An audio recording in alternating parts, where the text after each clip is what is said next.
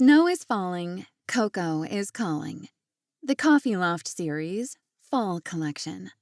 Written by Kimberly Monpetit. Narrated by Jessica Renee Ryan. Chapter 1. Caitey. Caitey Belgrave stomped on the brakes of her SUV, peering through the windshield at a forest thick with redwoods, towering oaks, and pine trees that blinded her to everything else in the vicinity.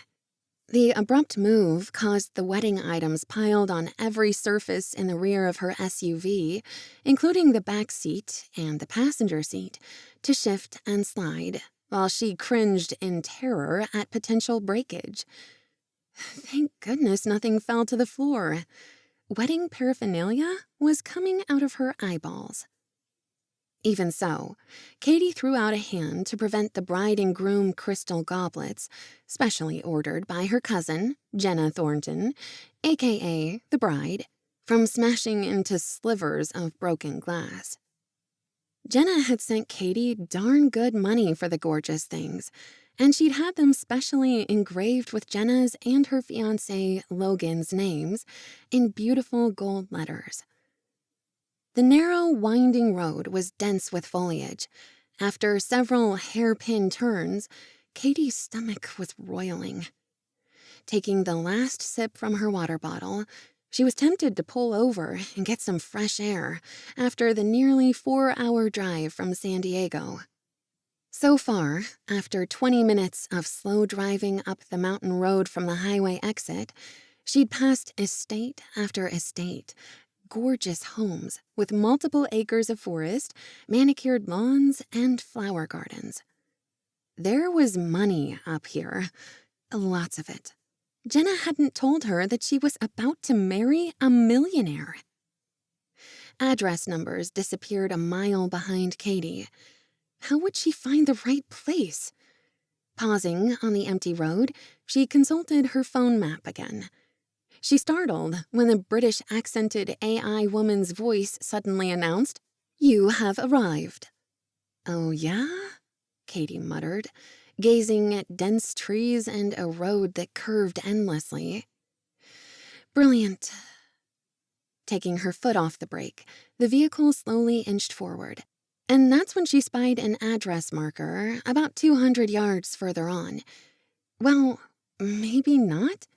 No numbers, no street name even. Or maybe she missed it due to too much overwrought nature. All at once, she spied a massive and spectacular ironwork of arched front gates to the next estate. She stopped again, putting the car in park so she could lean across the passenger seat. Pressing the button to roll down the window, Caitey gulped at the impressive entrance. "This is it," she whispered aloud. The name of the mansion house was crafted into the ironwork of the front gates in fancy letters. Hearst Woods Estate. All at once, she felt tiny and insignificant. She glanced at the contents of her loaded car, the packed trunk, the back seat crammed with wedding stuff, and knew it wasn't enough for a site as large as this mansion. What was Jenna thinking, hiring a still new, small wedding planner for an estate of this magnitude? Caitey hoped her cousin wouldn't hate her later if she couldn't properly pull it off, especially after the debacle of her first job at the prestigious interior decorating company. She'd received an excellent salary straight out of college, but found herself working double shifts with expectations that changed daily. And her boss, a dragon lady named Darla Wolf, who gave her little training, yelled all day long, even when small, easily fixed things didn't go precisely as Darla would have done. After all, Caitey wasn't a mind reader. Eventually, she found herself dreading going to work every day. A few years later, she was unceremoniously fired in front of the entire staff on purpose to humiliate her. Miss Wolf told Caitey that she would never work in the industry again. No recommendations, No referrals, no references. Months went by while Caitey pounded the pavement for another job until the day Jenna called her up and begged her to create her wedding at a country estate. At the time, she didn't realize it was one of the biggest family names in California, the powerhouse Hearst family. Talk about stress. Of course, Caitey said yes, since her bank account was down to zero, and the plans began. Now that it was here, she couldn't help but second-guess her expertise and ability to do right by her sweet cousin.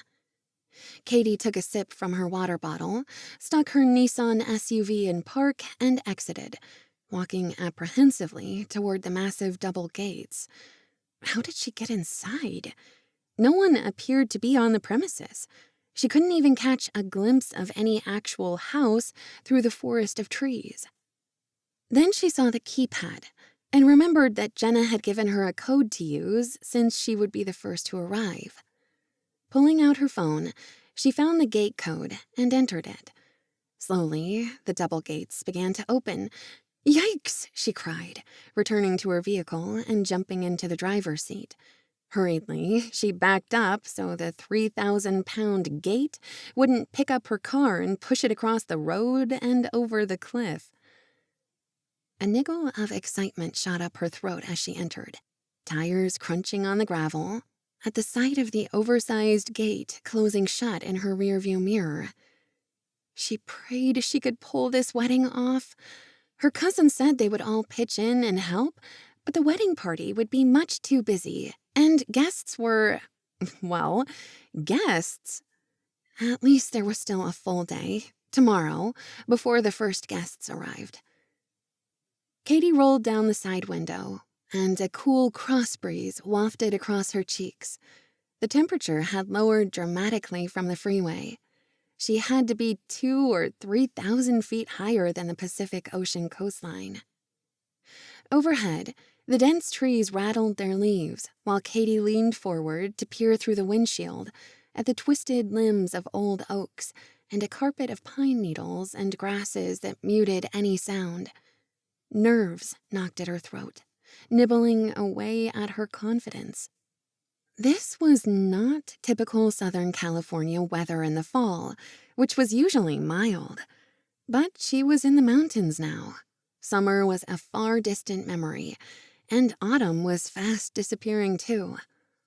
Slowly, Caitey drove down the narrow paved entrance, her palms sweating and her heart pounding as her vehicle crept through wild bushes with sunlight dripping through the dense trees.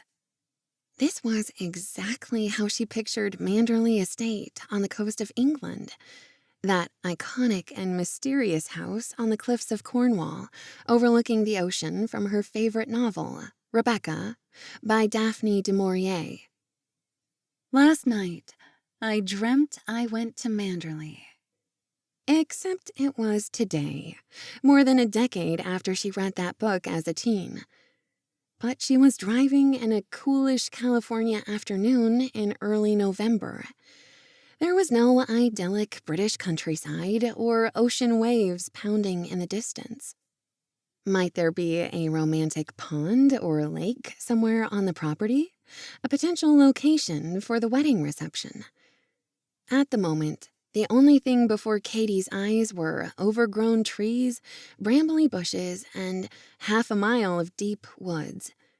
She wondered if she had taken a wrong turn, since there was no sign of a yard or house in the distance, even though she was on the only road after pulling through the gate. Finally, the pavement widened, and the ominous woods faded, revealing a splendid stone manor house with chimneys and balconies and a circular drive. Ivy crawled up the stone walls, and the expanse of upper-story windows shone in the afternoon sunshine, sparkling off the glass. The riot of wildflowers along the drive became a breathtaking rose garden with flowers of every color. Caitey gasped at its beauty. She slowed her SUV in front of the steps to the massive double front doors. "Okay, cousin, you said it was a nice house. not practically a castle. Caitey bit her lips, throat dry. Her usually composed and unruffled wedding planner persona shrank just a bit in her seat. I think I need a second pair of hands to pull this off, she muttered to herself. Turning off the engine, Caitey unfolded herself from the seat. She was overdressed for the task of unloading all the wedding paraphernalia she'd stowed. She had assumed there might be family or staff that could help her. Not a soul in sight. No greeting, no other parked vehicles. Where was everybody? Had she driven up on the wrong day? Her stomach growled. She'd forgotten to eat lunch. By now, it was mid-afternoon. Digging into her handbag, Caitey found a granola bar, peeled it open to take a bite, then gulped down the last of her water. The grounds were both wild and lovely. Burgeoning flower beds and an exquisite rose garden. She'd have to tour the entire property for that hoped-for fountain. Brushing crumbs from her palms along the sides of her sheath dress, she turned in a circle, gazing at the woods and the grounds before stepping onto the stone path, then the wide steps to the front door, and rang the bell. A beautiful melodic chime echoed through the house, but nobody answered. Not a sound anywhere. No passing traffic, although she wouldn't hear any vehicles this far into the private property. Perhaps everyone was in the back of the house, unloading chairs and tables. A prickle ran up her neck. Feeling like the only person in the world right now was eerie. And then a new thought bounced around her brain. What if she had the wrong house? She hadn't seen a number. There was no mailbox, just her Google map telling her she had arrived.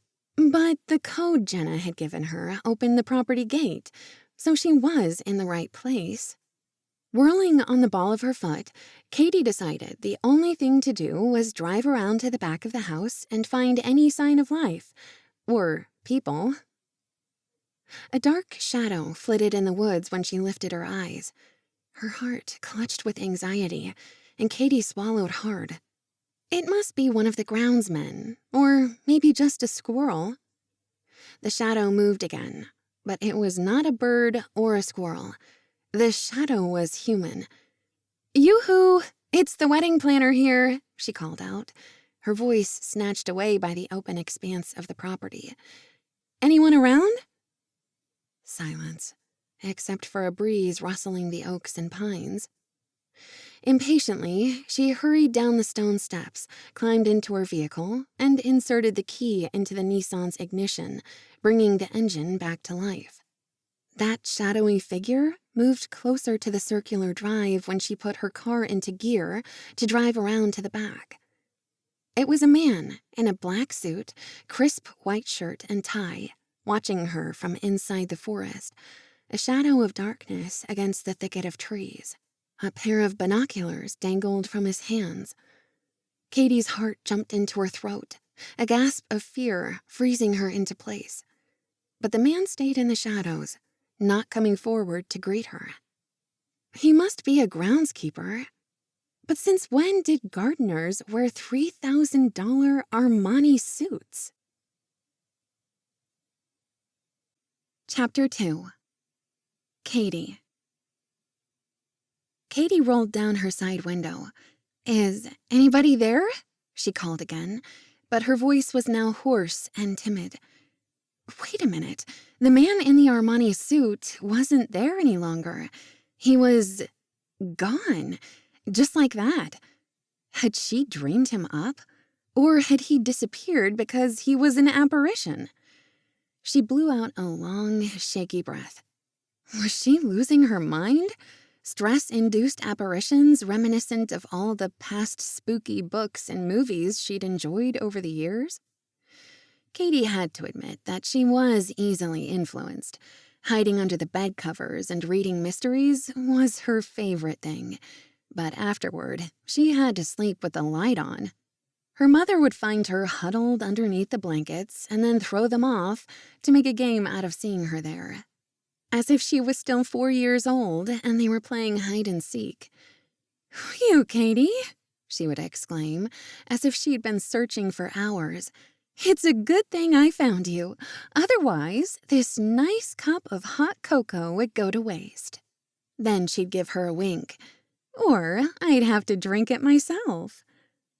A smile crept over her lips, remembering those nights so long ago when Dad was traveling out of town for his government work. "Oh, look," Mom would suddenly announce. "I have a cocoa for you and a second cup for me."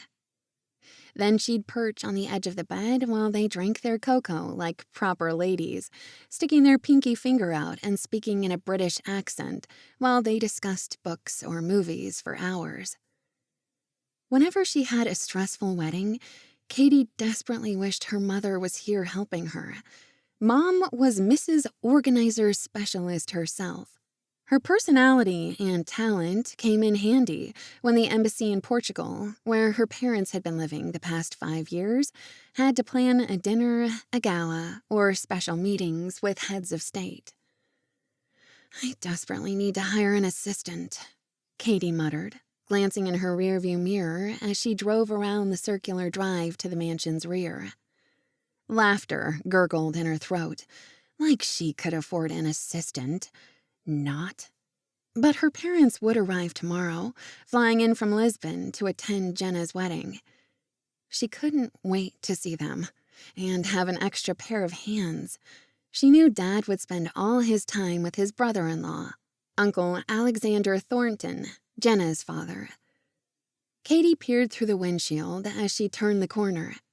The house was just as beautiful here as the magnificent front entrance. There were more flower gardens, towering trees, and what looked like an orchard far beyond the manicured lawns and stone pathways. Plumes of water sprayed from a fountain, sparkling in the sunlight. It was breathtaking, and a perfect location for her cousin's special day. Despite being early November, the sun shone, and the reception would be lovely in this idyllic setting after the indoor ceremony. Unless Jenna changed her mind. Brides did that. A lot. They changed their minds about nearly everything. At least Caitey wasn't doing the actual catering, prepping the food, or decorating the cake. During their planning sessions over the phone the last few months, Jenna had decided it was easier to hire those jobs out. Caitey was merely the wedding planner, the decorator, and the one keeping the schedule, making sure everything happened on time and solving any problems. Or meltdowns, as the case may be. At least this wedding was smaller and more intimate than most. Just last week, Jenna had breathed a happy sigh on the phone. "I'm so glad you're doing my wedding. I won't have to worry about a thing because I know you will make it all perfect." At the time, Caitey could only smile wanly. She hoped she could pull it off, but none of the weddings she had done over the past 7 years had lived up to that tall order. Something always went wrong, even if it was something small. A wedding planner could count on it. Weddings had too many details and variables and personalities to make happy. But she prided herself on coming pretty darn close. So far, since she'd started her own bridal business, Caitey's online reviews averaged 4.5 out of 5 stars. Caitey rolled to a stop in the gravel parking lot behind the mansion, her eyes flitting in every direction. The back of the estate was just as quiet as the front, and it appeared there was official parking on the far side of the gardens. But hers was the only vehicle. Where was everybody? When she turned off the engine and slid out of her seatbelt, Caitey lifted a hand against the sun's glare. The property extended as far as she could see. Deeper into the private woods, she spied a narrow lane that led to a garage that looked as if it could hold 10 vehicles. Another sign of the Hearst wealth. About 200 miles north of Los Angeles, she'd toured the infamous Hearst Castle during her college years for a weekend getaway with roommates. to drool over the rich and famous from the 1920s. The house, more like a castle with multiple swimming pools, gorgeous architecture, and gardens, oozed money from every corner. Caitey had concluded that William Randolph Hearst was richer than the Queen of England. When she stepped out of the car, Caitey's high heels crunched on the fine gravel, and her ankles wobbled a tiny bit. Maybe she should have worn sneakers, but she didn't want to arrive in jeans if she met Jenna's fiancé and his family in the first 5 minutes. Furtively, she glanced about to ensure she was alone.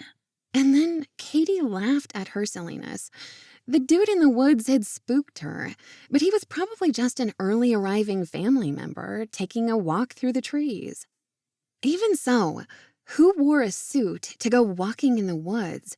The wedding wasn't for 2 days, and why wouldn't the strange man at least raise a hand in greeting to acknowledge her? The perimeter of the mansion was empty of any people or activity. Quiet, undisturbed, as if the estate's residents no longer existed. She had sent a quick text to Jenna while driving through the village at the foot of the mountains before starting up the winding road that led to this neighborhood of mansions and sprawling estates nestled within the mountain forest. That was at least 30 minutes ago, and she still hadn't received a response back. She had expected to see Jenna throw open the back doors and run full speed toward her as soon as she parked. But all was silent as a tomb. How about a gardener, a housekeeper, a chauffeur waxing the Rolls Royce? Caitey gave a small laugh. None in sight. Guess I'll let myself in, she murmured, striding up the stone path that wound past an English country garden of hollyhocks, daisies, lavender, peonies, irises, and golden California poppies. A balance of traditional elegance and romantic whimsy. A tickle of awe and envy rose up her chest, even as she smiled at the exquisite beauty. I could live out here forever. All she needed was a book, a chair under the shade of one of those massive oak trees, and a cold lemonade. A life of perfect leisure. At each turn of the paths stood tall Roman goddess statues wearing alabaster dresses, guarding magnificent water fountains and manicured hedges. Caitey spotted her reflection in the shallow water. The scent of flowers was like a perfume factory, sweet and heady. At the rear double oak doors, Caitey knocked timidly, then rang the bell. But all she could hear was the echo of the chime reverberating inside an empty house. Boldly, she yanked the doorknob and pulled. Locked up tight. All at once, her phone buzzed, and Caitey gave a start. It was a text from Jenna. At last.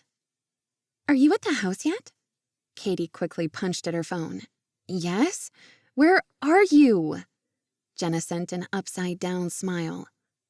We got stuck in the village at the base of the mountain. A flat tire. Had to be towed to the mechanic. I'm so sorry. The parents are all away from the house too, but Marcus could let you in. Your bedroom is upstairs on the left, second door down. A full ensuite. Make yourself at home. See you soon. Caitey sent a sad emoji. Wow, I'm so sorry. What a bummer when you're running around doing last-minute wedding stuff. P.S. Who is Marcus?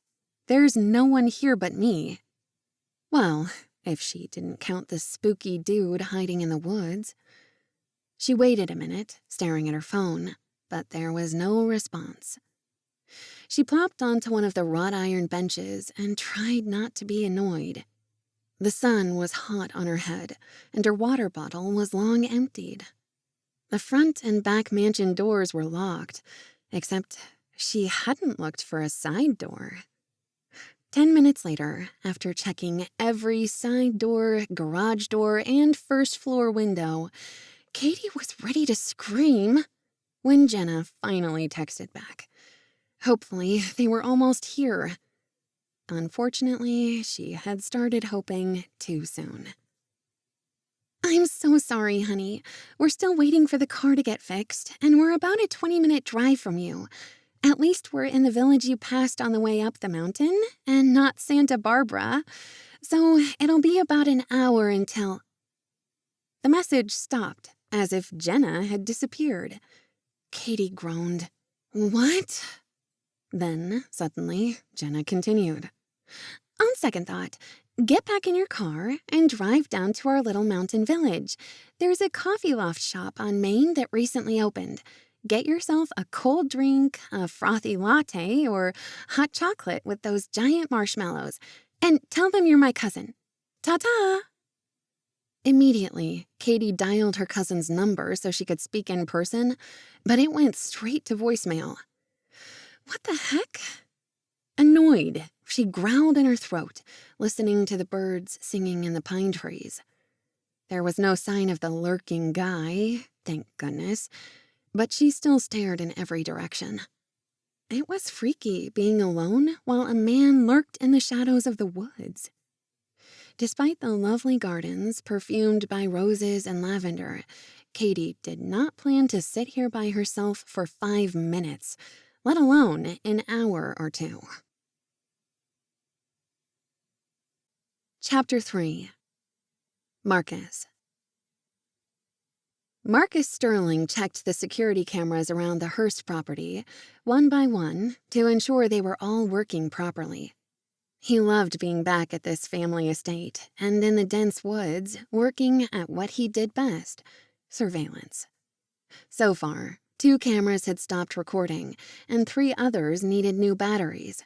Once he'd replaced the batteries and fastened 2 new cameras at strategic locations, he headed for the house to check the rest. His best friend, Logan, who was like a brother, was getting married in 2 days, and since Logan was high profile, with a historically wealthy family as part of the Hearst legend, security was of the utmost importance. Marcus was intrigued to meet Logan's fiancée, too. Jenna was from New Orleans, which was interesting. Logan met Jenna Thornton 2 years earlier when he traveled there to meet investors in a new venture. Logan told Marcus that, on a whim, he had stopped at one of the Coffee Loft shops for a drink, and he and Jenna had instantly hit it off. By the time he had spent an hour drinking his double espresso to keep him awake for an evening meeting, they were joking and laughing like longtime friends. Logan asked her out the next night for dinner. Marcus wished it was that easy for him to meet new women. Despite trying, he hadn't had a date in a year. But the women he met in the Santa Barbara or Los Angeles areas were too rich and spoiled for his tastes. They were either wannabe actresses who would do anything for a part in a commercial or movie, or they came from money and only talked about shopping or people in the Hollywood world they knew, or DC politicians. His distaste for both made him incompatible with every woman he met at a party or event. In contrast, although considered part of the nouveau riche, Logan's parents had bought this secluded piece of property because of its beautiful oak, pine, and walnut trees. The old British surname of Hearst meant woods or forest, after all. Of course, his best friend's family was nothing like European royalty. William Randolph Hearst had become American royalty, like the Vanderbilts and the Astors, although he was a generation later than the original railroad tycoons of the late 19th century. Although Marcus didn't come from the same world as Logan, they'd been friends since childhood, running wild on the property, building forts, making guns out of sticks, yelling like a commando during a battle. Their bond strengthened as they played football in high school and even took a few college classes together. But after college graduation, he struck out on his own, joining the Navy and training to be a SEAL. 10 years later, he retired and started his own security firm, which he loved. He had a nose for suspicious people or events and was like a hound dog following the scent. Despite being able to shimmy up an electric pole to install cameras and listening devices, he wore a suit when he was part of a big event, like meetings and weddings. Today, there was no tree climbing going on. He had to be professional and in his best suit when guests arrived, and back to being just Logan's best friend, not the hired security. Marcus lifted his head after he checked the final camera and synchronized it with the receiver inside the house. Seconds later, he halted in his tracks. His phone was notifying him of movement at the front gate. Marcus quickly pulled up the feed for the camera in that location. A suspicious vehicle, a Nissan SUV, had stopped before the double wrought iron gates. The car crept forward, slowed again, and then stopped. Suddenly, a young woman shoved the driver door open and climbed out. She was loitering much too long, and the hair on Marcus's neck prickled. This one needed deeper investigation. The woman glanced about, spinning on her high heels while looking back over her shoulder and down the road several times. Apparently she was lost. Consulting her phone, she tapped on it, probably checking Google Maps. Rechecking the road for oncoming traffic, she frowned, then stared pointedly at the double gates of the Hearst Estate. Walking forward, she appeared to find the keypad and proceeded to enter a few numbers. The gates began to open slowly, squeaking in the quiet afternoon silence. Marcus made a mental note to oil them. This woman obviously had the correct code, but nobody had told Marcus there was an arrival this afternoon. She must be part of the wedding party, but Logan and Jenna's wedding was still 2 days away. Maybe she was delivering wedding trappings or paraphernalia. Perhaps a sales clerk with Jenna's wedding gown? A wedding gift by special delivery. Normally those came by courier, if not FedEx delivery. Marcus silently watched her car maneuver the winding roads through the woods.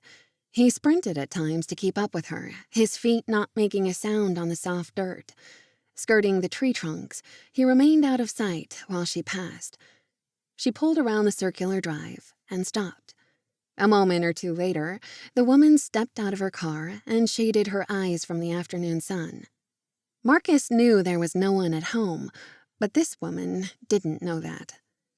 He stopped behind a tree and continued to watch. Now that he was closer to the driveway, he pulled out a small pair of binoculars and adjusted the lens. Her car was loaded with stuff. She had the longest, silkiest mahogany brown hair he'd ever seen. It swayed in the mild afternoon breeze. She wore a dress and heels and carried a large handbag. Was she a friend of Jenna's? Since Jenna was in town that afternoon with Logan, Marcus assumed this woman had arrived unannounced, which meant he needed to keep an eye on her. An unannounced guest not on the daily list was a person of interest, to watch, study, and intercept if necessary.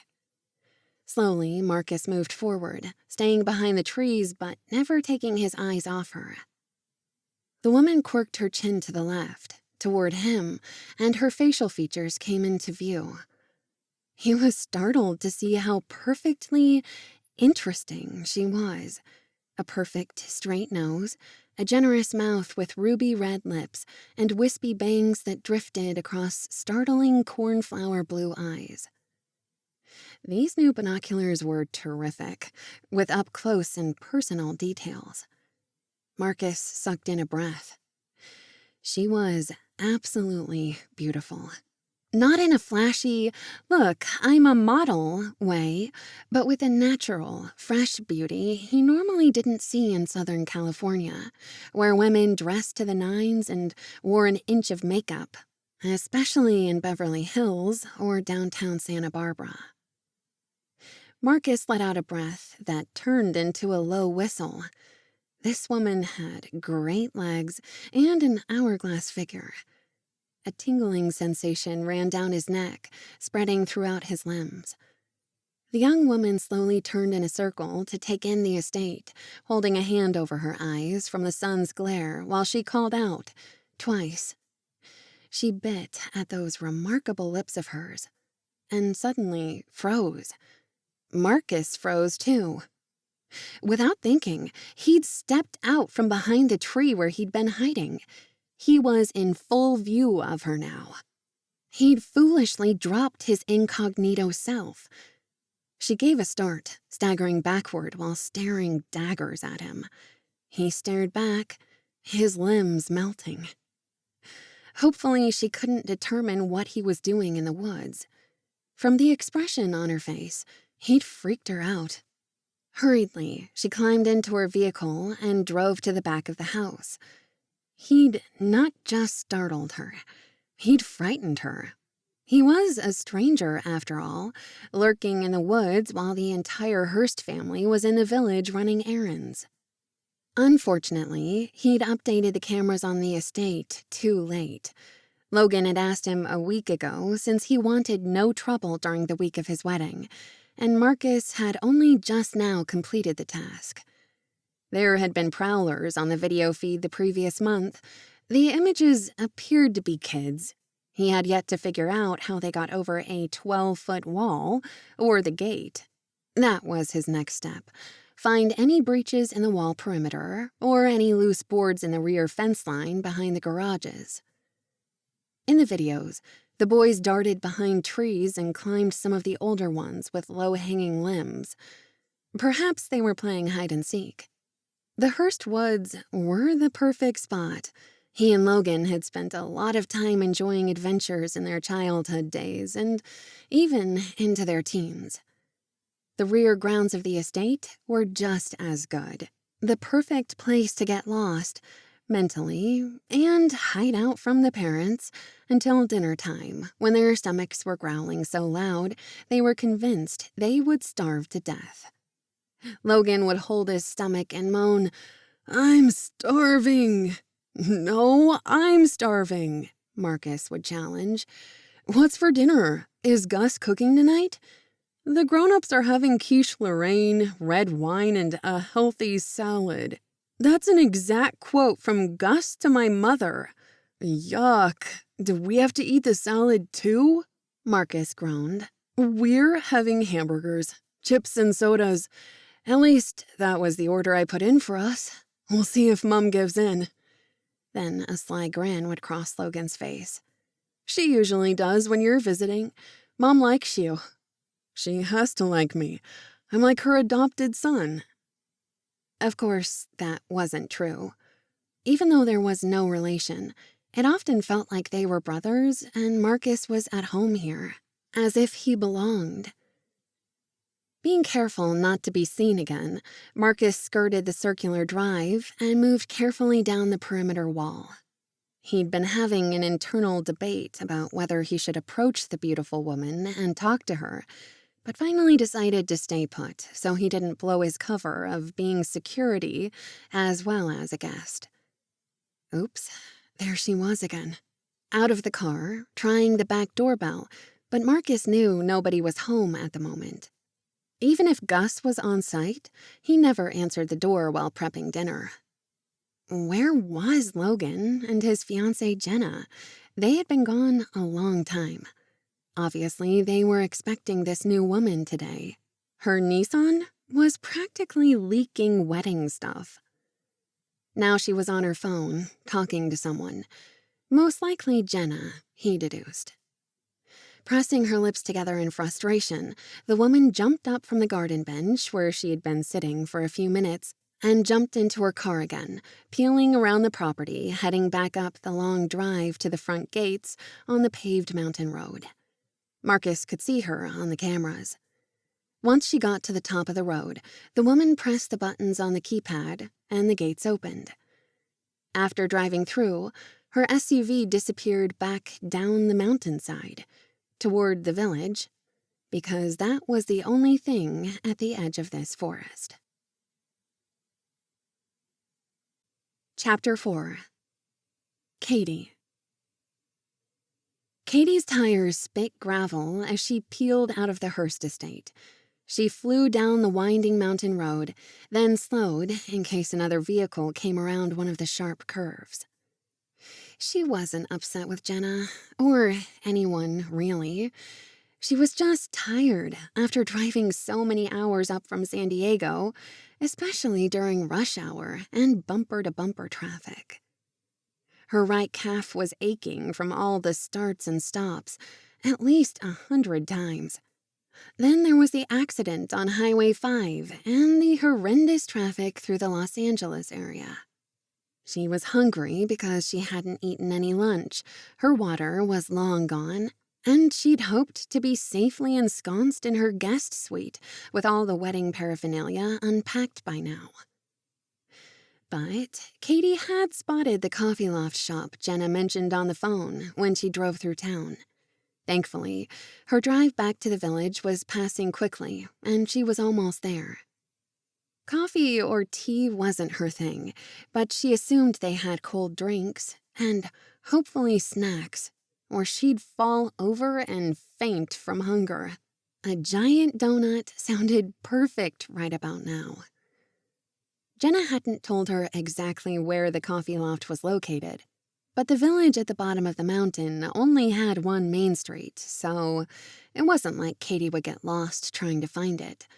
Only if she had a bad sense of direction would she possibly miss finding something she'd already gone past not too long ago in a small town. A few minutes later, she spotted the cute shop and pulled into a parking space, letting out a sigh of relief. She took a moment to catch her breath and sent a text to Jenna to let her know she was at the Coffee Loft in case her friend arrived at the Hearst home and she wasn't there. Then she sent a text to her parents. "I made it to Hearst Estate. It's spectacular and intimidating, but a gorgeous spot for the wedding. I can't wait to see you both tomorrow night." Caitey finally climbed out of her car, careful to lock her doors, and hoped nobody would break in and steal any wedding decorations. While walking through the door of the coffee shop, she winced at the ache in her toes. She'd never been able to walk all day in heels, so it was a good thing she was basically self-employed so she could determine her work attire. The warm, rich scent of freshly brewed coffee filled the air, mixed with the sweet smell of yeasty pastries and a hint of cinnamon, chocolate, and cream from the kitchen. "May I help you, ma'am?" a young woman said at the counter. Caitey winced. Did she look like a ma'am? She had just turned 29, but still. Of course, the counter girl looked no more than 20. She studied the menu and then ordered a large Dr. Pepper with extra ice and a cinnamon bagel with walnut honey cream cheese. She loved the Coffee Loft's hot cocoa, but she was hot and tired and needed some caffeine. Behind her, the line grew. The shop bell over the door chimed repeatedly behind her, but in less than a minute after ringing up Caitey's credit card, the girl handed over her order. She shoved the card into the side pocket of her handbag and pivoted on her heel to scan the shop for a booth. A tall, husky man was right behind her in line. She hadn't noticed that he was so close. When she turned, Caitey practically launched her order right into his chest. Her drink sloshed, and a moment of panic rose up her throat when she almost tossed the entire soda on his suit coat. Suit coat. Caitey's eyes darted from his chest all the way up to his face, gripping her food while her handbag slid off her shoulder. The man behind her had shoulders like an offensive tackle in the Super Bowl. His jaw was chiseled.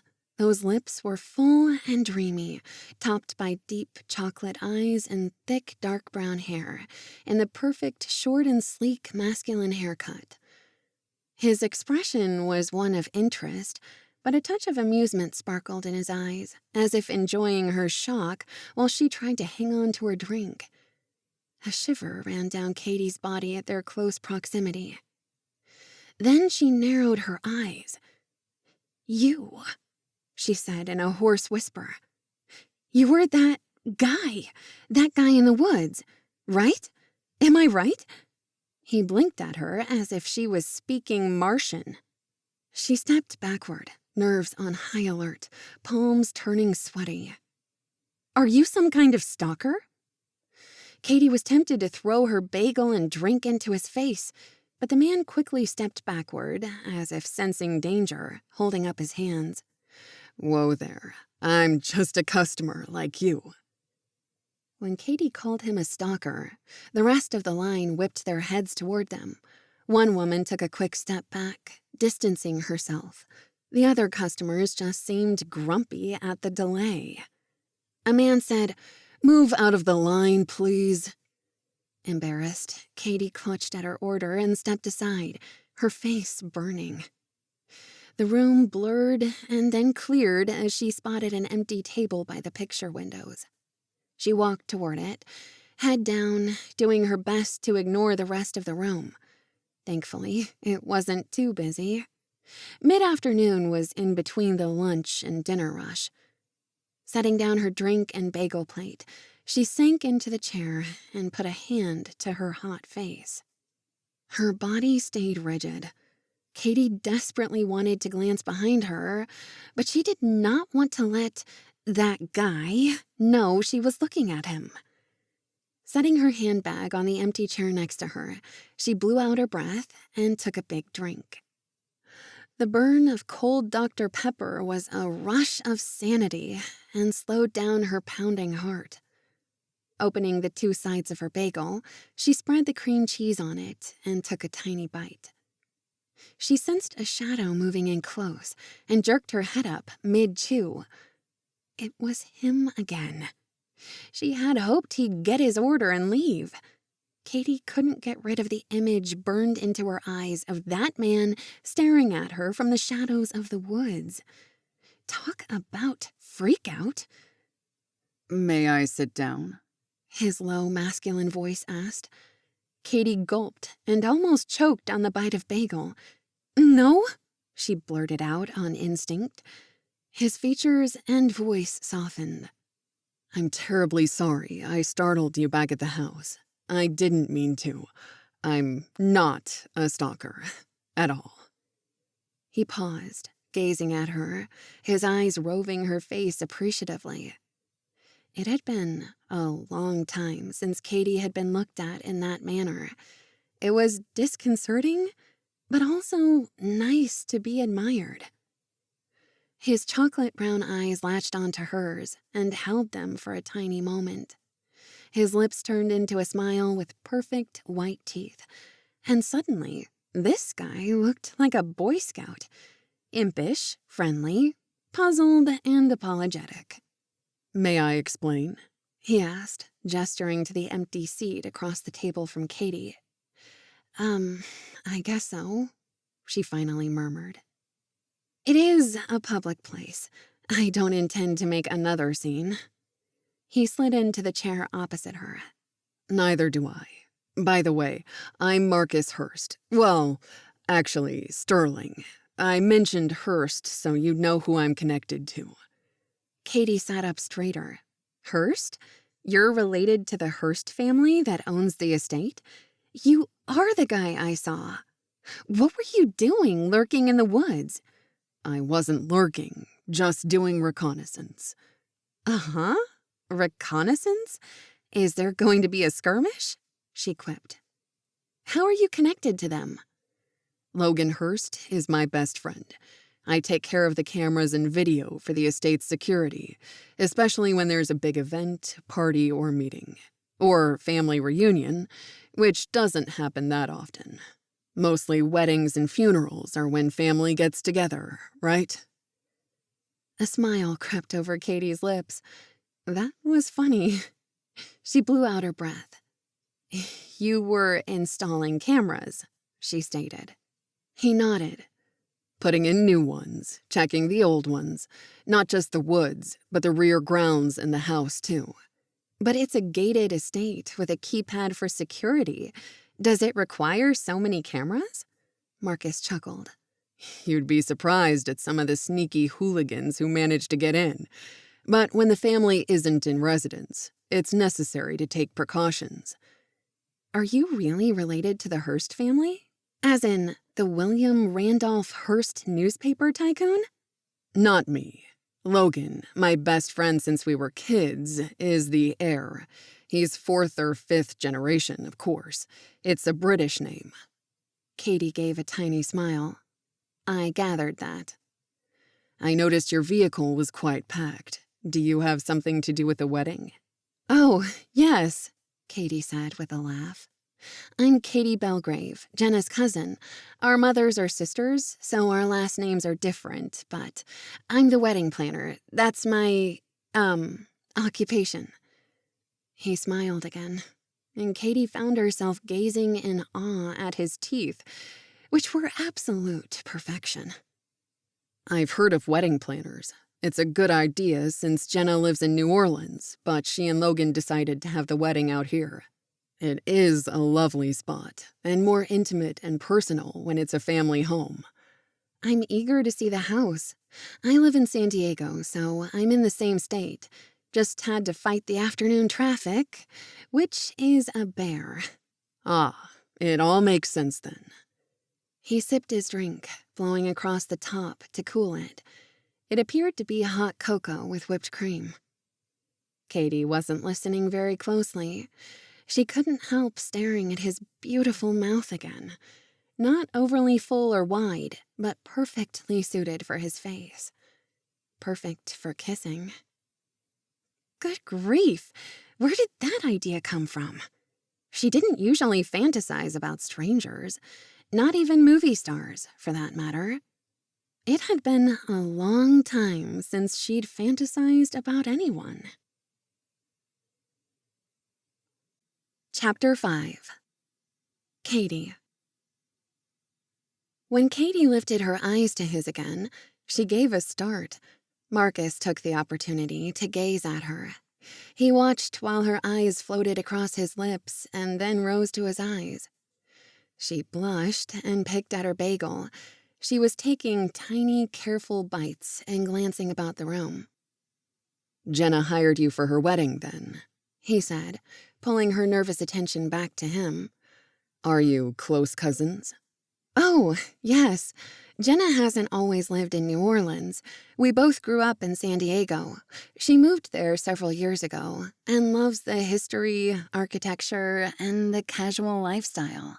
She went to business school, then opened her own Coffee Loft franchise. Marcus nodded. That's what Logan told me when they were dating. Now, I'm curious why you suddenly ran off. You mean back at the house? Caitey blushed. Because you were watching me. Very strangely, I might add. Well, that's my job, he said with an amused grin. I was surprised neither Jenna nor the family was there. The place was deserted, except for the surveillance guy, she quipped, giving him a stern look from under her lashes. You should have said something, you know? I was going to, he protested, opening his hands in a show of innocence. But you went around the back of the house and then zoomed off in such a hurry. I figured I'd frightened you somehow. I decided not to approach you. Not when everyone was gone. Jenna texted me that they had car trouble and were at the mechanics. She suggested I come into town and get a drink, so thanks for the consideration. She added, You do realize that maintenance people don't usually wear suits? Marcus let out a chuckle. Touché. I hadn't thought about that. When I'm in work mode, I always wear a suit. She blinked at him. Seriously? Why? It's what I'm used to.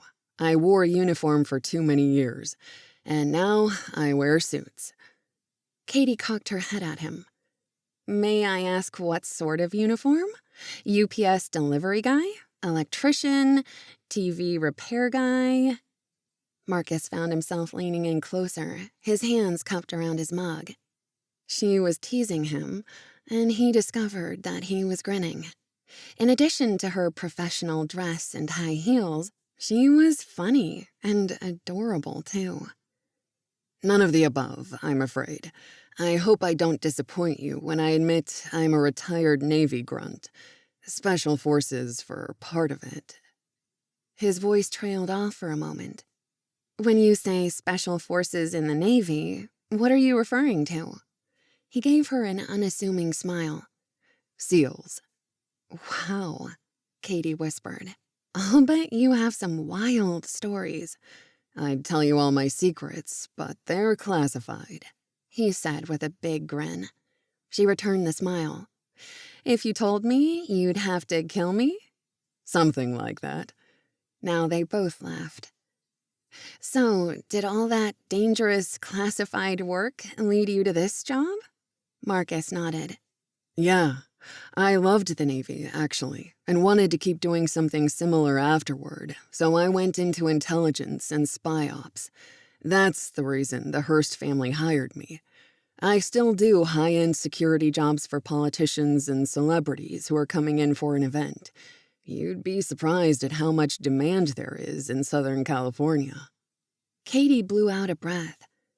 I wasn't expecting that, but protecting high-profile people does make sense. Do you like it? Of course. Is it dangerous? Sometimes, but I like living dangerously, he added in a low voice.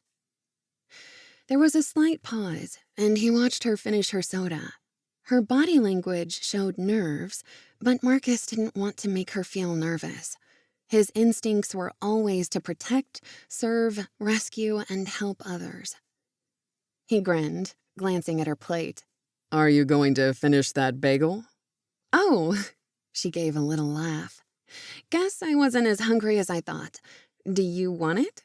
Heck yeah, I'm always hungry.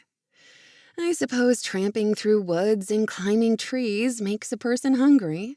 I have a stepladder in the shed for when I climb the higher limbs. He loved how her lips curved into a soft smile when she teased him. Can't get your fancy designer suit dirty or torn. You better believe it. These nice suits the Hearst family purchases for my work are the only way I get respect. He laughed. Honestly, I have a long reach, so installing security stuff is usually not a problem. Is there anything else you do as part of your job? She asked. I also do bodyguard work. Living so close to Los Angeles and Hollywood gives me a lot of opportunity. Her eyebrows came together in a slight frown. I didn't spot a car. Do you walk back and forth from town to the estate? That's gotta be 10 miles. My vehicle was parked in the garage. I have an access code, and there are several parking slots. Usually when I'm doing security at the property, I don't want other people to know I'm there, so I don't park my car or work truck in the driveway. That makes sense. She finished off her drink, making a slurping sound through the straw, indicating the drink was gone.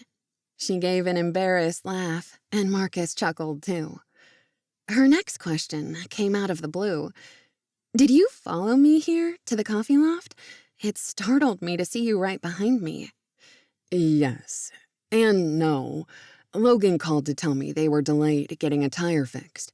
Jenna got on the phone and told me to keep an eye on you. When you took off like a shot down the mountain, I sprinted down the hill and behind the house to get my car and keep up with you. Caitey smiled shyly. That's nice to know they were worried about me. I sat in my car and texted Jenna when I got to the Coffee Loft, so she'd know where I was. I'll escort you back to the estate if you're ready, he asked.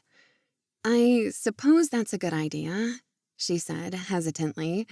In case I have a flat tire, she added with a laugh. No more tire blowouts or car breakdowns today. She rose and picked up her handbag. I'm in the Nissan SUV just outside the shop. I know, he said with a smile. Caitey gave a self-deprecating laugh. Right. You literally just followed me here. From now on, I'll think of you as security guy in $1 million Armani suit. Hey, it's not that bad, he protested, smiling down at her. This is my second best suit. I use it for outdoor jobs only.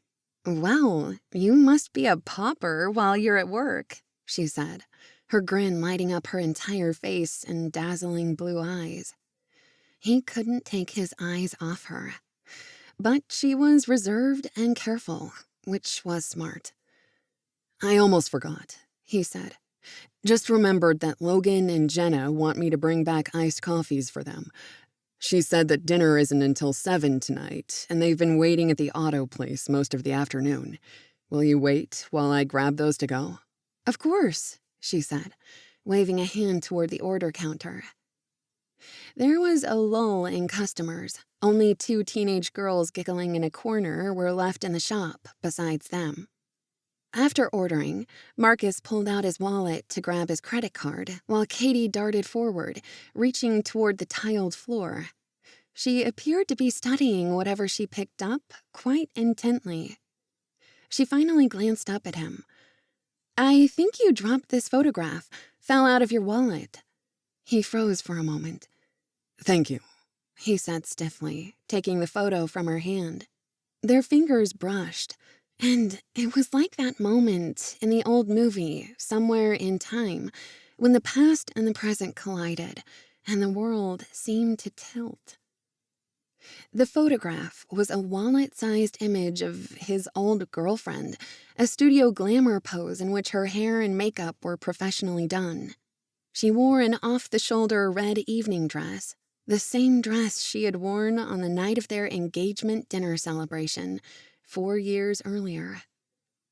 It was the last night of happiness between them, before their wedding plans ended, throwing Marcus into a dark and terrible world where nothing made sense.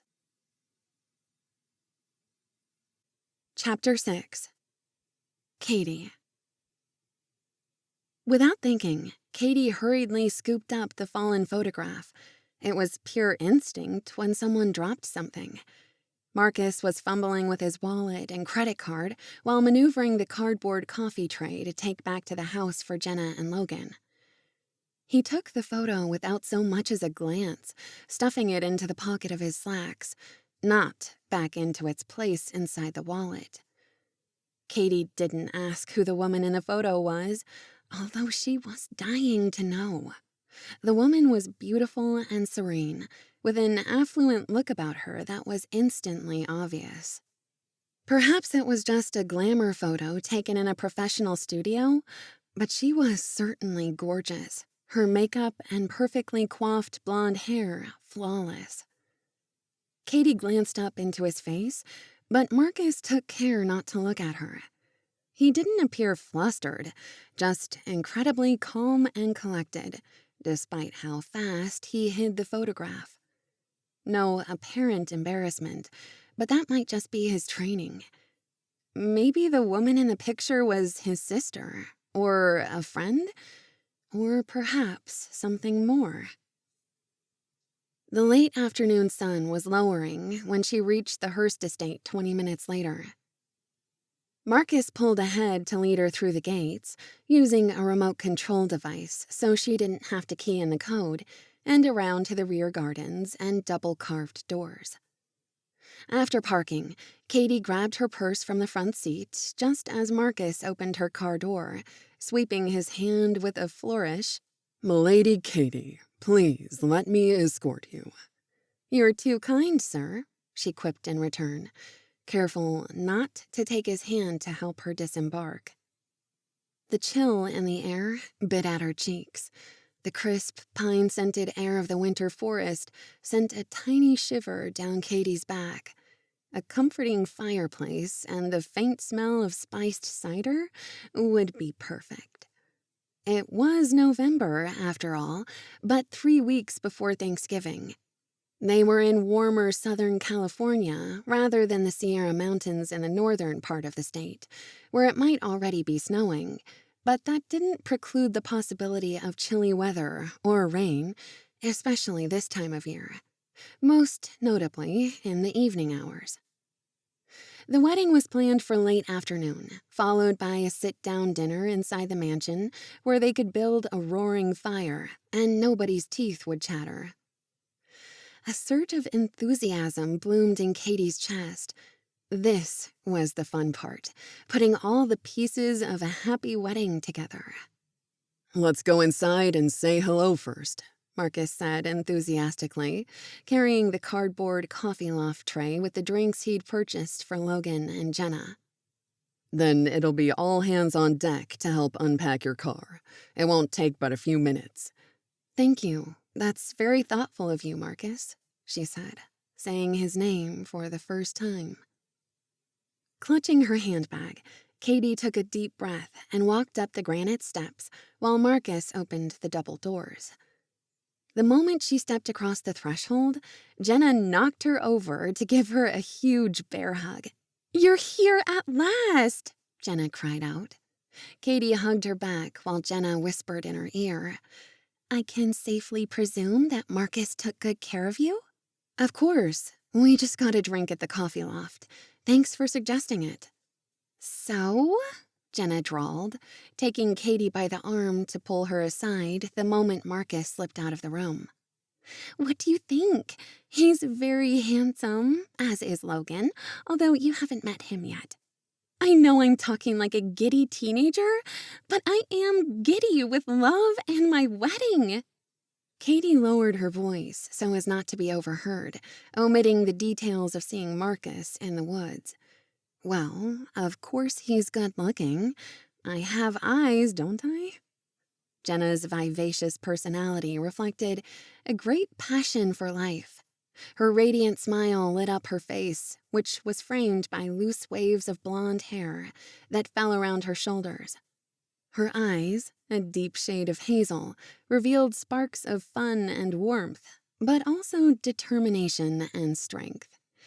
"You smell like the Coffee Loft," Caitey teased. "I probably do too, although I drank a soda." Jenna rolled her eyes. "I love my little shop so much, I swear it gets in my hair and oozes out of my skin some days. Is it that bad?" "No, you smell cozy and sweet from all the sugar. I'll bet you're the perfect hostess, making superb lattes and teas while chatting up your customers with your usual flair and making everyone feel at home." "I do love my job, but I love my wedding dress even more," she sang. "Can't wait to show you," she whispered. "Girl time, later tonight. Plan on it." Caitey couldn't help laughing at her. "Come meet Logan's parents. They own this place, but don't be intimidated." "How can I not be intimidated when this entry hall is so immense and gorgeous?" Caitey whispered. Her eyes ran along the glossy marble floors, the paintings, the thick Persian rugs, and the 15-foot carved ceiling. She leaned closer to her cousin. "When I got here, I swore I had arrived at Manderley from that book, Rebecca. The wild, tangled woods, the narrow road, the sight of the mansion house bursting onto the scene." Jenna grinned. "I see what you mean. Unfortunately, we don't have jagged cliffs overlooking the sea. That would be perfect. But there is a lovely pond behind the garages. We'll have to walk around the estate tomorrow while we discuss all the wedding details." A tall woman in her mid-50s crossed the marble floors on high heels. She had a slender figure and elegant shoulder-length silver hair styled in soft waves. Her eyes were a striking green, and she wore classic tailored slacks with a cream-colored blouse. "Mother!" Jenna called out, rushing over to give Victoria Thornton a hug. "Look, Caitey's here at last." "Caitey, darling, you finally found us on the mountain." "Hello, Aunt Vicky," Caitey said, relief at finally seeing her family after such a frustrating afternoon, even if there had been a little bit of excitement with Stalker Guy, a.k.a. Marcus Stirling. She glanced around the foyer and the large drawing room beyond several impressive Greco-style white columns. Sleek, polished staircases curving upward to the second floor. Her nerves returned. She had never planned a wedding at such a lavish estate before. Caitey whipped around to see where Marcus had gone, but he'd already disappeared. That was strange. Did he usually disappear like that? She assumed he'd greet everyone along with her. Inwardly, she was amused. Perhaps there were more of those invisible cameras to install. She couldn't think about the man any longer because her aunt swept her up into a warm embrace, and Caitey hugged her in return. Her aunt smelled faintly of a sweet feminine musk, and her fashion was impeccable. "Here's your father now, sweetheart," Mrs. Thornton told Jenna. "He's been glued to the financial channel in our suite all afternoon. Your uncle probably didn't hear the doorbell when you arrived, Caitey. I'm sorry. I don't think Marcus even knew that Uncle Alex had stayed behind." Well, well, who do we have here? Two beautiful young ladies. Alexander Thornton said, appearing at the foyer entrance. He kissed his daughter's cheek before giving Caitey a warm embrace. Hello, Caitey girl. I'm glad you made it here safe and sound. Alexander was in his early 60s, tall and fit, with a distinguished appearance. His beard was short and neat, and he had a thick head of salt and pepper hair. "Hi, Uncle Alex. How are the stock markets today?" Caitey said with a grin. He was a financial planner by trade and loved to endlessly talk about investments for his clients, or potential clients, which was everyone he met. He winked at Caitey. I'm telling you, I have some great portfolios right now.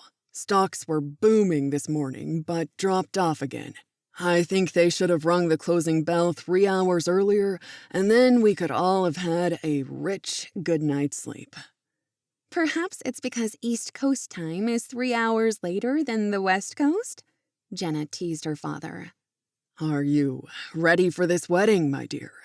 He asked his daughter, fixing her with a meaningful gaze under a shock of hair that fell over his eyes. Of course, Daddy. I wish it was already my wedding day, Jenna teased back. Hold your horses. It'll be here before you know it. Don't wish it too soon. I still have everything to decorate. Caitey piped up, and everyone chuckled. Jenna turned to her. We need to help you unpack your vehicle. You've been driving for hours, all loaded down. Let me find Logan and his friend Marcus to help. You mean Marcus Stirling? Caitey asked innocently, as if she and Jenna hadn't already whispered about him before her aunt and uncle had appeared to greet her. The security guy?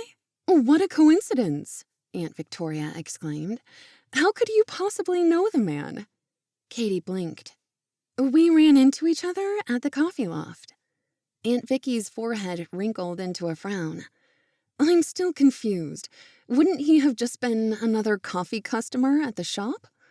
Well, he spotted me when I drove into the estate looking for everyone. After Jenna suggested I head into town for a drink, he recognized me and introduced himself.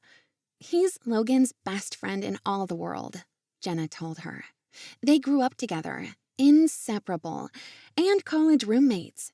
Marcus Stirling is amazing. Oh? Caitey said faintly, biting the inside of her lip. He'd give the shirt off his back to anyone, Aunt Vicky said. Logan asked Marcus to take care of security during the wedding week. When you first arrived, did you happen to see him working? Nobody else was around then. Caitey swallowed and pressed a hand against her side. A direct question couldn't be ignored. I did catch sight of someone moving through the trees, but I didn't know who it was until we bumped into each other at the Coffee Loft. He was pleasant. She certainly wasn't going to admit that she thought Marcus was drop-dead gorgeous. Not with both her aunt and uncle staring at her, curiosity flashing in their eyes. How nice is that? Aunt Vicky said, clasping her hands together. Fortuitous to meet at the Coffee Loft, and you had a real bodyguard to watch out for you. Is that necessary? Caitey asked. I mean, is there danger around here? Her aunt's laugh tinkled in the airy foyer. Of course not, but since the village would have been unfamiliar, it's nice to see a friendly face. He wasn't precisely what Caitey would have called a friendly face. Not when he'd stared daggers at her, watching her through binoculars when she'd arrived. Caitey was saved by a tall, husky man striding in from one of the hallways. "Here you all are," he exclaimed. "What are you doing standing around in the foyer? Come and have a seat through here. My parents have been eager to meet you all. With Jenna in New Orleans and me spending so much of my time there since we got engaged, none of the parents have met in person until now. Although, at the moment, Mom and Dad have disappeared elsewhere on the property." "Logan," Jenna called out. "Don't get carried away showing off the property and gardens just yet. Come say hello to Caitey, my extraordinary wedding planner and cousin." Instantly, Logan whipped around, strode straight to Caitey, and gave her a huge hug. "Caitey, I've heard so much about you.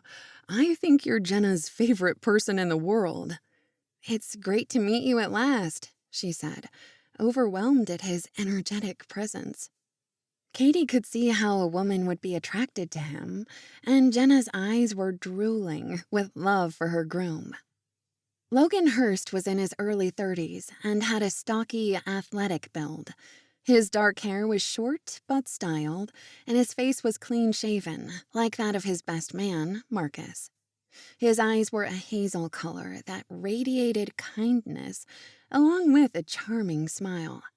His jeans and pullover polo shirt were casual, as if he'd been out tinkering in the garage on his car, not living in luxury on a multi-million-dollar estate.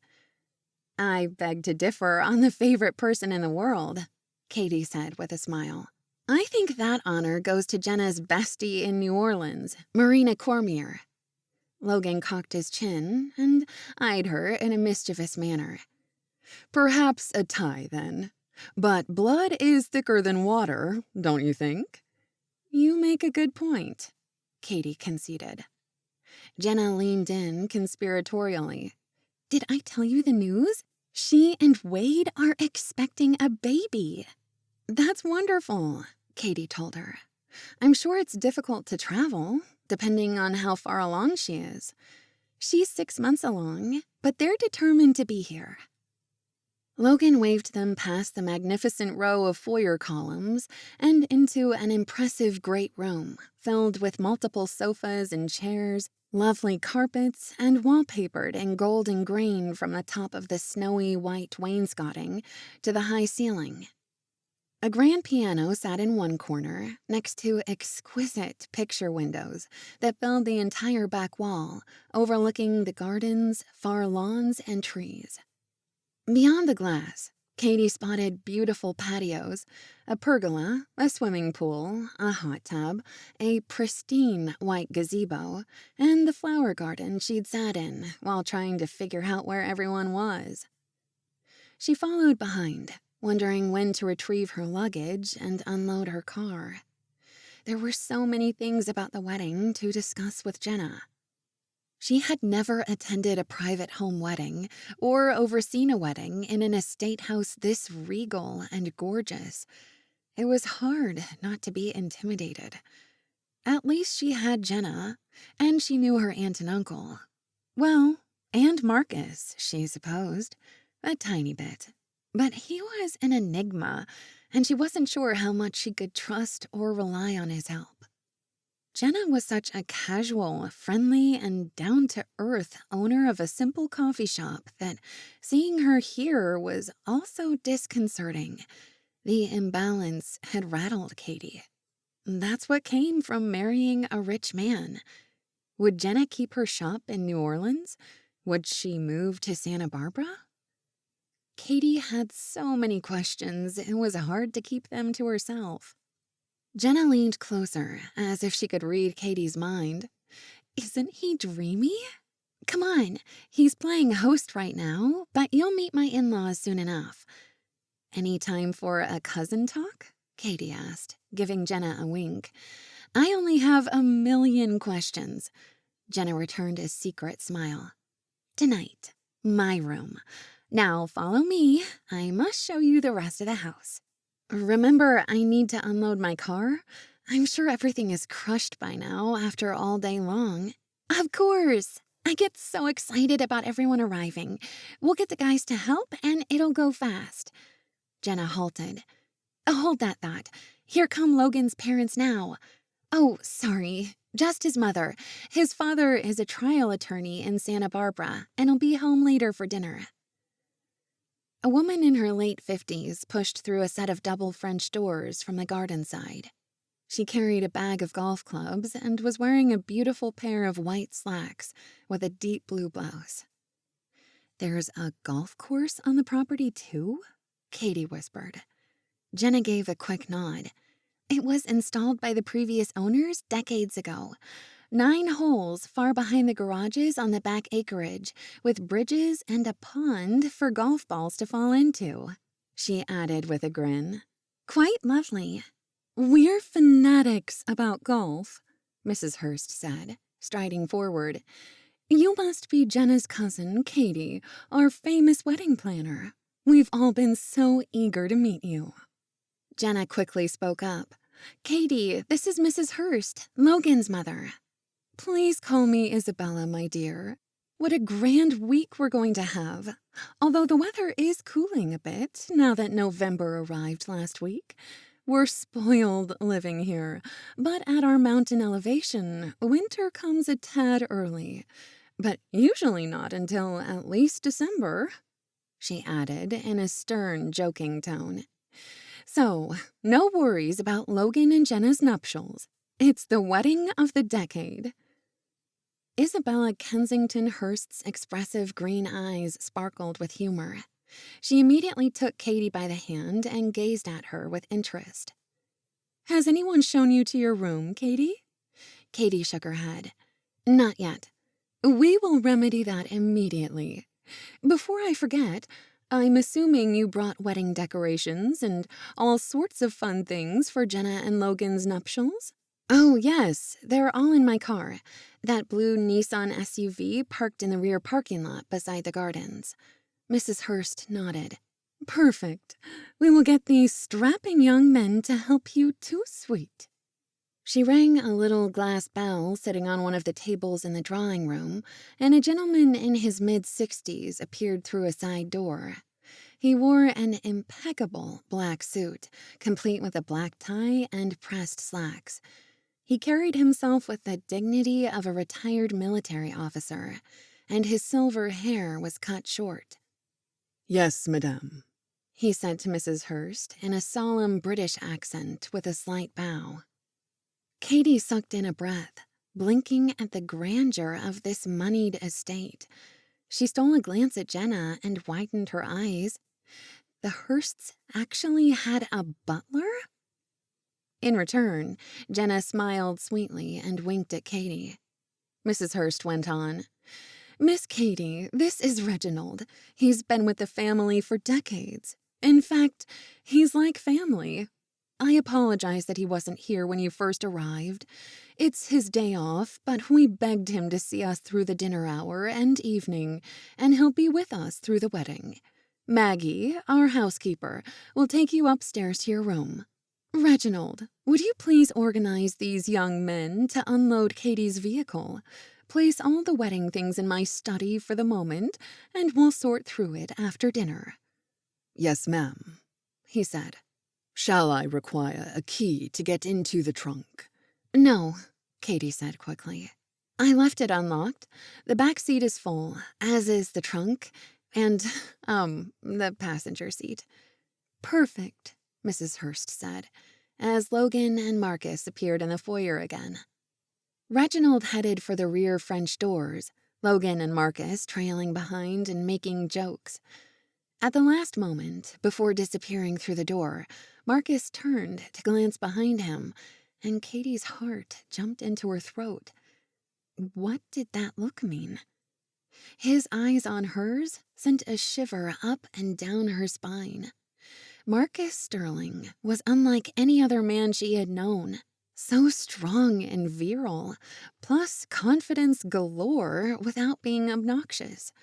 Just an hour ago, their conversation at the Coffee Loft ran through her mind like a blur. It seemed surreal now. And that photograph that fell out of his wallet? Who was she? A man didn't keep a picture of a beautiful woman without her meaning something very personal and deep to him. And yet, he frequently tried to catch Caitey's eye. For the present, she could not figure him out. Maybe he was trying to figure her out as well. Caitey shook her head to get that last image of the too handsome man out of her brain. He was attractive, but not her type. Or so she tried to tell herself. Of course, the bigger question was, who was her type? So far, the guys she'd dated at college had been mostly for fun, way too young to get serious with anyone, and all the relationships after college had ended up going nowhere. No male had ever made her heart flutter. No man had ever made her look twice. No man had ever stood out to her like Marcus Stirling. Darn him anyway, particularly since it was apparent he was already in love with another girl. He might even be engaged to that woman in the wallet. So she needed to ignore the guy, focus on her job, and create the best wedding ever for Jenna. Chapter 7. Marcus. Marcus was distracted while he, Logan, and Reginald unloaded Caitey's SUV. The boxes weren't heavy, despite being filled to the brim, and it only took about 15 minutes to empty the trunk and the car interior. Everything was stashed in Mrs. Hearst's study, one pile and box at a time, while Reginald directed the best layout of each item and box. Look at all this stuff, Logan said with a chuckle, pointing out ribbon and tulle and cut glass centerpiece bowls. So much gold and red with dashes of mauve and teal. Teal, really? Never thought I'd hear my best friend use the word teal, Marcus said, giving him a hard time. Logan snorted a laugh. It's the popular new color, don't you know? Get with the program. Jenna uses it all the time. She even painted a wall of her Coffee Loft shop in New Orleans a teal color. Said it was her accent wall. I guess shops and stores and fancy mansions all have accent walls these days. Logan stuck his hands on his hips, nodding with a crooked smile on his face. My mother is particular about her accent walls. Even the outdoor gazebo had to have an accent wall. Marcus let out a big laugh. Now, that's going too far. It does look pretty good, Logan admitted with a shrug. They returned to Caitey's vehicle one last time to ensure they hadn't overlooked any items. Logan went to punch the button to lock all the doors, but Marcus stopped him. Let's make sure Caitey has her car keys with her inside the house and not under a mat. Good thinking. We'll check with her. There was a moment's pause. Then Logan said, Speaking of Caitey, what do you think of her? Why would I think anything? I barely met her. I know you too well. I saw that look you gave her over your shoulder. Marcus shrugged, not wanting to talk about it. Just making sure she didn't have any last-second instructions. Carry out a task, and the women send you back with forgotten items. Sorry, Marcus. I'm not buying it. Jenna was on the other side of the room when you turned your head. Logan paused. Then, with a knowing smirk, said, Caitey does seem nice. Yes, he said noncommittally. And you have nothing else to add? Jenna mentioned that the two of you grabbed coffee while waiting for me and my parents to show up. How would Jenna know that? Marcus asked, trying to distract Logan, already knowing that Caitey had told Jenna she was at the Coffee Loft, and that Jenna knew he was at the Coffee Loft as well. Because Jenna told her to go there while she had to wait for Jenna and me to return from the tire shop. Caitey isn't an unknown hired wedding planner. She and Jenna are not just cousins, but close friends. That's true. Marcus wasn't sure where this conversation was going, but he didn't want to reveal his intense attraction to Caitey Belgrave. It seemed too soon. The two of them had just met. We bumped into each other in town. She was locked out here while everyone was gone. Reginald hadn't arrived yet for the evening. Gus doesn't answer doors or telephones. I was doing security. We just happened to go to the same place to get coffee. It's the best place in the village. Although, now that I think of it, neither of us actually ordered coffee. Logan laughed. Don't change the subject. So, did you sit at the same table? Ignore each other? Caitey is incredibly good-looking. She seems like a poised woman, and Jenna obviously loves her. You haven't taken notice of anyone since Shelley. Marcus raised his hands. Don't remind me. Sorry, buddy. I don't mean to bring up bad memories. Marcus shrugged. I didn't particularly notice Caitey's good looks. Well, he added with a sly laugh, she does have excellent legs.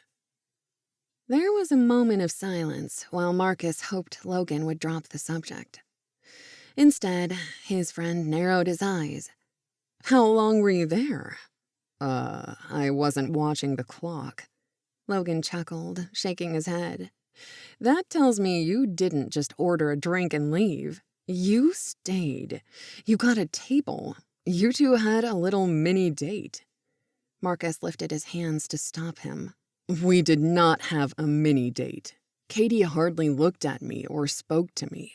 She accused me of stalking her, for crying out loud. Logan took a step backward. Come again? She what? Why would she think you're a stalker? What did you do? Stop with the 100 questions, Marcus said, walking a few steps away from Caitey's vehicle and heading toward the stone pathways back to the garden. Even though Marcus would be guarding the estate over the next several days, he didn't realize he'd have to guard his thoughts and actions from his best friend in regard to a gorgeous, dark-haired woman. Chapter 8. Caitey. Mrs. Hearst took Caitey's hand in hers, a look of motherly kindness in her eyes. We'll get you settled into your room so you can take a break from all of us and unpack before dinner. A woman in her late 40s appeared from another door on the opposite side of the drawing room. There you are, Maggie, Mrs. Hearst said. Please show Caitey to her room and help her with anything she needs. Yes, ma'am. My pleasure. Caitey blinked her eyes at being waited on. She was used to carrying her own luggage, but Maggie, the housekeeper, was a whirlwind of energy and efficiency. Her salt and pepper hair was pulled back into a neat bun, and out of nowhere, she had Caitey's suitcase and handbag in hand to lead her up the first set of beautiful circular staircases. Wait for me, Jenna called, before hurrying right behind Caitey. She took Caitey's hand in hers and squeezed it. We'll let the men bring it all in, and after dinner, we'll go through the wedding things you brought and decide where the decorations will look best. Sounds great, Caitey said, following Maggie up the curving stairs and then down a hallway where there appeared to be bedrooms, bathrooms, and a lovely open sitting room with cozy feminine furniture. She leaned into Jenna. Where is your room? I'm right next to you, so no worries. You won't be alone. It's all kind of overwhelming, huh? But when Logan brought me here last year, I fell in love with the place and his parents, and I thought it would be the perfect place to get married. Cozy to be married at home, but infinitely more beautiful than a rented hall or outdoor venue in case of severe weather. But aren't you getting married outside? We are, Jenna said in a sing-song voice. The flower gardens are still blooming so lovely, and yet I always wanted a fall wedding when the leaves were turning yellow, gold, and red. I got both. As I mentioned earlier, the dancing will be inside the drawing room. That's where most of the decorating will happen. We can decorate the chairs and the arbor in the backyard, though. I brought all that with me. Jenna clapped her hands in delight. I can't wait to see how it all looks. Maggie stopped at one of the white-painted beveled doors and opened it with a key taken from a jangling set of keys. It reminded Caitey of Mrs. Hughes in the Downton Abbey series, with her large metal ring, heavy from all the keys to the manor house, attached at her waist. "Miss Caitey, please," she said, extending a hand. "After you, ladies." Caitey smiled at Jenna. As they walked inside a bedroom suite obviously meant for a woman, mauves and pinks with dark wood accents in a large rectangular room with 10-foot ceilings. A broad picture window overlooked the gardens and rear grounds. A 4-poster bed with a thick comforter and tons of piled pillows sat in the center on plush carpet. A sitting area, a desk for writing, and an ensuite bathroom through a separate doorway, complete with a shower, a separate tub with jets, and a long vanity for all her personal stuff. "Wow, Jenna. Mrs. Maggie, this is gorgeous." "Just Maggie, my dear," the housekeeper said. "Let me show you how all the faucets work so you don't get snagged while showering or dressing later this evening or in the morning. Nothing more frustrating than going to a hotel and being unable to figure out how the handles work, right?" "So true," Caitey said weakly, following her into the large white bathroom with gold faucets, cozy rugs, and a double sink. Everything was fresh and clean, and the suite was immaculate. "I do the bedroom suites myself," Maggie bragged. "The housekeeper service that comes in weekly does the main house, but I care for the bedrooms myself to ensure they're done right, especially for the lady folk." "Oh my, there are fresh flowers on the bureau and on the small table in the sitting corner," Caitey said. "You think of everything." "All it takes is a list and a keen eye," Maggie said, her smile growing into a wide grin. She smoothed her hands along the sides of her work dress. "I love checking off my lists. Doesn't everybody?" Caitey laughed. "Me too. That's what I'll be doing later, checking all my wedding lists and making sure I brought everything with me, even though I checked at home before I drove up here. Even so, I worry every time that I've forgotten something." "Human nature, my dear," Maggie chuckled. "Totally normal." "Even if you forgot something," Jenna said, "that just gives us an excuse to go shopping." "Are the Hearsts inviting anyone new that's not on my list of expected guests?" Caitey asked.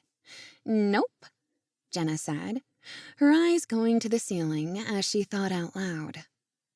"A few neighbors and longtime friends, but only 2 or 3 couples. Logan's parents have a couple of siblings and a few cousins up in the Bay Area. They already sent lovely gifts in case they couldn't make it," Jenna said, her eyes sparkling. "But," she added, "I don't think they're inviting business associates since we decided to go smaller and more intimate. But everyone who's coming to the ceremony will stay for the reception dinner." "Sounds perfect. You asked me to plan for about 20, so that's the number of decorations for chairs and tables I brought, with a few extras for those just-in-case moments. Oh, you were able to pick up the chairs and the arch for the arbor, right?" Caitey asked. "No worries, they're all here," Jenna said gaily. "We just have to set it all up and add the goodies, as in flowers, ribbon, etc. Of course, Logan still hopes his older brother and wife can get the time off to fly in from Maine, but they haven't been very optimistic. With 2 young children, finding childcare, and taking 3 flights to get across the country, they might not make it." "I will let you unpack now, Miss Caitey," Maggie said. "But if you need anything, you can call me on the house phone sitting at the bedside table. I'm available day or night. My name and extension are listed, along with Reginald and Gus the cook." "Night, too?" Caitey repeated in awe. Wow, a house phone, too? This place was like out of a movie. I live on site in my cottage far back on the grounds. You can't see it from here, which gives me and the family our privacy. Reginald is also on site, but the cook only comes in for weekends and special occasions. Mrs. Hearst does the weekday cooking. She took cooking lessons a few years ago and insists it's one of her hobbies and pleasures now. It can be a fun hobby, especially for experimenting with recipes. Maggie headed to the door. And now I will say au revoir until later. As soon as the door closed behind Maggie, Jenna wrapped her arms around Caitey and hugged her. I am so excited. I can't stand it. I'm getting married in less than 2 days. Caitey took a deep breath. I hope I can pull together exactly what you want. I'm not worried about it at all. And if we need anything else, we'll just go shopping. Right now, unpack, have a lie down, and I'll meet you in Mrs. Hearst's study before dinner to look through all the wedding stuff. When is dinner again? 7 o'clock. Jenna grinned. Sorry, I keep forgetting you're new here. I'll knock on your door and we'll go down together so I can show you where the study is. You'd better, Caitey threatened with a laugh. I'll get lost and the guys will tease me to no end. Just in good fun. Logan can be quite entertaining. I don't know Marcus as well, but I've met him a couple of times before now, when I was here visiting and first met the family last year. Marcus can be intimidating, Caitey admitted, trying to sound nonchalant. It's the Navy SEAL regimentation built into him. Don't let him bother you. He's really very sweet. And, Jenna said, lowering her voice to nearly a whisper, he has some kind of secret past. Katie's eyebrows raised so high they were probably in her hairline by now. Secret past? Dare I ask what that's all about? She hadn't told Jenna about the photograph of the gorgeous woman falling from his wallet. But this news was not surprising from Marcus's reaction to get that picture out of sight as fast as possible. I honestly do not know. Logan won't even talk about it. He said it was a private matter and not his to divulge. I told him that after I become his wife, he'd better give me a tell-all session. He and Marcus talk practically every day. Have you heard any rumors? Caitey was now deathly curious. Nope. I haven't ever gotten any vibes from Mr. or Mrs. Hearst about it. If it was something major, they probably know as well, right? It makes sense if their son is such a longtime friend of Marcus. She paused, then added, his impassive face and erect posture make me think I should call him Mr. Stirling. Jenna laughed. That's the military training in him. He's honestly a good guy. You have to get to know him. For now, I think I'll steer clear. Oh, Caitey, you're being silly. Since we'll be together for several days, we should all be friends. Stay up late playing games, eating popcorn, and laughing ourselves silly. Caitey gave her a small smile. That sounds nice.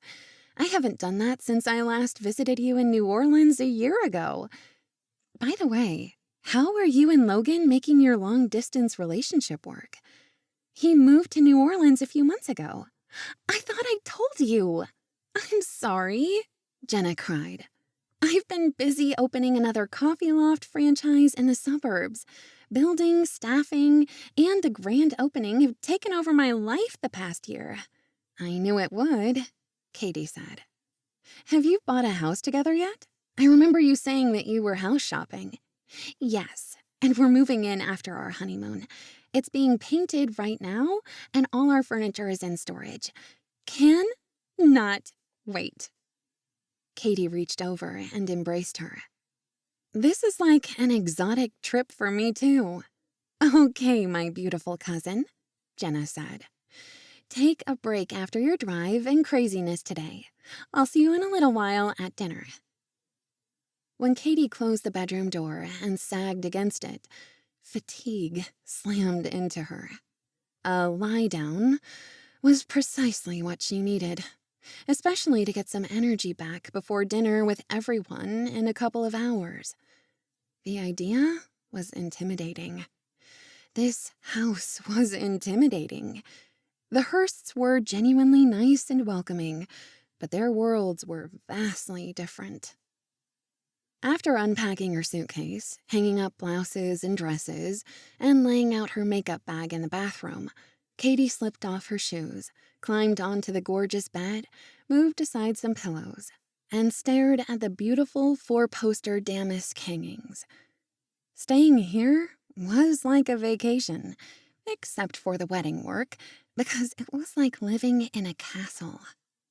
Just before closing her eyes, she realized she still needed to tell Jenna about the photograph Marcus Stirling had dropped at the Coffee Loft shop. She strongly suspected the photograph was the key to figuring out that inscrutable and puzzling man. Chapter 9. Caitey. What seemed like 10 minutes was suddenly more than an hour when a relentless knocking startled Caitey awake. She sat up, completely disoriented. The late afternoon shadows had darkened the bedroom. But, wow, the bed was dreamy and soft and perfect. She'd sleep like a log tonight. "Caitey! Caitey, wake up!" Jenna was hissing through the door when she slipped off the bed and ran to open it. "You fell asleep," her friend said immediately as Caitey pulled the door open. "More tired than I thought," Caitey admitted with a wan smile. "We both have had some crazy months lately.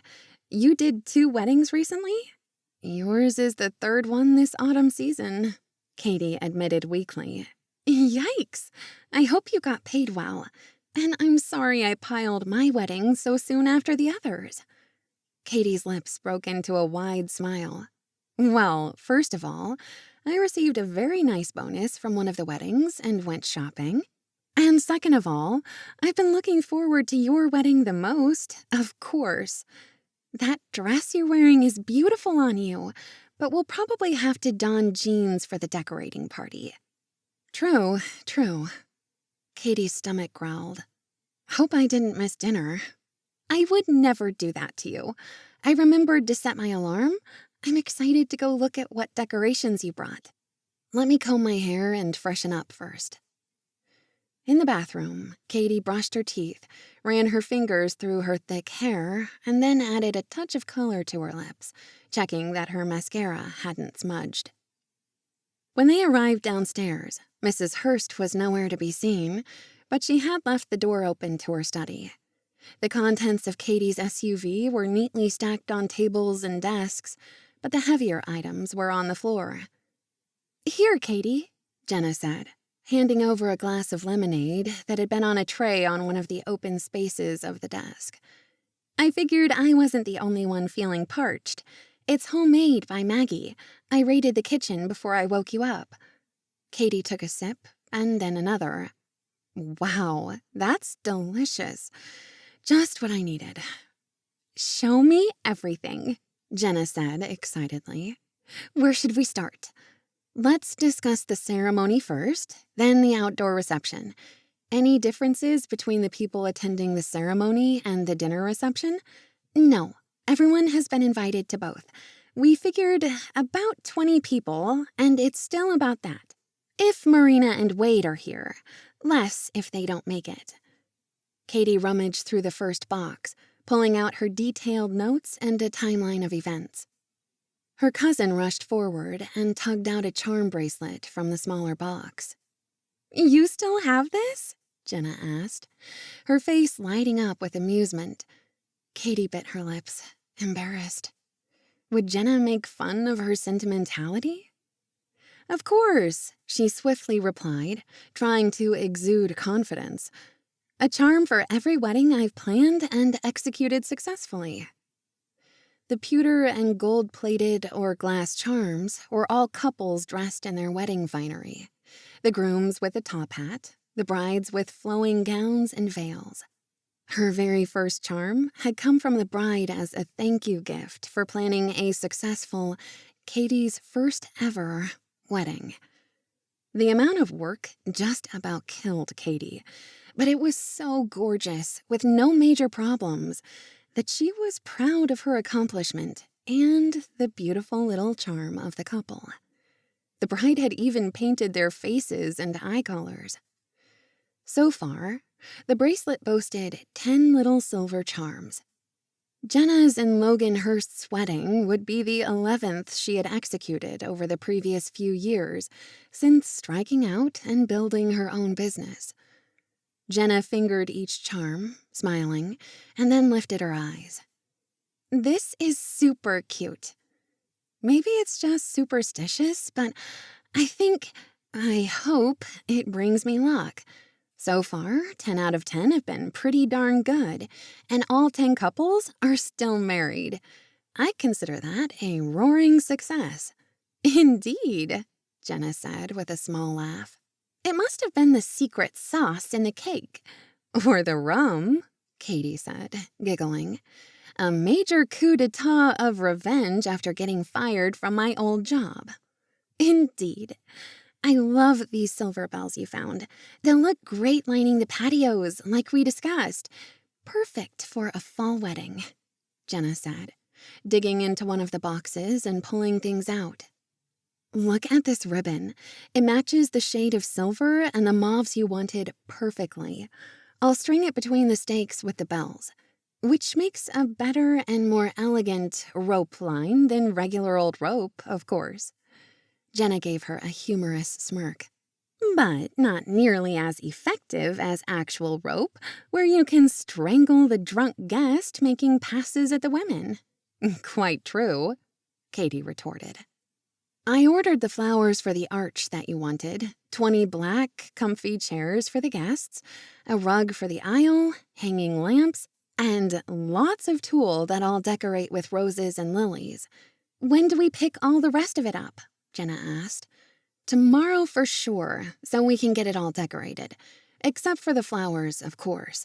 We'll pick those up first thing on the morning of the wedding. I made sure Logan ordered my bouquet and boutonnieres for him, his dad, Marcus, and my father. I also told him to get one for Reginald, who will be our master of ceremonies, so to speak. Perfect, Caitey exclaimed. Have you given him instructions yet?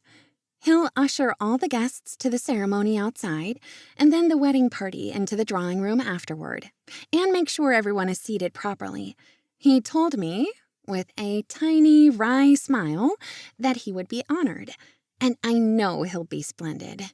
He's like every British butler you see in the movies. I told you we've invited a few neighbors up here on the mountain, right? Yes, you mentioned that. Jenna laughed at herself. I confess, my head is spinning. Maybe I should start making lists like you do. The Hearsts have a few close friends in Santa Barbara, another one of Logan's old college roommates, and Marina and Wade, of course. When do they arrive? They'll fly in that morning, which is nice for them because they'll gain 2 hours in time, and the ceremony isn't until mid-afternoon. Marina still has a bit of morning sickness, so she's worried about being tied to the bathroom and throwing up during the festivities. Her doctor prescribed anti-nausea pills, although she's been using them sparingly. Do they know if they're having a boy or a girl? Jenna shook her head. The 2 of them are old-fashioned and plan to be surprised. I'll bet the nursery will have plenty of antiques. Caitey smothered a laugh and shook her head. Too perfect. A wooden rocking horse, porcelain dolls, an antique crib, and furniture. I love it. They opened the rest of the boxes of decorations and snowy white tablecloths, plus the crystal-cut centerpiece bowls they would fill with orchids and lilies. I'll ask Maggie to iron these tablecloths, Jenna said, as a bell rang from the entrance hall. Wow, it's already time for dinner. Don't show me anything else, Caitey. I want to be surprised.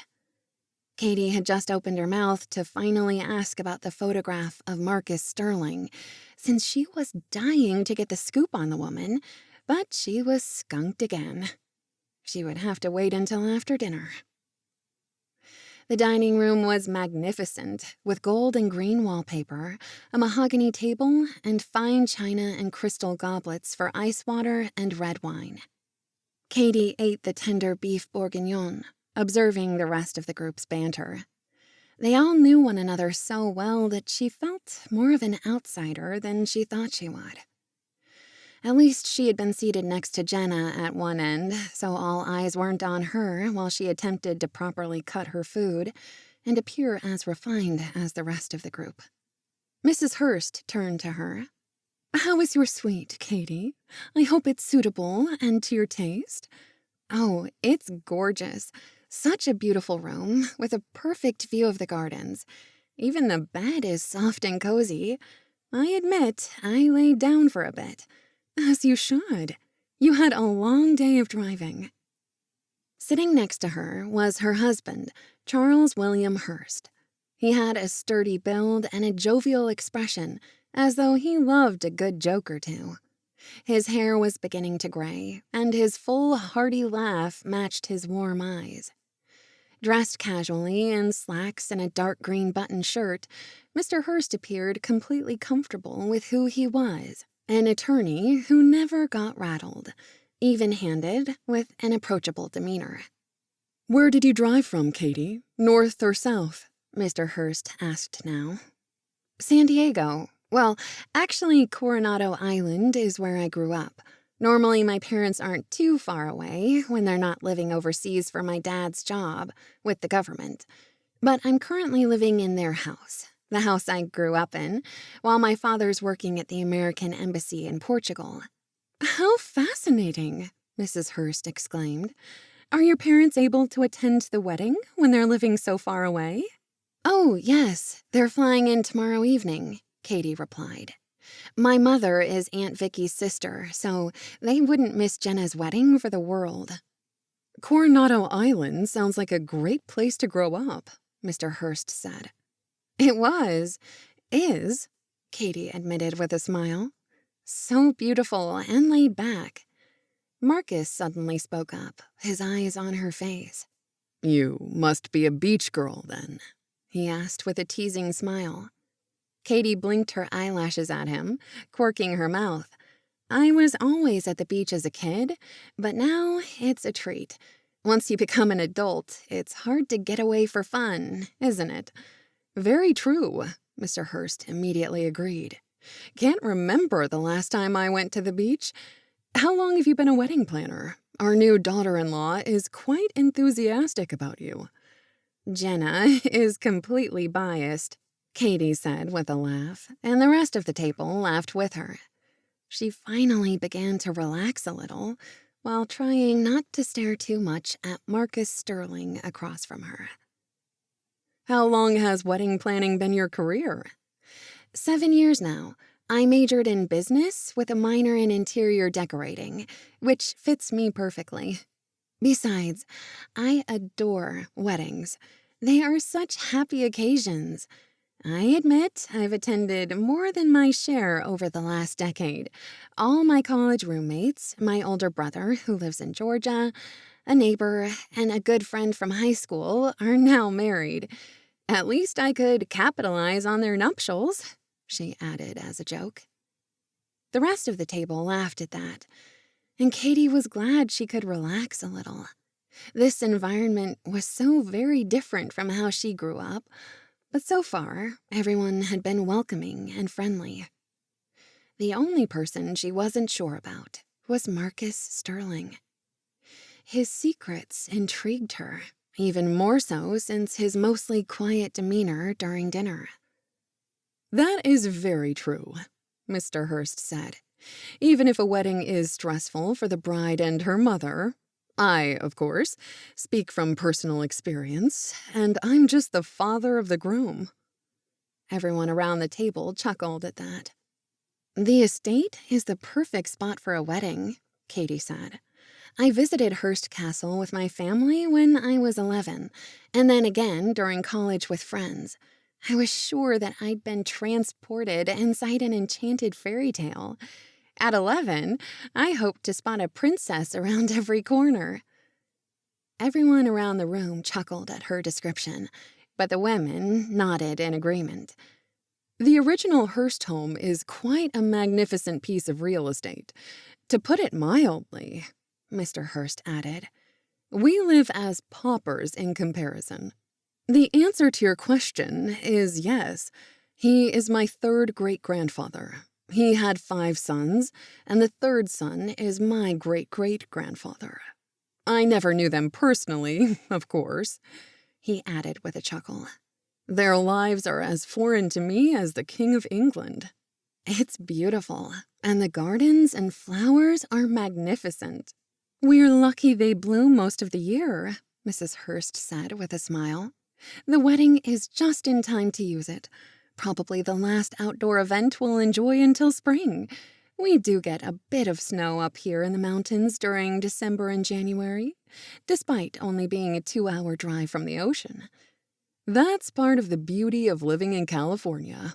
Mr. Hearst spoke up across the table just as dessert, creme brulee, arrived.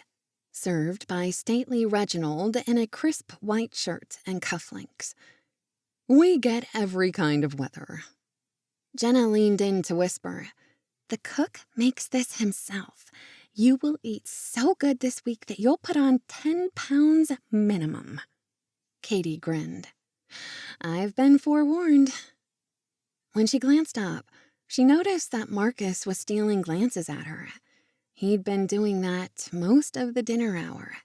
The man seemed nice enough, but after the scare he gave her, she was uncertain of how she felt about him.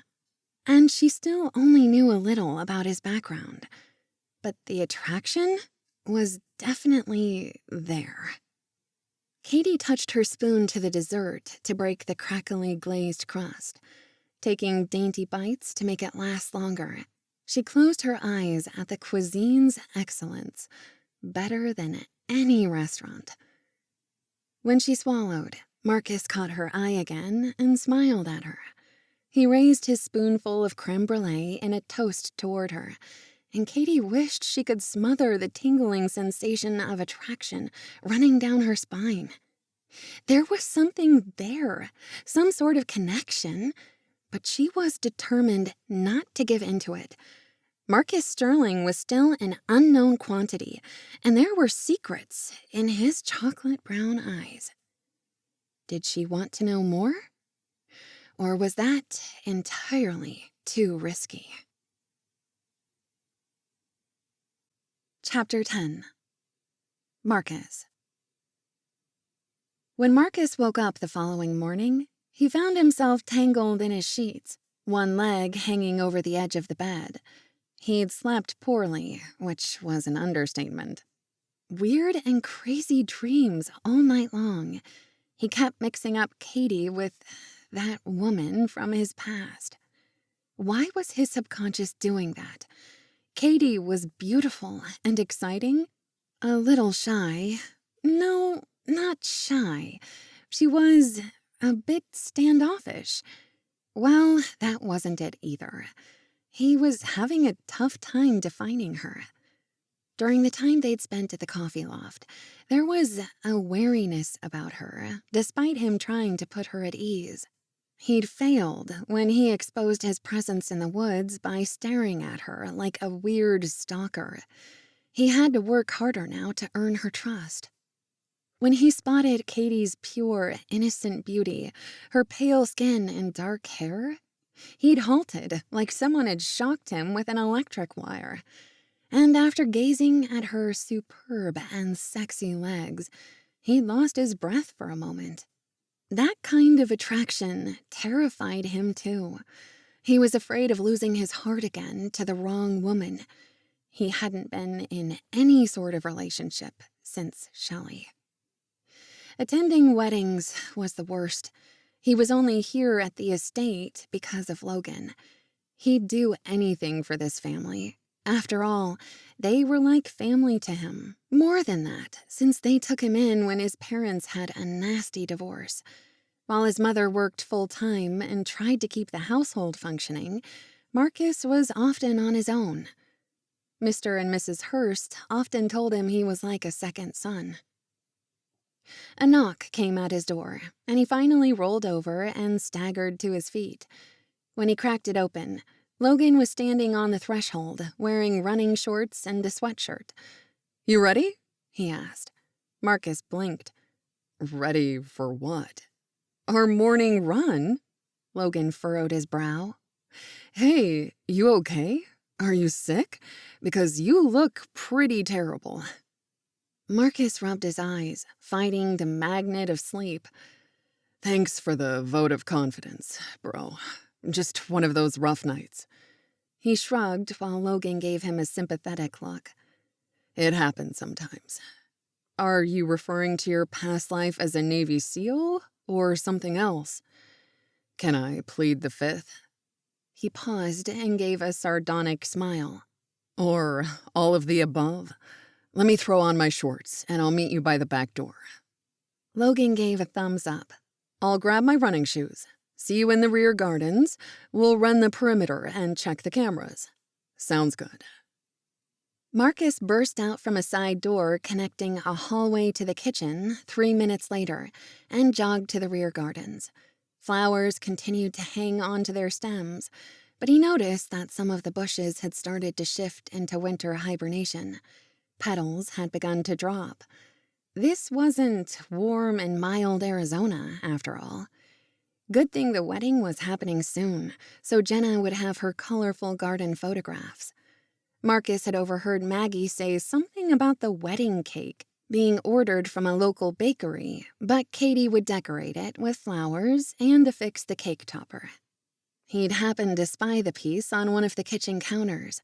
A glass-blown heart-shaped arbor with a kissing couple created out of fake diamonds, the bride's wedding dress sweeping behind her. A familiar pain tugged at his gut. He pushed it away. No sense going there. Every time he thought about that, the anger dredges rose, destroying his peace of mind. It was long done, far in the past. There was no going back and righting the despicable wrong that had been done to him. Hey, there you are, Logan said behind him, clapping a hand on his shoulder. You're wandering around like a zombie. Just waiting on you, lazy guy. Marcus quipped back, attempting a smirk that came out more stilted than smirky. They began to jog, running up and down the stone pathways of the gardens to warm up, doing a few stretches before breaking into a sprint. It wasn't long before they passed a rectangular building that housed multiple vehicles in separate slots and entered the rear woods. Marcus pushed himself harder and harder, breathing in gasps by the time they reached the rear fence line. Hey, guy, wait up! Logan burst out seconds later as he came abreast of Marcus. What's up with you? I thought we were running as a team. Sorry. Marcus apologized, wiping the sweat from his brow. Got lost in my head and pushed myself to see how fast I could take it. Running from demons? Logan asked, lifting an eyebrow. Of course not, he fibbed. Just distracted, I guess. Okay, if it's not your Mortal Kombat nightmares from your time in Afghanistan, then is it a certain young woman you've met recently? Marcus played dumb. I haven't met any certain young women recently. Logan laughed and shook his head as their pace slowed to cool down. Marcus stopped at one of the oaks, pulled out his phone, and checked the video feed to make sure there weren't any glitches or problems. If you say so, Logan said. But I've seen some very specific glances you've given the wedding planner since she got here. Marcus gave him a side-eye look.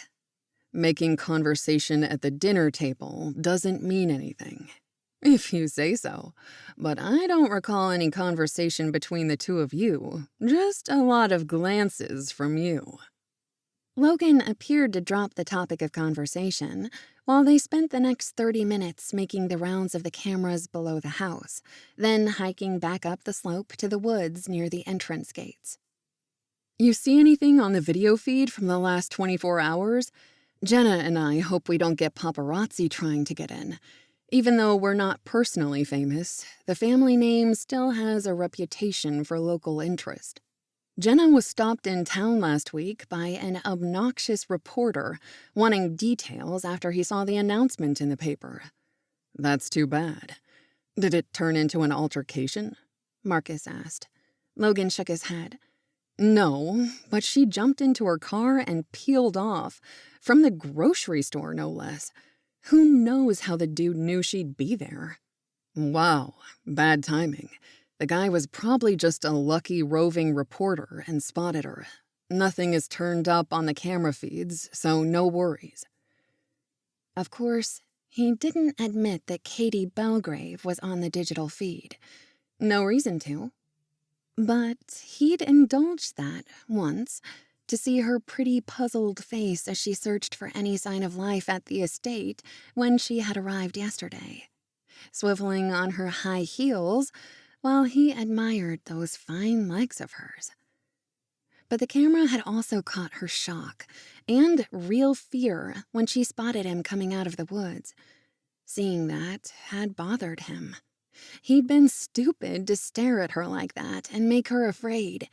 He hadn't meant to. At the time, he didn't think he was in the open enough for her to actually spot him. He should have called out, but she jumped into her car so fast that it was too late to correct his stupidity. Until he'd found her at the Coffee Loft. The question was, had those 30 minutes at the coffee shop helped her opinion of him, or hindered it? She was hard to read, reserved, cautious. Those described her well, but Marcus didn't blame her. He probably did look like a stalker. True, Logan agreed thoughtfully. So, if you're not having Middle East war flashbacks and you're not checking out Miss Caitey Belgrave, what is on your mind? I've known you for too long. Marcus let out a belly laugh. No sense going there. The past is the past, and that's where I want it to stay. I don't even think about it any longer. Of course, he was lying, but he certainly wasn't going to do or say anything to spoil Logan and Jenna's picture-perfect wedding. Marcus was so lost in his thoughts that he hadn't noticed Logan had stopped and was staring up at the sky. The air was quiet and still, hazy clouds shadowing the sun. Not even a sparrow swooped across the garden pond. Maybe it's because I'm sweating after the run, but does it feel like the temperature suddenly dropped? His friend asked. Marcus snapped out of his reverie and stared at the sky. Yeah, I think you're right. It's getting cooler, but the days are shortening. It's November after all. Logan shrugged. I checked the weather for Jenna, and it's supposed to stay clear for another few days, at least until after the wedding, and we're long gone on our honeymoon. Where is that anticipated event taking place? Marcus ribbed him. I booked us a suite on a private island in the Caribbean, somewhere in the Atlantic Ocean, not telling where, he added with a sly grin. No phones, no internet, just sand, sun, catered meals brought in by boat, and Jenna in a bikini for an entire week. Marcus wanted to groan. He was incredibly happy for Logan and Jenna, but this entire wedding week reminded him of his own loss, the week from Hades 4 years ago. He pushed aside the sudden flare of anger and grief, and his thoughts immediately turned to Caitey while he tried to imagine her in a bikini on a secluded beach with a cabana of their own. Okay, enough of that. Time to take a cold shower. Chapter 11. Caitey. After breakfast, Caitey met Jenna in the dining room to discuss food, cake, decorations, and the timing of the wedding day. As soon as they were seated, Caitey heard a male voice through the doors leading into the kitchen. "Who is that?" Caitey whispered. She didn't recognize the deep voice with a folksy accent. Jenna glanced up. "Oh, I forgot to introduce you to Gus. He's the cook I told you about. He'll be here for the rest of the week because of the wedding and all the house guests. Gus made all that fabulous food last night for dinner?" "Oh, yes. He was a chef and ran his own restaurant in Los Angeles. I think he was trained in Europe, but you never know it. I think he actually grew up in the Bronx, dirt poor." The kitchen door swung open, and a short, stout man peeked his head into the dining room. Hey, ladies. I think someone's walking over my grave. Someone's calling my name. "Yes, we're talking about you," Jenna admitted. "Please meet my cousin, Caitey Belgrave." Pleased to meet you, young lady. Gus said, with a slight bow and a wide smile. I hear you're our famous wedding planner. Miss Jenna didn't want me to do her wedding, only you. But that's fine with me because I've got my plate full already, if you know what I mean. He added with a wink. Full plate and all. The cook was grinning from ear to ear. A jovial man in his early 60s, with a rotund figure and bright red cheeks, was wearing baggy jeans, a pullover shirt along with his splattered apron, and holding a long spatula. "Gus has a talent for transforming the simplest ingredients into culinary masterpieces," Jenna said, with a dramatic wave of her hand. "His kitchen is always filled with the tantalizing aromas of his latest creations." I'm just a homeboy, Miss Jenna, the man said in a self-deprecating manner, but he was beaming from ear to ear, as if every day was the best day ever. Miss Caitey, if I can make something for you or whip up goodies or treats for your room, just let me know. I'm always prepared to please the taste buds of the Hearst family home. "Thank you," Caitey told him. "Do you happen to have any cocoa mixes in the pantry?" Do I have cocoa mixes? Gus asked, widening his eyes. No need to ask twice. I'm always prepared. The very finest of cocoa, with all the toppings and sprinkles and whipped cream to go with it. None of that artificial Cool Whip, either. Real homemade whipped topping from the best cream lies right there in my refrigerator. That sounds heavenly. Whenever it gets a little cool, I think about drinking cocoa. Of course, where I live in San Diego, that's pretty much never. When I went camping with my family, it was always a treat, and my mother would pull it out to drink around the campfire. So far, we're having a mild fall, but if that changes, we'll bring out the finest flavors from the back of my pantry. Happy wedding planning, ladies. Gus swiveled on his sneakers and disappeared back into the kitchen. "Okay, back to our lists," Caitey said. "I can't get over how elegant the cake top is," Jenna said. "Thank you for finding the perfect one. The bride's gown and sparkling diamonds are gorgeous, and that groom is even more handsome. Even if he's porcelain," Caitey told her. "At least that's what other brides have told me." Jenna widened her eyes in faux shock. "Oh, the double entendre, my cousin. You are wicked."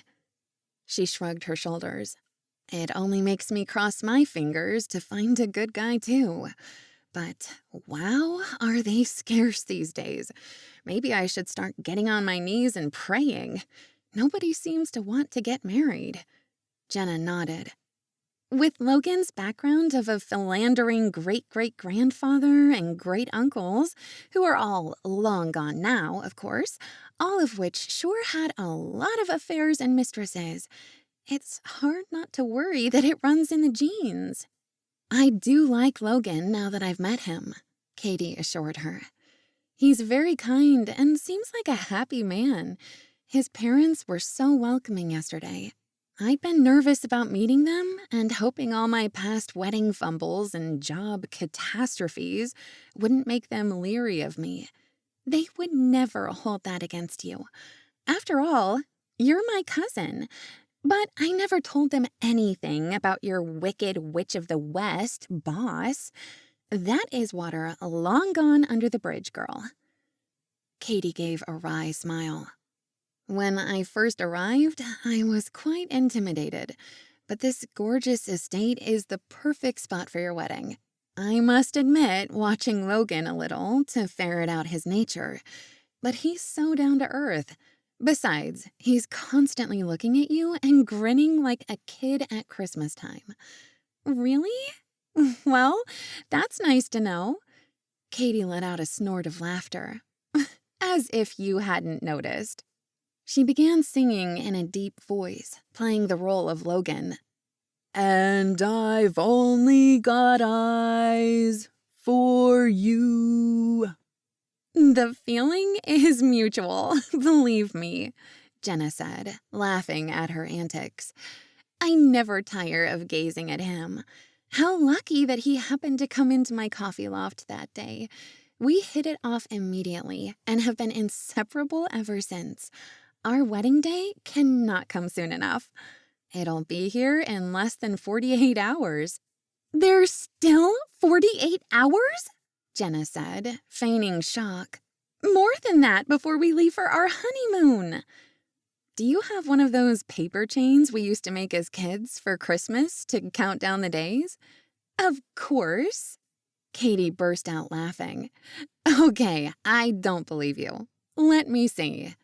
I'm joking, but it is a nice idea. Instead of 2 chains for 2 days, I could put up 48 hours and rip one off every hour, and then get up in the middle of the night to take them off on the hour at the top of the hour. Be sure to set your alarm. Jenna made a face. It sounds dangerous.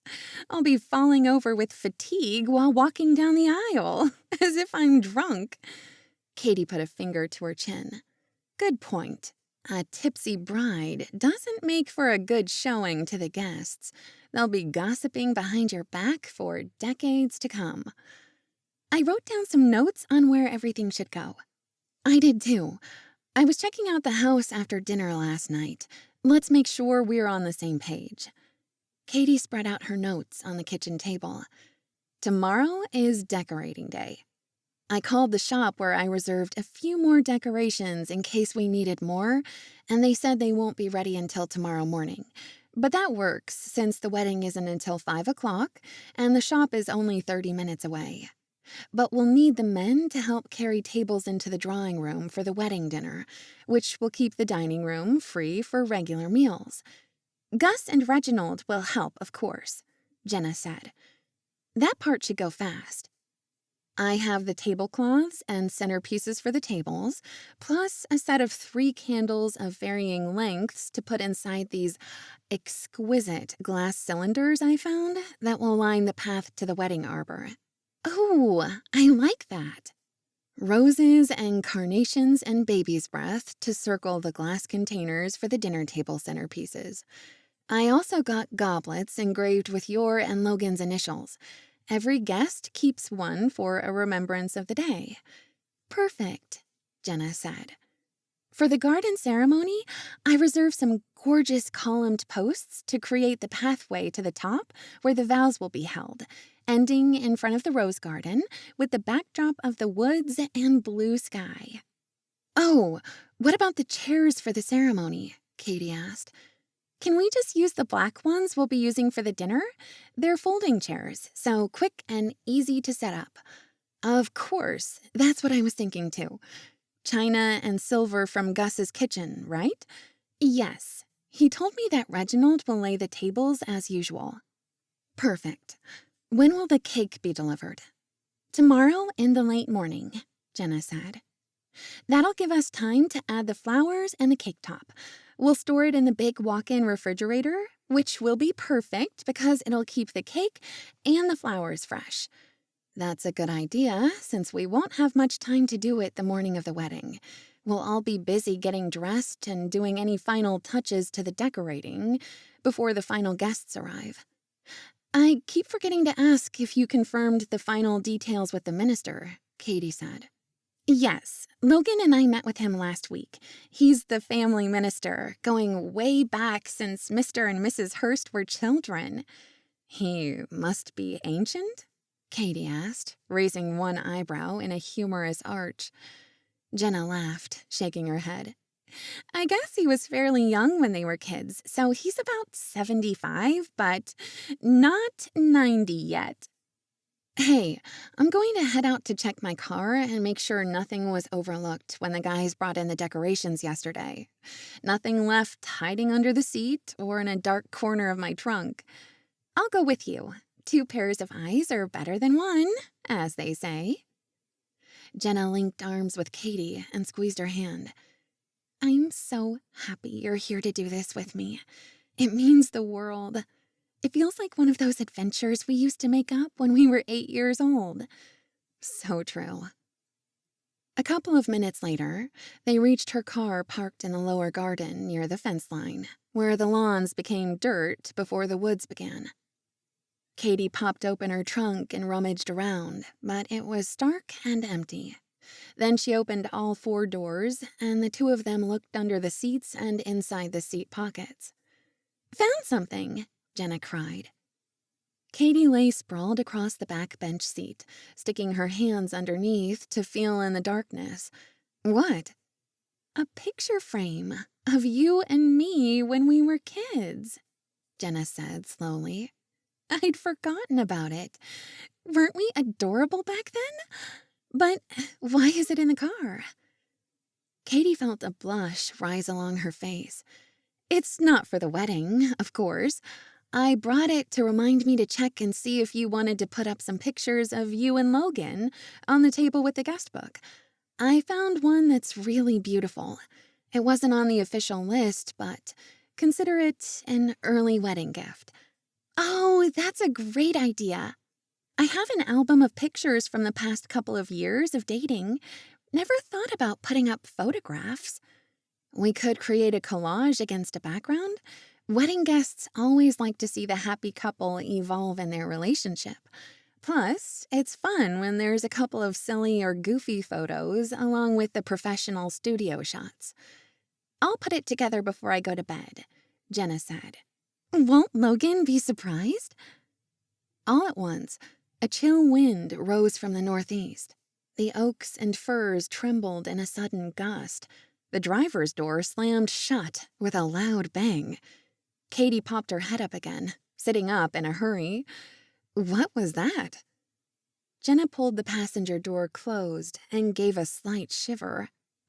Just a sudden burst of wind, like a microburst, but gusting, and turning colder. Well, chilly at least. After such a beautiful autumn, it's hard to realize that winter is coming. But it usually doesn't get here on the mountain until closer to Christmas. Caitey closed the rear door where she was sitting and peered through the windshield. Look at the trees moving, she whispered. The tops of the pines swayed as if a giant was shaking the branches, then suddenly stopped. I guess that's our cue to go back inside, Jenna laughed. But what if that happens on my wedding day? It won't, Caitey said quickly to reassure her. I looked at the weather on my phone this morning, and it's predicting the same nice autumn weather. Cool mornings and evenings, warm afternoons, until closer to Thanksgiving, which is still 3 weeks away. Just one of those freaky California things. California can be pretty freaky, Jenna said as they reached the back door to enter by the kitchen. But New Orleans runs a competitive second. Logan and I decided to live in New Orleans, at least for the next year, while my second coffee loft is built. Chapter 12. Caitey. Oh, before I forget, Jenna added when they entered the kitchen and shut the back door. It keeps slipping my mind to tell you. I've reserved a string trio for the garden reception. That sounds lovely, Caitey told her. We discussed music, but that was a long time ago.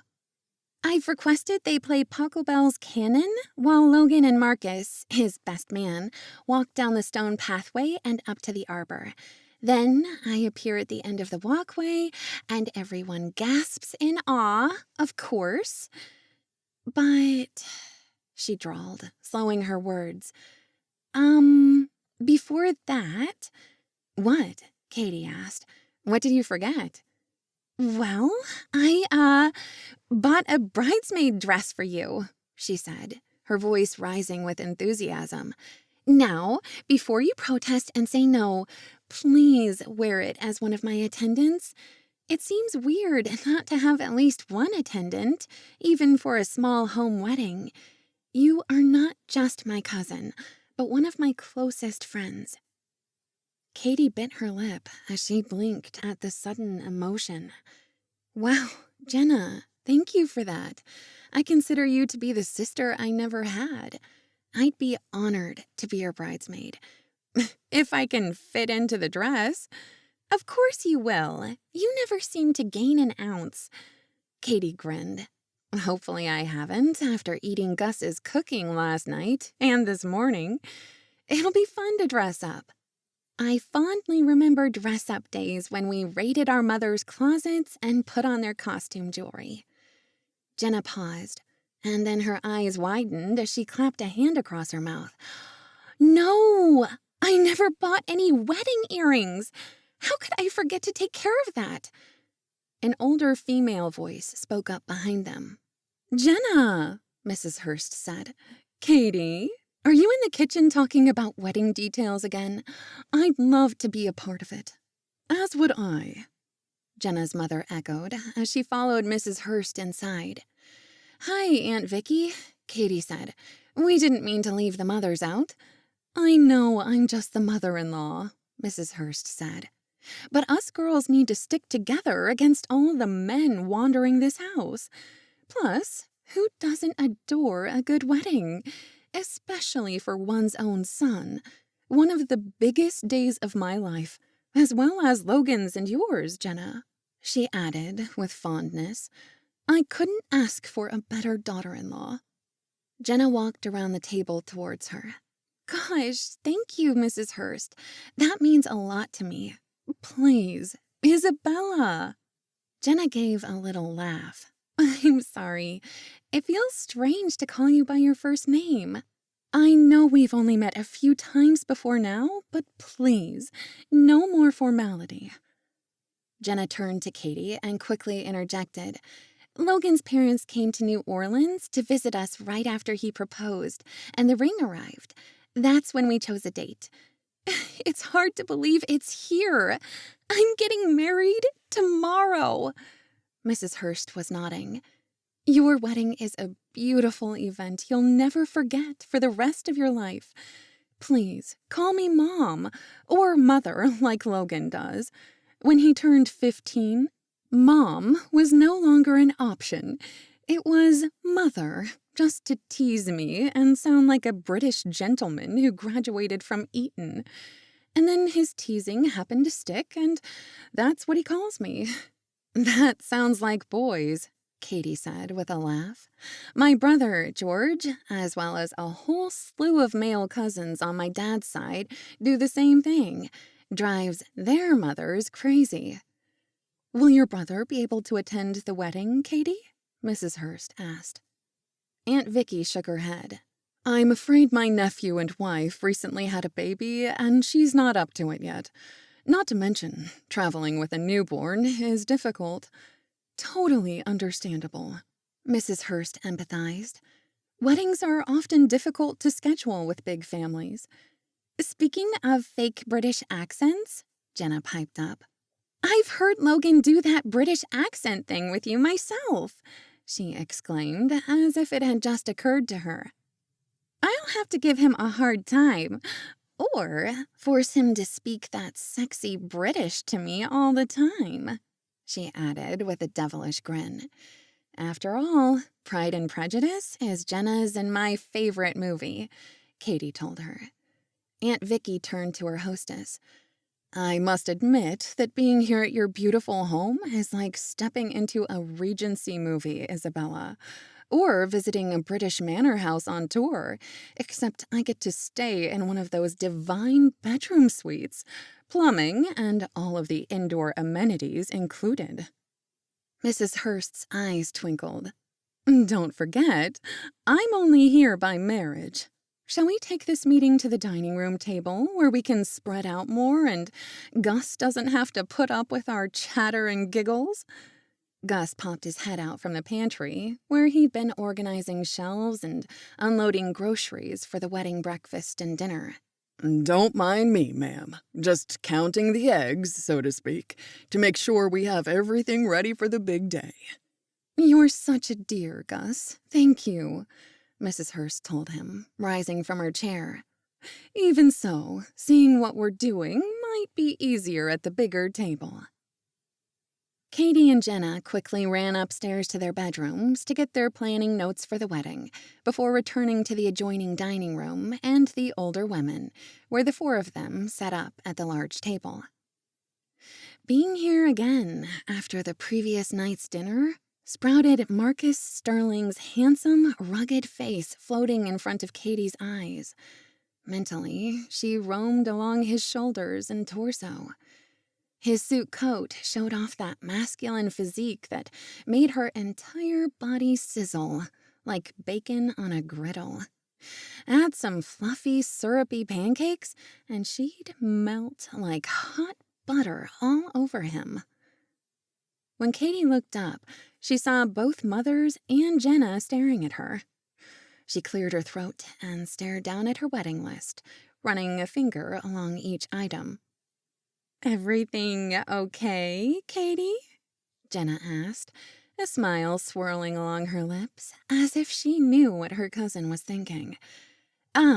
Perfectly fine. Perfectly," she stammered, blinking her eyes innocently. "Let's figure out where all the flowers will be positioned. They're being delivered first thing in the morning, so they'll be fresh." "Perfect," Jenna said. Oh, yes, Caitey thought, her brain returning to Marcus. The man was perfect in looks, stature, strength, and kindness. She tried to refocus her attention on the wedding plans, but her thoughts were scattering like a ball in a pinball machine. Even so, she couldn't really judge who he was until she got to know him better, and that certainly wouldn't happen in the next 2 days. The day after the wedding, they would go their separate ways and never see each other again. After all, she lived in San Diego, hours away from Santa Barbara. If that's where Marcus lived.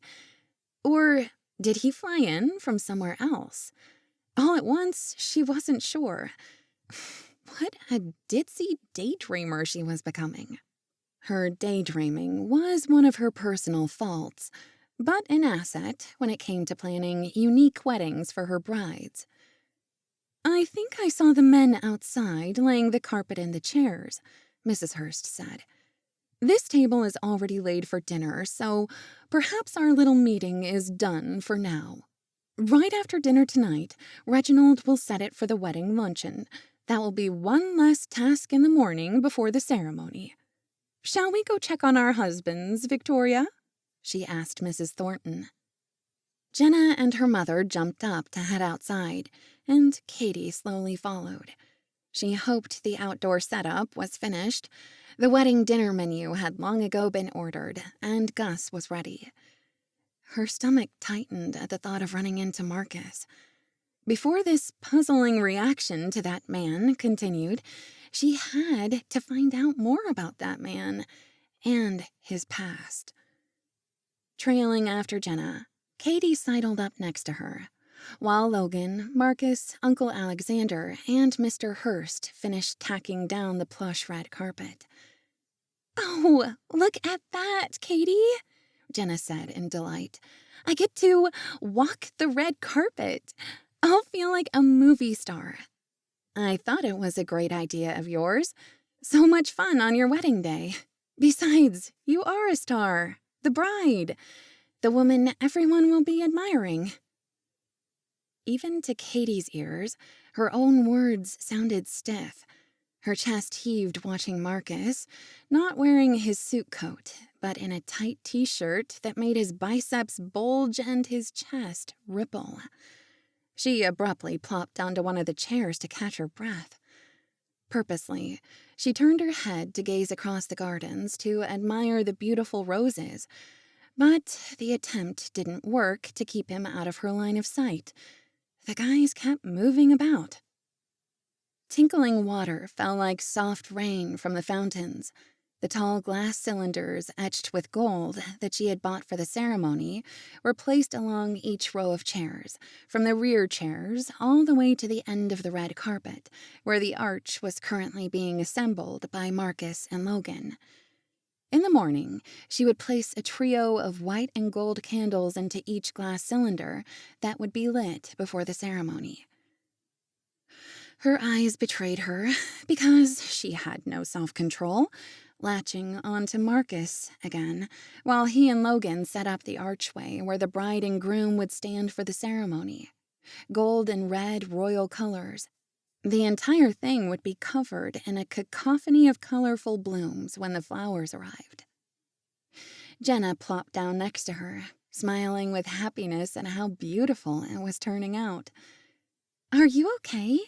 You have a strange look on your face." No. I mean, yes. Just going through the details in my head as the guys set up." "You silly liar," Jenna said, laughing. "I know you too well. What are we missing? I won't go all bridezilla if we've forgotten something." "No, it's all good. Everything is going to be perfect," Caitey said stiffly, ripping her gaze away from Marcus. "Not sure I can stay out here any longer.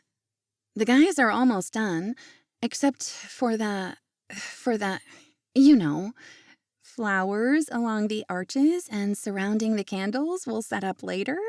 Jenna asked with a quiet chuckle. She turned to catch Caitey's eyes, then moved a finger along her thigh all the way to her knee, pointing it straight to Marcus. "Or is it someone else?" A blush rushed up Caitey's face. Her cheeks were probably bright red right now. "Did something happen with Mr. Marcus Stirling?" Jenna whispered. No, not at all," Caitey protested, but her voice trailed away. "Spill it, girlfriend, now." I have to talk to you privately about another matter." "Oh, it sounds so furtive and silly. Never mind, forget it. My brain is just blowing up like usual. After all, I can't even eat the night before one of the weddings I've planned.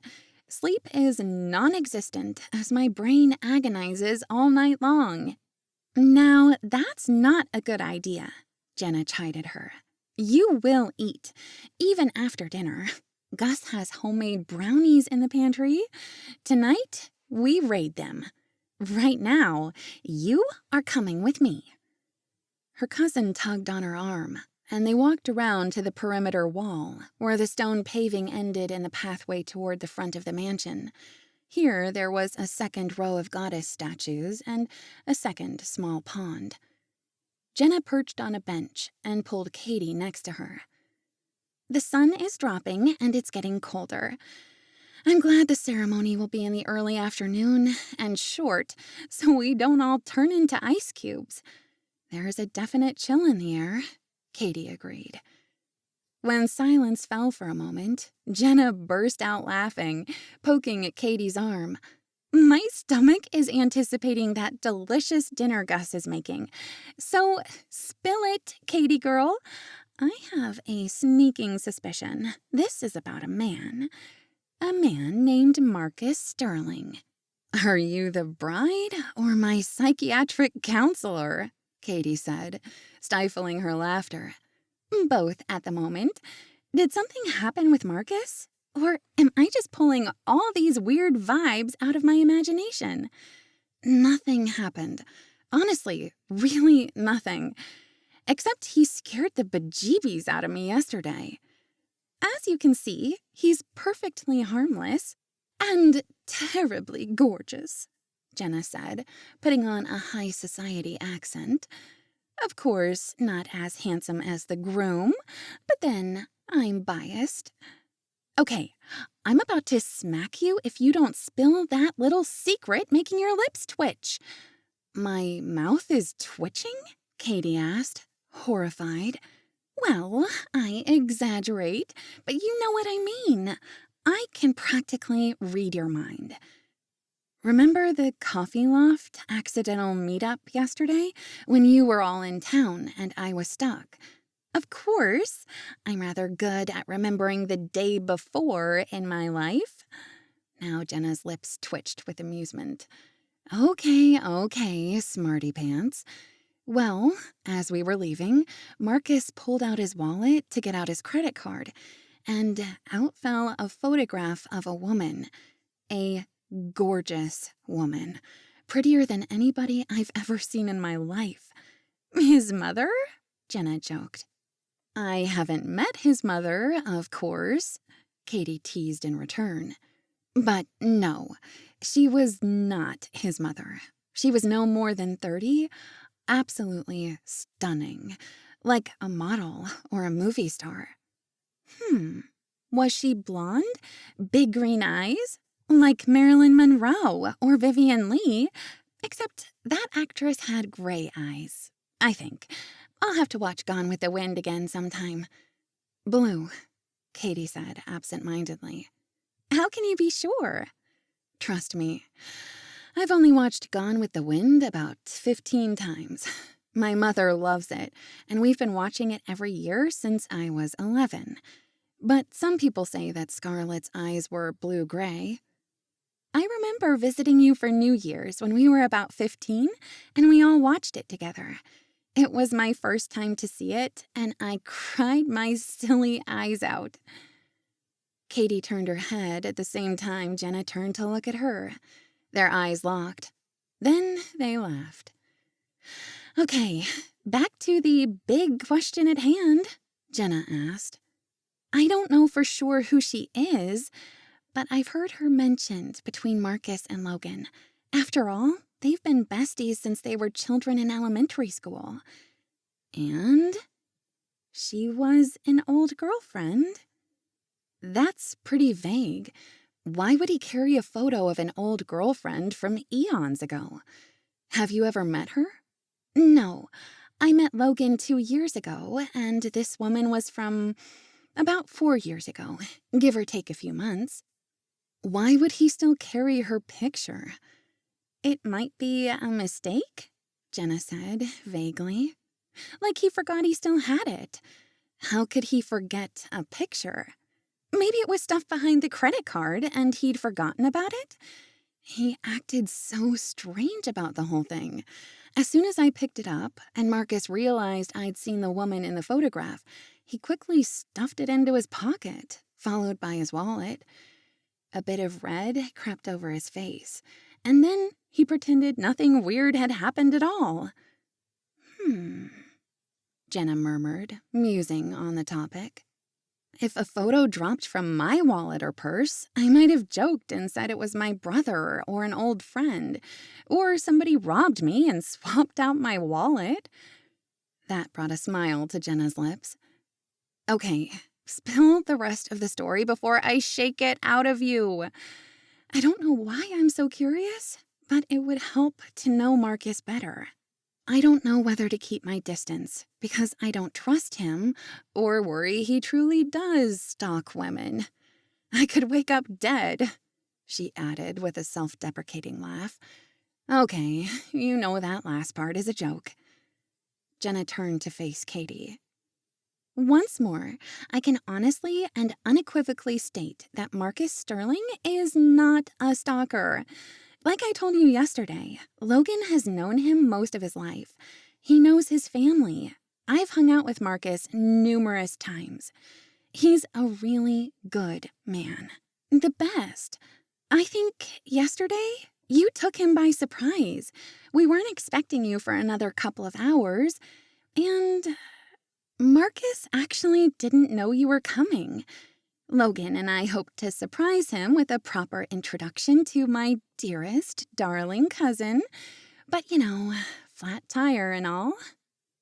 Okay, Caitey said, blinking her eyes at Jenna to give her cousin a hard time. So, you wanted to set us up? Of course not. But we figured we'd be here before you arrived. The best laid plans didn't exactly work out. Prove you're not matchmaking. Tell me who that woman really is. I won't rest until I know the truth. Mr. Stirling has to prove he's normal.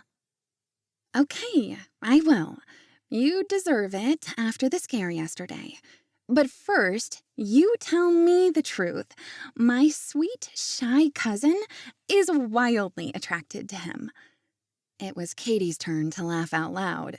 She bit her lips, glancing behind her, but all the men and the moms had returned to the house.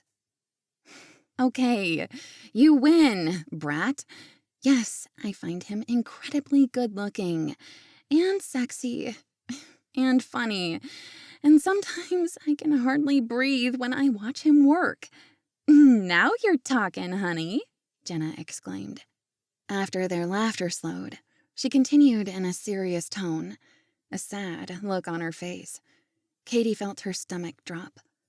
Now you're making me nervous. Don't be. But it's a sad story that affected Marcus horribly. Knowing that you and Marcus were going to be spending time together this weekend, Logan said that it was perfectly fine if I shared the basics with you. Thanks. I certainly don't want anyone sharing confidences or secrets. Jenna shook her head. It's not. So, here goes. Marcus was dating that woman. Her name is Shelley Woods. They met on a helicopter trip over volcanoes in Kauai, Hawaii. They were together for 3 years, madly in love. He retired from the Navy because she wouldn't marry him if he were overseas most of the time. She said she'd worry about him so much she'd be sick. He finally relented and retired so they could get married and start a family. Caitey gulped, and her throat tightened. Marcus had been married before. Is he still married? She asked in a low voice. Is that why he acts a little uncomfortable with me? Or recently divorced and worried I'll come on to him? Neither, Jenna stated firmly. Turns out, Miss Shelley Woods was working a con on an innocent military member. A con? What? How? She pretended to be a lonely young widow who was destitute. She poured on the charm, the seduction, and a big, detailed sob story. She lied and said she was widowed so Marcus couldn't look up a potential ex-husband. Records are pretty easy to find, though. She told him she'd been living in Turkey with her pretend husband, who was also in the military, and the records were impossible to track down. She had the military spouse lingo down pat. Turns out she had a best friend who was a military spouse and worked as the ombudsman on a naval ship. Caitey couldn't believe what she was hearing. Her stomach felt sick. The wedding was all planned. A honeymoon to Bali all paid for. Marcus had booked a house on a private beach, their own staff, a chef, housekeepers. He got her a giant 3-carat diamond, which she drooled over like a teenager. They joined bank accounts and were about to purchase a home together. Jenna trailed off, and Caitey blurted, "Don't stop now. What happened? You have me on the edge of my seat."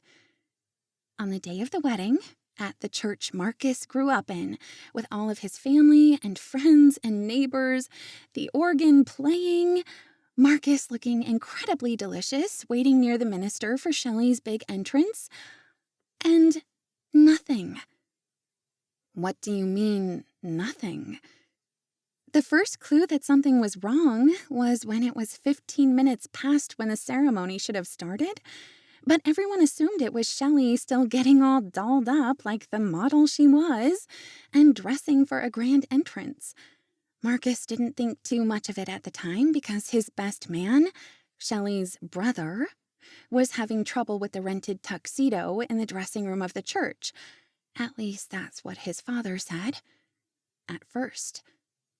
I'm dying of curiosity and dreading the worst, Caitey whispered, eyes glued on Jenna's face. Well, Shelley was what they call a no-show bride. Caitey blinked, trying to take in what she was saying. She left him at the altar? Yep. Was it the best man who came out to tell him the news?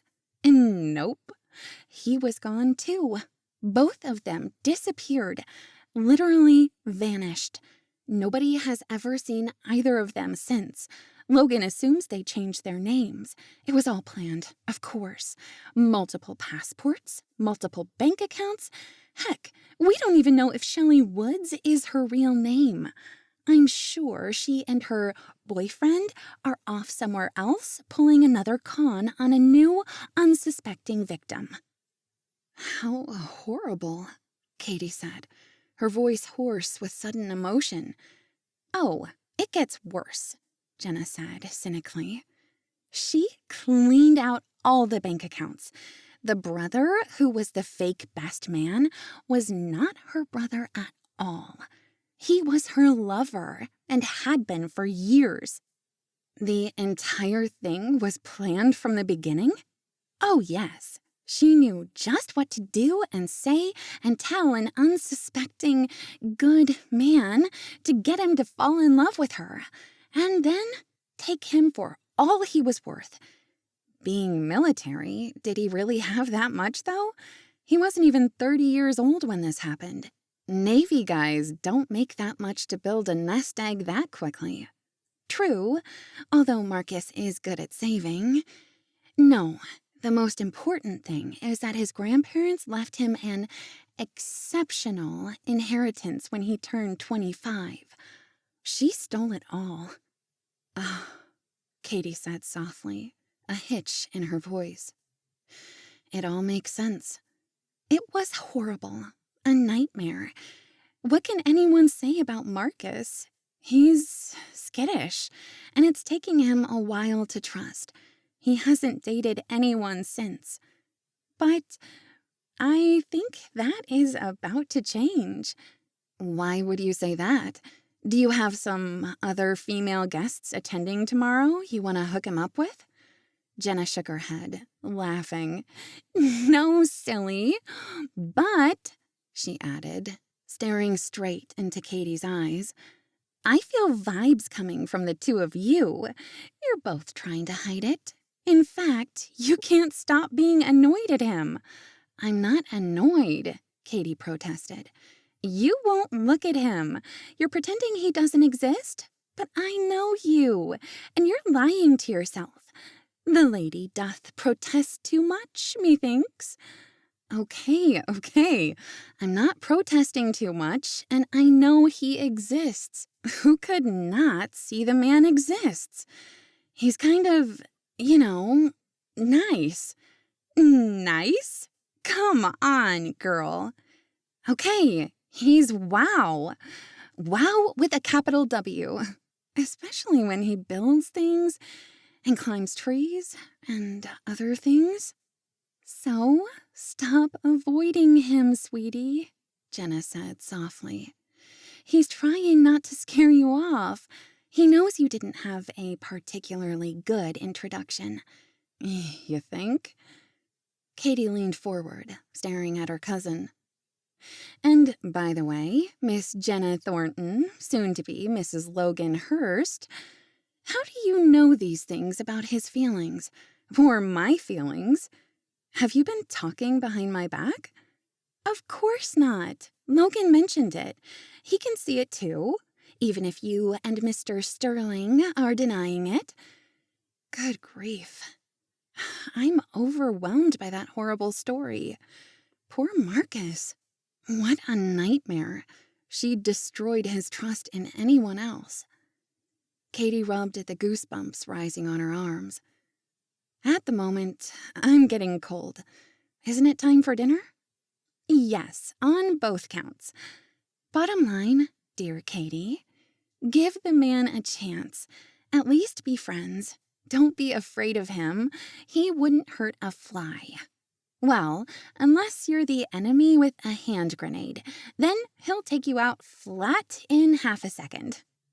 Caitey smiled, shaking her head at Jenna's dramatic words. I promise I won't avoid him any longer. Thank you. He deserves a nice girl like you. Now, tomorrow, after the ceremony and dinner, I want to put music on, roll up the carpets, and dance. And then Logan and I will disappear into the sunset. I've dreamed about the bride and groom dance since I saw it on TV as a kid. Some wedding show I can't even remember now. But that romantic dance stuck in my head. And you shall have it, Caitey assured her. Thank you, Jenna said softly. By the way, when does your parents' flight arrive? Mom flew in from Portugal yesterday, but the best flight was into San Francisco after a plane transfer in Atlanta. She's hanging out in San Francisco for tonight to adjust to the jet lag and waiting for my dad's flight to come in late tonight. So tomorrow they'll catch an early flight to LAX. They should be here by mid to late morning, just in time. Of course, the wedding isn't until 5 o'clock, so it works out great. Perfect, Jenna said, bouncing in her seat. How do they like their ambassadorship in Portugal? It's so wild to me that your father is a diplomat. Maybe he can give us the latest scoop on international relations and all the gossip. Caitey laughed at that. Yeah, right. It's all pretty boring. He and Mom go to lots of parties and state dinners, but Dad's days are filled with meetings upon meetings. Not very glamorous. I can't wait to travel with Logan. We have so many dream trips on our bucket list. Bucket lists are for retirement, Jenna sighed. True, but why wait until you have arthritis? Oh, I can't believe it's happening. My dream wedding to the man of my dreams is coming true in only 24 hours. Laughing at her, Caitey rose from the stone bench. It struck her that she was chilled to the bone. Her entire back end was like ice. When she and Jenna dashed for the back door, Caitey swore she spotted a shadowed outline of a tall male figure retreating from the window. The window had been cracked a few inches, but whoever had been standing there shut it and pulled the drapes closed. She was positive it was Marcus. Had he heard their conversation about his sad love story? Caitey was still shocked that the man had gone through something so horrible and tragic. No wonder he was awkward around other women. After such a betrayal, a person could hardly trust anyone quickly again. It would take some time. A lot of time. But she certainly didn't want him thinking they were gossiping about him or the horrible things he'd gone through. His past trauma just made Caitey want to comfort him, to sympathize. And, yes, she wanted to be in his arms too.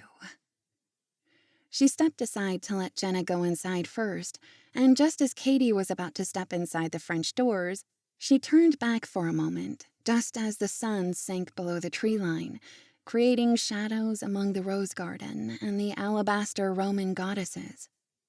The air was so quiet and peaceful, as if she were somewhere quite magical. But before she reached the back door, Caitey swore a tiny white snowflake hit her nose. A snowflake? That was impossible. This perfect fall weather was supposed to last for 3 more weeks. Caitey told herself that it was just a tiny flake falling from a stray cloud. Even if it rained a little, the garden would smell fresh and lovely, and the small storm would be over by morning. At the moment, only the carpets and chairs were set up. The padded seat covers still had to be attached, the archway decorated, and the candles lit. There was plenty of time to wipe down damp chairs and let things dry out before the afternoon. No, Caitey would not let a light rain shower spoil this wedding. Optimism was the name of the game. This wedding was going to be spectacular. The most significant gift she could give to Jenna and Logan, her cousin's true love. Chapter 13. Marcus. Marcus had gone to sleep, listening to the patter of light raindrops against the window pane in his bedroom. The soft, soothing sound reminded him of the times when he was a newly enlisted Navy grunt before he began his SEAL training and had to teach himself to sleep on a ship in any weather or any noise. Now, the sound of a banging fist nearly took down his bedroom door. Or was that part of the dream he was having about Caitey Belgrave? Now, where did that come from? He had to admit that he found her extremely attractive, kind and sweet, although sometimes distant. Marcus determined he needed to find out why. His eyes always lingered on her perfect figure, those fantastic legs, and the elegant way she walked. Those lips, her lips. That mouth of hers needed kissing, badly. But only by him, of course, he mused selfishly. The banging on his door startled his sleep again, just like his commander used to do, barging in and yanking him out from under the warm blanket. Marcus, wake up! Instantly, he jerked awake. The fantastic dream about Caitey fled. The bedroom was still in shadow, the curtains pulled across the windows. Where was he? What time was it? Unfortunately, he couldn't see the clock through his blurry eyes. Man, he hated that disoriented feeling whenever he woke up in a new place, especially when rudely awoken. Marcus got up on one elbow, shaking sleep from his eyes, then dropped back to his pillow again, running both hands through his hair. He used to dream about Shelley, but those were nightmares after she robbed him and disappeared into the ether with her con man. Good riddance. Even if it had hurt more than he'd imagined, love had turned to hate. The deceit was hard to get over, and even more complicated trying to understand why. Logan gave him a year to mope, then started his weekly ritual of bugging him to ask someone new on a date. He had not been enthusiastic for a long time. Having the rug pulled out from underneath you, having your life, your heart, and your savings ripped into shreds was an intense thing to come back from. He was a zombie for months in the land of the living. Then, one day, he finally grew sick of his lazy, unmotivated, unshaven self, with the help of Logan, who'd given him more than a few yanks around the neck, and slowly returned to the real world. Marcus, you in there? Logan said, through the closed bedroom door, a little gruff. Can you hear me? He jerked to a sitting position, staring at the clock on the bedside table, which read a few minutes after 9. Wow, he never slept this late, not even on vacation. The dream hovered, and Marcus was desperate to drop back into sleep. Caitey was beautiful, sexy, and had a great smile when she wasn't so worried about the wedding. He imagined her drifting through the ceiling like an angel, her hair billowing around her shoulders, hovering over him until she sank into his arms, where he held her close and their bodies fit perfectly together. Hey, is that the actual time? He finally asked, when Logan stopped pounding on the door and entered the room, hands on his hips. Get your derriere in gear, sailor. We got work to do. Yeah, Logan added, picking up a pillow from the floor and throwing it at his face. It's kind of a big day, you doofus. My wedding day. Wedding? That jerked Marcus into action. He sat up and pushed off the blankets. Why didn't you wake me up sooner? Marcus's consciousness finally came fully into focus. You have a goofy smile on your face, sailor, Logan said with a laugh. It's my wedding day, not yours. When Marcus growled at him, his friend quickly apologized. Sorry, I didn't mean it like that. I know it's still a sore point. You'd think it wouldn't be such a tender spot after 4 years. And it isn't. My hurt turned to hate, followed by ambivalence, and then anger for being so taken in by her. Quit blaming yourself, Logan chided. But someone put that smile on your face. Might it be Jenna's cousin, our cute and flustered wedding planner? Mind your own business, Marcus said, trying not to laugh. If you want to make a move, now is the time before she leaves tomorrow. Well, after the ceremony, when Jenna and I are safely on our honeymoon. But we've got a big problem right now. Marcus sat up, pushing the blankets away. He was on duty now. The old training kicked in, but Logan's following words almost knocked him off his feet. Hey, I'll check all the cameras right away. I saw the wedding announcement on the local news, and we might get gawkers. No gawkers this morning. Huh? How can you be so sure? Because there's 3 feet of snow out there. Snow? But I heard rain right after midnight. Temps dropped from 60 to 30, and that rain turned to snow. It's been coming down like a blizzard for about 6 hours. We're all on shovel duty. Guests will start arriving soon after 5 for the 6 o'clock ceremony. Marcus rubbed at his jawline, still trying to shake himself fully awake. He didn't admit it to Logan, but of course he had been dreaming of Caitey. And it was a very nice dream. She was serving him hot cocoa, loaded with whipped cream, and they were sharing sips from the supersized mug at the Coffee Loft. But for now, he needed to focus. He cleared his throat. So, we need to clear the entrance road and the driveway.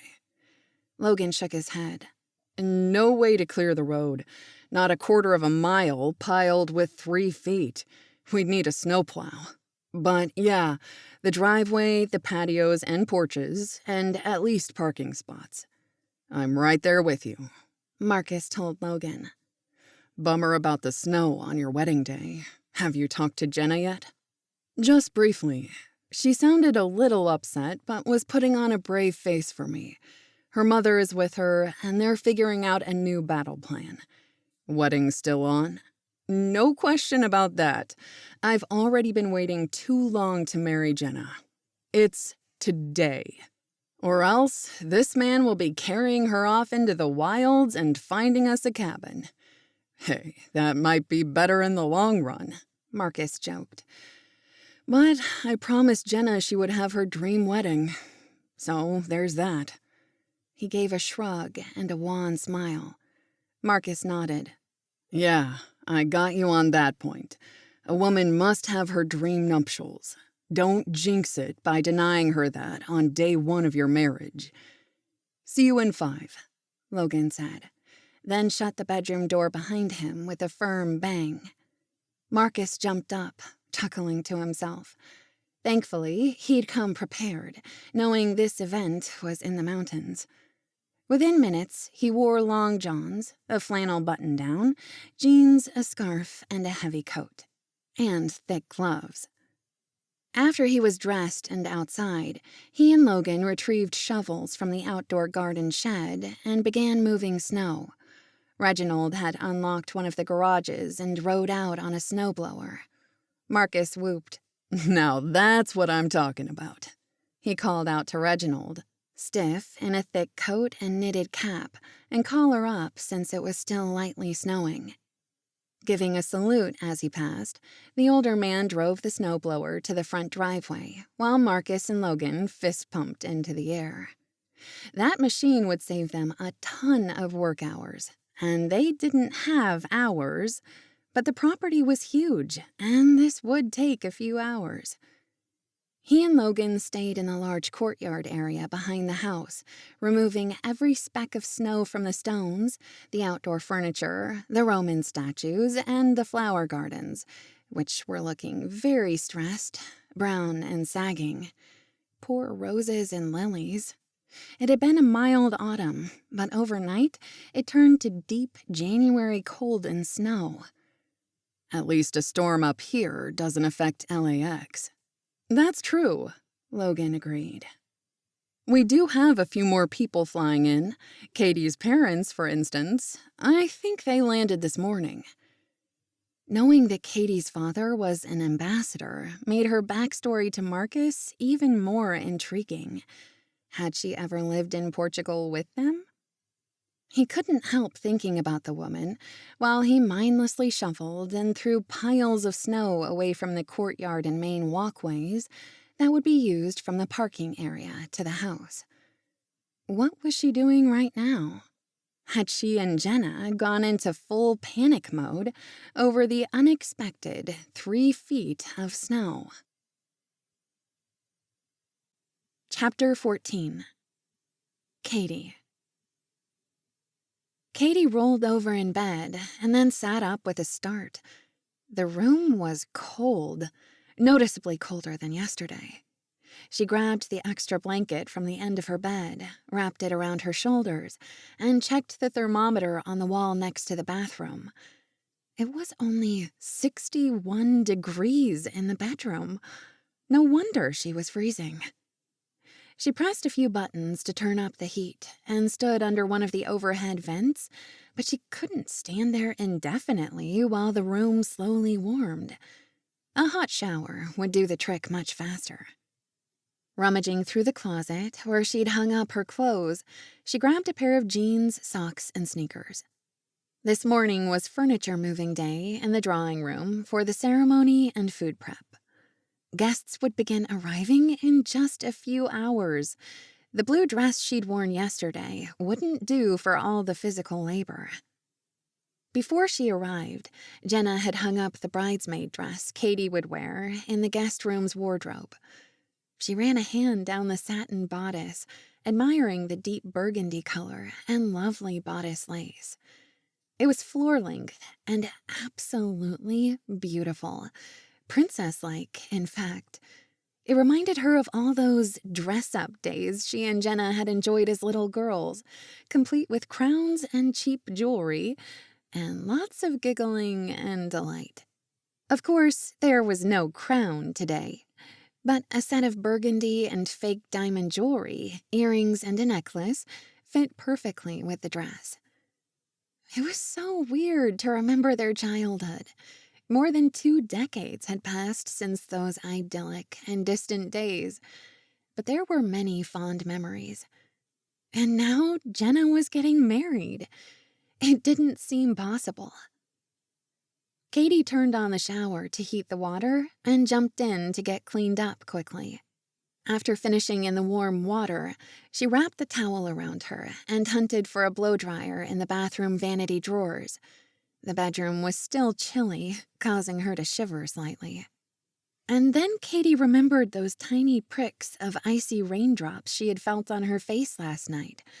Striding across the room, she yanked back the curtains from the picture window. The sight in front of her eyes revealed a cold, cloudy, foggy day without a speck of sunlight.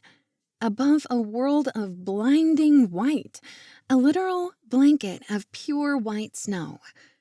Snow. Snow? How did that happen? Yesterday was so lovely. Jenna was supposed to have the perfect autumn wedding, not a winter one.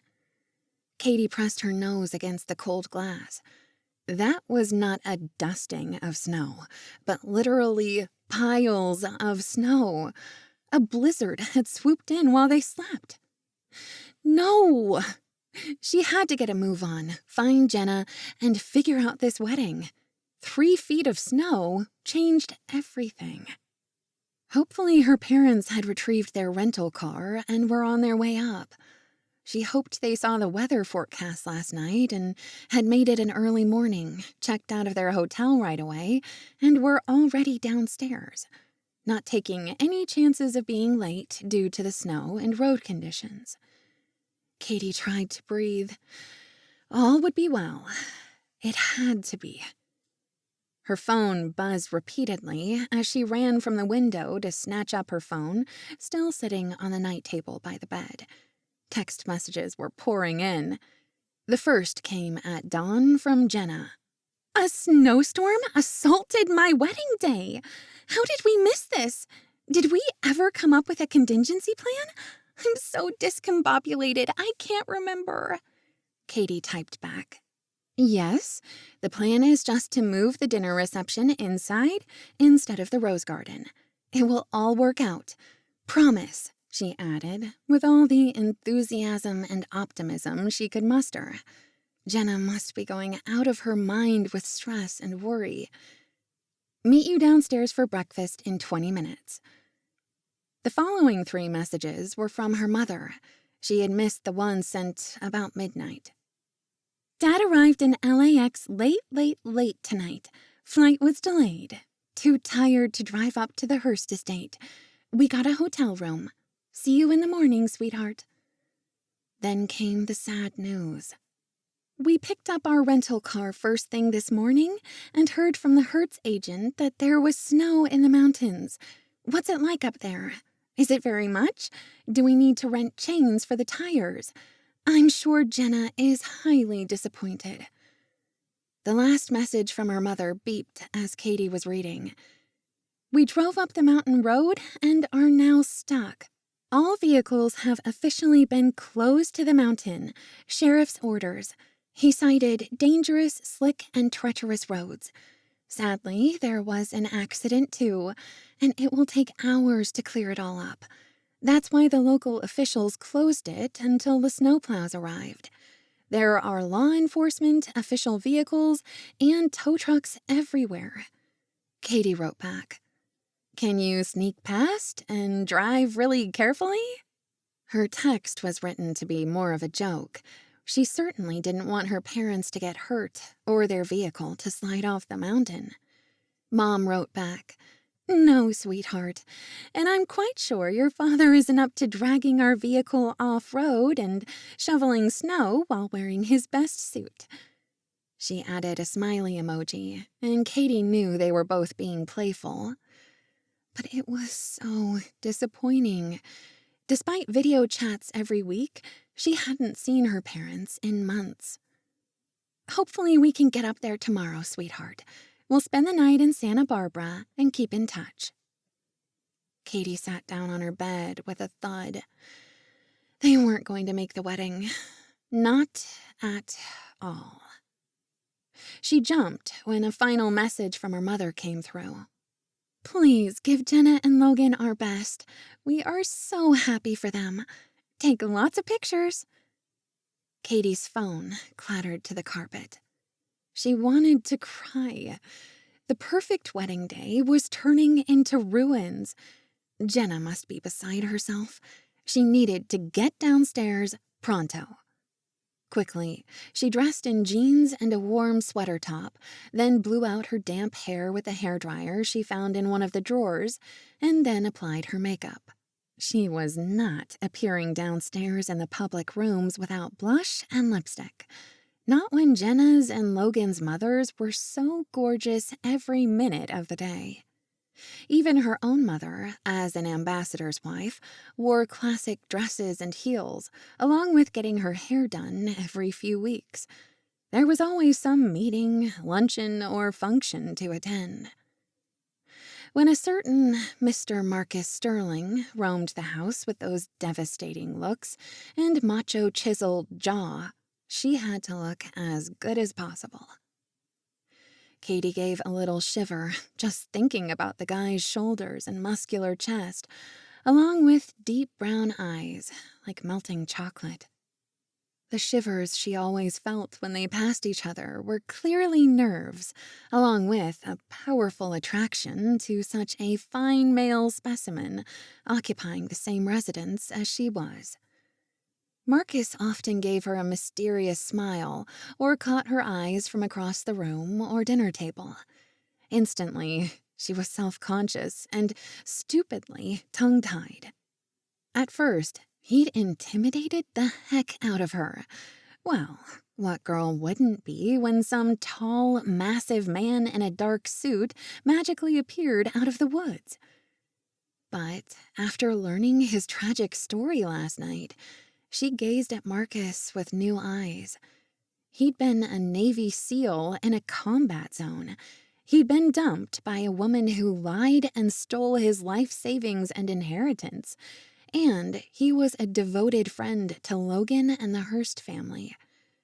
Maybe she needed to give him a second chance and stop avoiding him.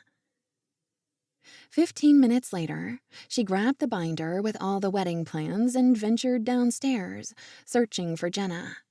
But she didn't need to go far. Jenna appeared at the foot of the curved staircase and launched herself into Caitey's arms. "I don't know whether to laugh or cry," she said in a quivery voice. Caitey hugged her hard. "It's a shock we never expected, but we'll sit down and figure this out. However, can I get breakfast first? For some reason, I'm starving." "It's the wintry weather. Come with me," Jenna said, pulling her arm toward the kitchen. "Gus has breakfast on the dining room sideboard, just like in Downton Abbey." Caitey laughed at the eggs, bacon, toasted bagels, fruit, and 3 different kinds of juice. Wow, this is amazing. How does the man have time? Especially with the wedding dinner to prep for. Gus appeared through the swinging double doors, a big smile on his cheerful face. He tapped the side of his head, and the smile turned into a big grin. The secret is detailed planning. I've been getting ready for this week for 2 months. Sit down and eat to have energy for the rest of the day. It's going to be a big one. "I still have to fit into my wedding dress later today, Mr. Gus," Jenna chided. My food is magical. Everything will fit, I promise. Jenna gave him a saucy look, lifting one eyebrow. "I'm going to hold you to it." She and Jenna had just finished eating the delicious breakfast when Jenna suddenly let out a soft shriek and ducked under the heavy mahogany table. Caitey lifted the tablecloth. "What are you doing?" "I hear Logan's voice coming in the back door. He can't see me until the ceremony. It's bad luck." "Oh, right, yes. The groom can't see the bride. Terrible luck." As if the snow wasn't bad luck enough. But Caitey didn't say that part out loud. She didn't want Jenna to go full throttle hysterical. Jenna hissed, "Think I can crawl out of here and back upstairs without being seen?" "No," Caitey said, matter-of-factly. "They might head down the main hallway while you run up the staircase." "What do I—" Caitey cut her off. "Stay under there, and I'll head the guys off." "Good idea." "Now, shh." Caitey jumped and swung back through the kitchen door just as Logan and Marcus entered the mudroom to hang up their jackets and take off their boots. Snow fell off every square inch of them. Sorry for the mess, Gus, Logan called out.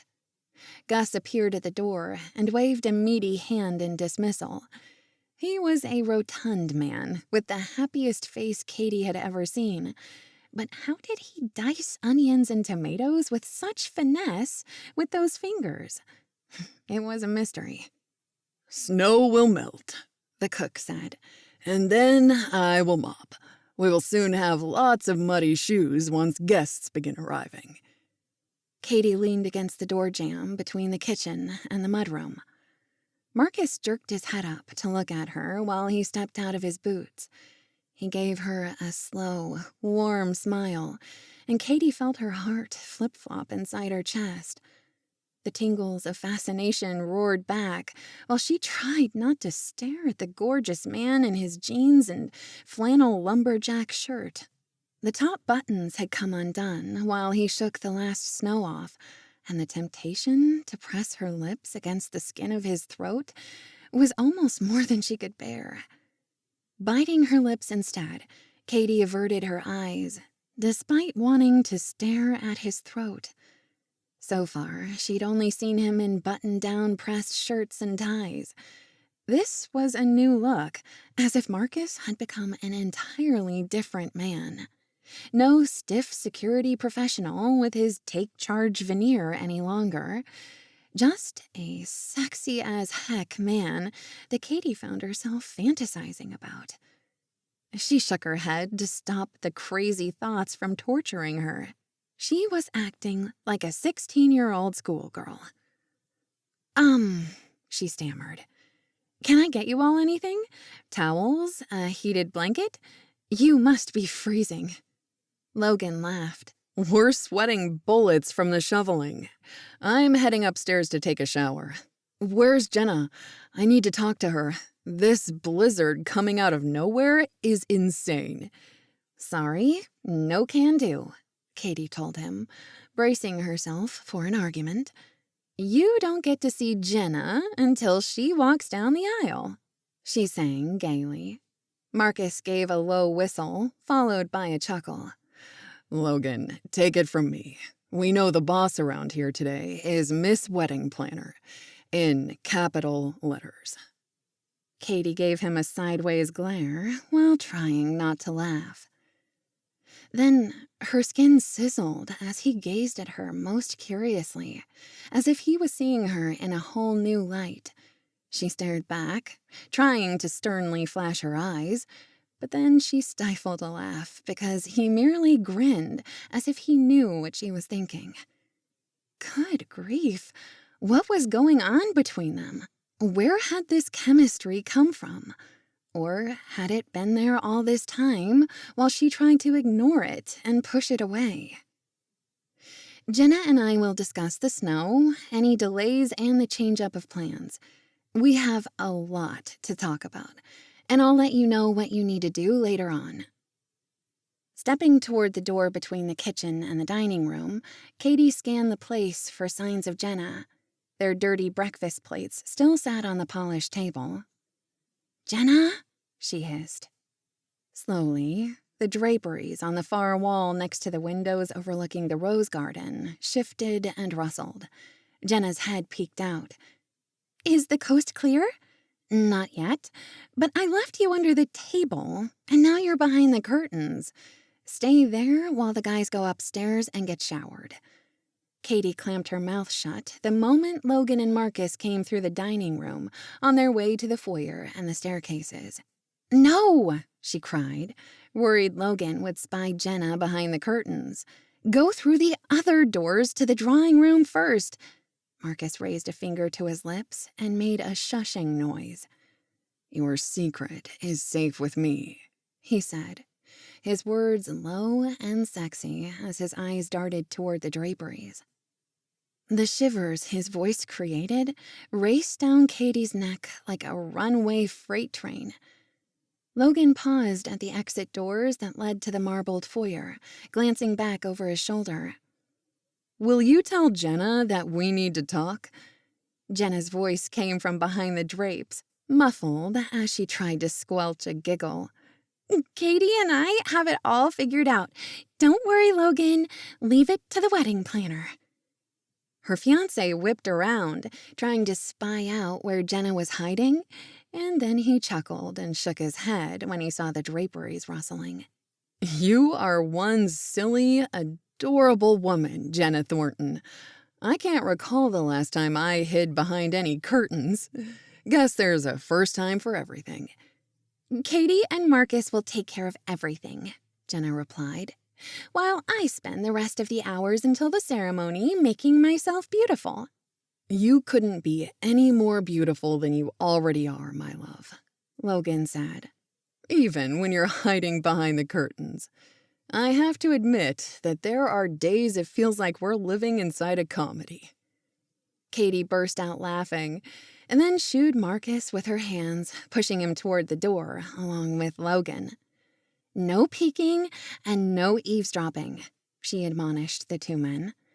It's girl time now, but I do have to ask, did you also shovel the front walks and porch and vestibule in front of the house?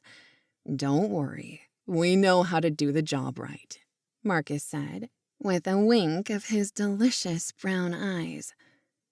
Caitey widened her eyes at him, trying to hide the jump in her stomach, then firmly shut the doors behind the two men. Blowing out breath, she turned to Jenna and lifted an eyebrow. Okay, my dear cousin, sit down and let's talk, girl. Chapter 15. Caitey. Jenna parted the drapes, pushing her hair from her eyes. What was all that about, girlfriend? Did I detect some high-level flirting with one Marcus Stirling, intelligence specialist, Navy SEAL dude, and best friend of my groom? Caitey flipped her hair over one shoulder and batted her eyelashes. I have no idea what you're talking about. Right now, I'm pulling out my lists and we're figuring out your wedding. She reached for the binder where she'd been keeping all her wedding notes and sat down in one of the high-back chairs. I do have a lot of questions and worries, Jenna said. I've been trying to hide it, but good grief, I hope my guests can drive up here okay this afternoon. They're probably plowing the road as we speak. Caitey braced herself and chewed on her lip. I have fresh intel on that. You sound like Marcus, Jenna accused playfully. I think he's rubbing off on you. Caitey saluted, laughing at the reference to the Navy SEAL, but moments later, her cousin's eyes filled with fresh tears. My dream wedding is ruined, she said, her voice quivering. Caitey grabbed her hand. No, it's not. We have everything we need to make it beautiful. So first, here's the sad news. Jenna immediately forgot about herself. Have you heard from your parents yet? Did they make their flights? Yes, I got a flurry of text messages this morning from my mother. They got in from San Francisco last night and stayed at a hotel because it was so late.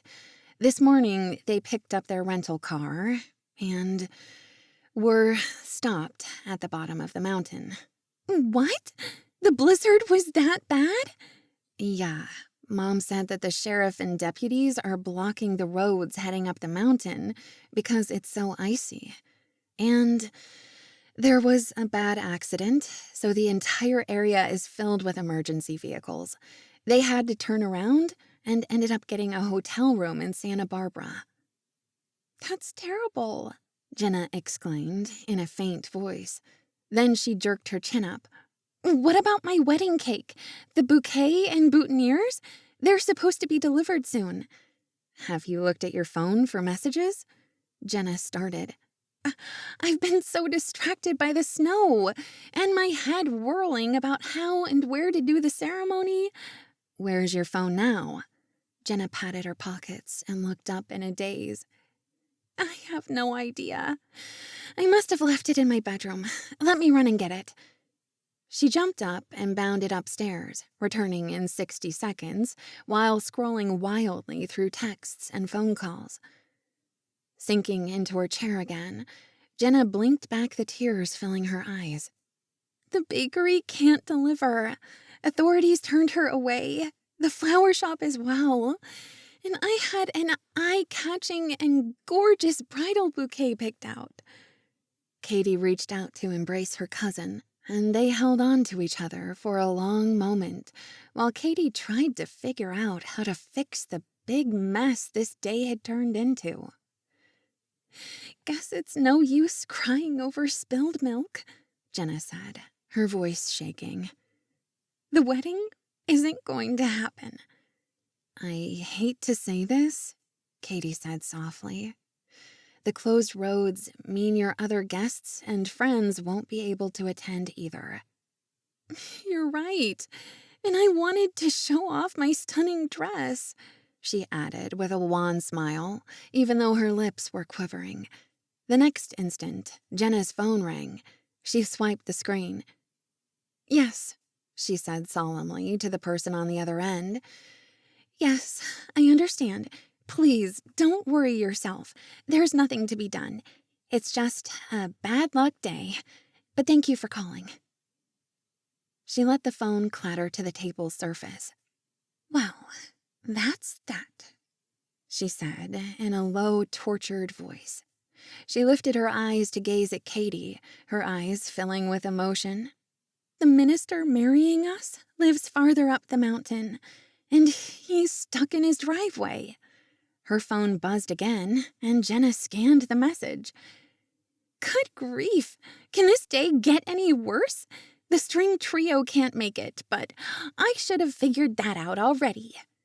"We'll play the wedding march on the stereo," Caitey told her. "Or Queen, Barry Manilow, the Beach Boys," she added, trying to elicit a smile from her cousin.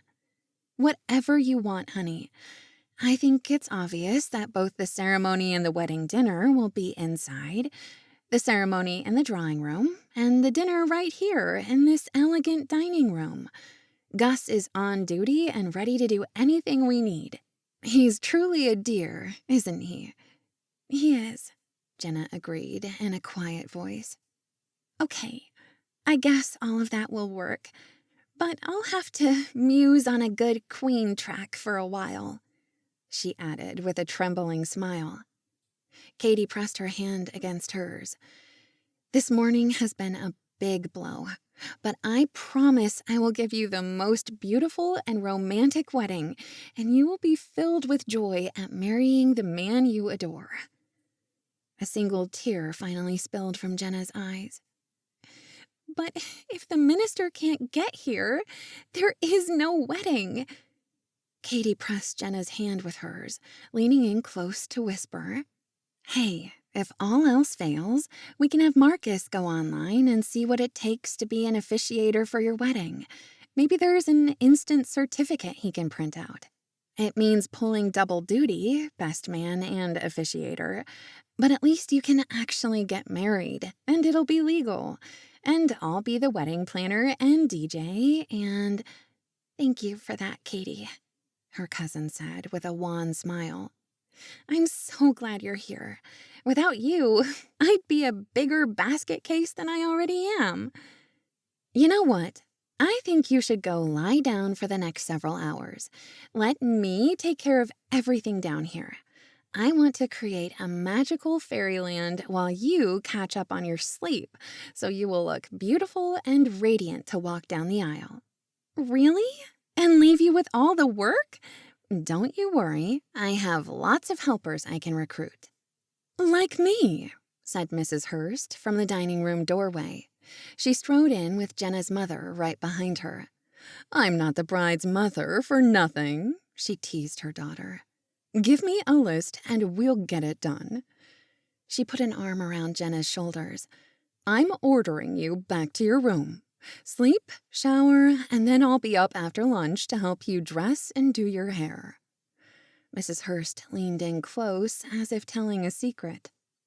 "Did you know that when I was 18, I went to beauty school? Although I only did hair and nails for a couple of years before meeting the love of my life. Ever since, Logan's father has been traveling for work and moving around the globe while I trotted after him, having the time of my life going to all the places I'd always dreamed of, and jumping into charity work. But I haven't lost my touch." Jenna's eyes widened in surprise. "That means you—" "Exactly," Mrs. Hearst said with a big smile lighting up her face. "I will do your makeup, hair, and nails today since we can't get down the mountain to the salon. The roads might not be open until tomorrow, if then." Jenna's jaw dropped, and she let out a small cry. "That means I must cancel our honeymoon suite at the bed and breakfast inn for tonight." "Nope," Caitey told her. "You aren't doing anything but being the bride today. Logan will cancel it and rebook after the roads are plowed. But what about tonight? It's our wedding night. We can't stay here at the house with everyone else? Jenna's voice trailed off. Aunt Vicky dropped a kiss on top of her daughter's hair. Your new mother-in-law and I have already thought about that, and we have a plan. Mr. Hearst strolled into the dining room, looking for lunch. He scanned the women's faces when they all turned to look at him with frowns. Am I in the doghouse? You all look flustered, or angry, or... His wife slipped an arm through his. You do know that the roads are blocked, don't you, dear? This means no wedding guests, flowers, cake, or honeymoon suite. Her husband's eyes widened. True. It's quite disappointing after all the hard work. I'm so sorry, Jenna.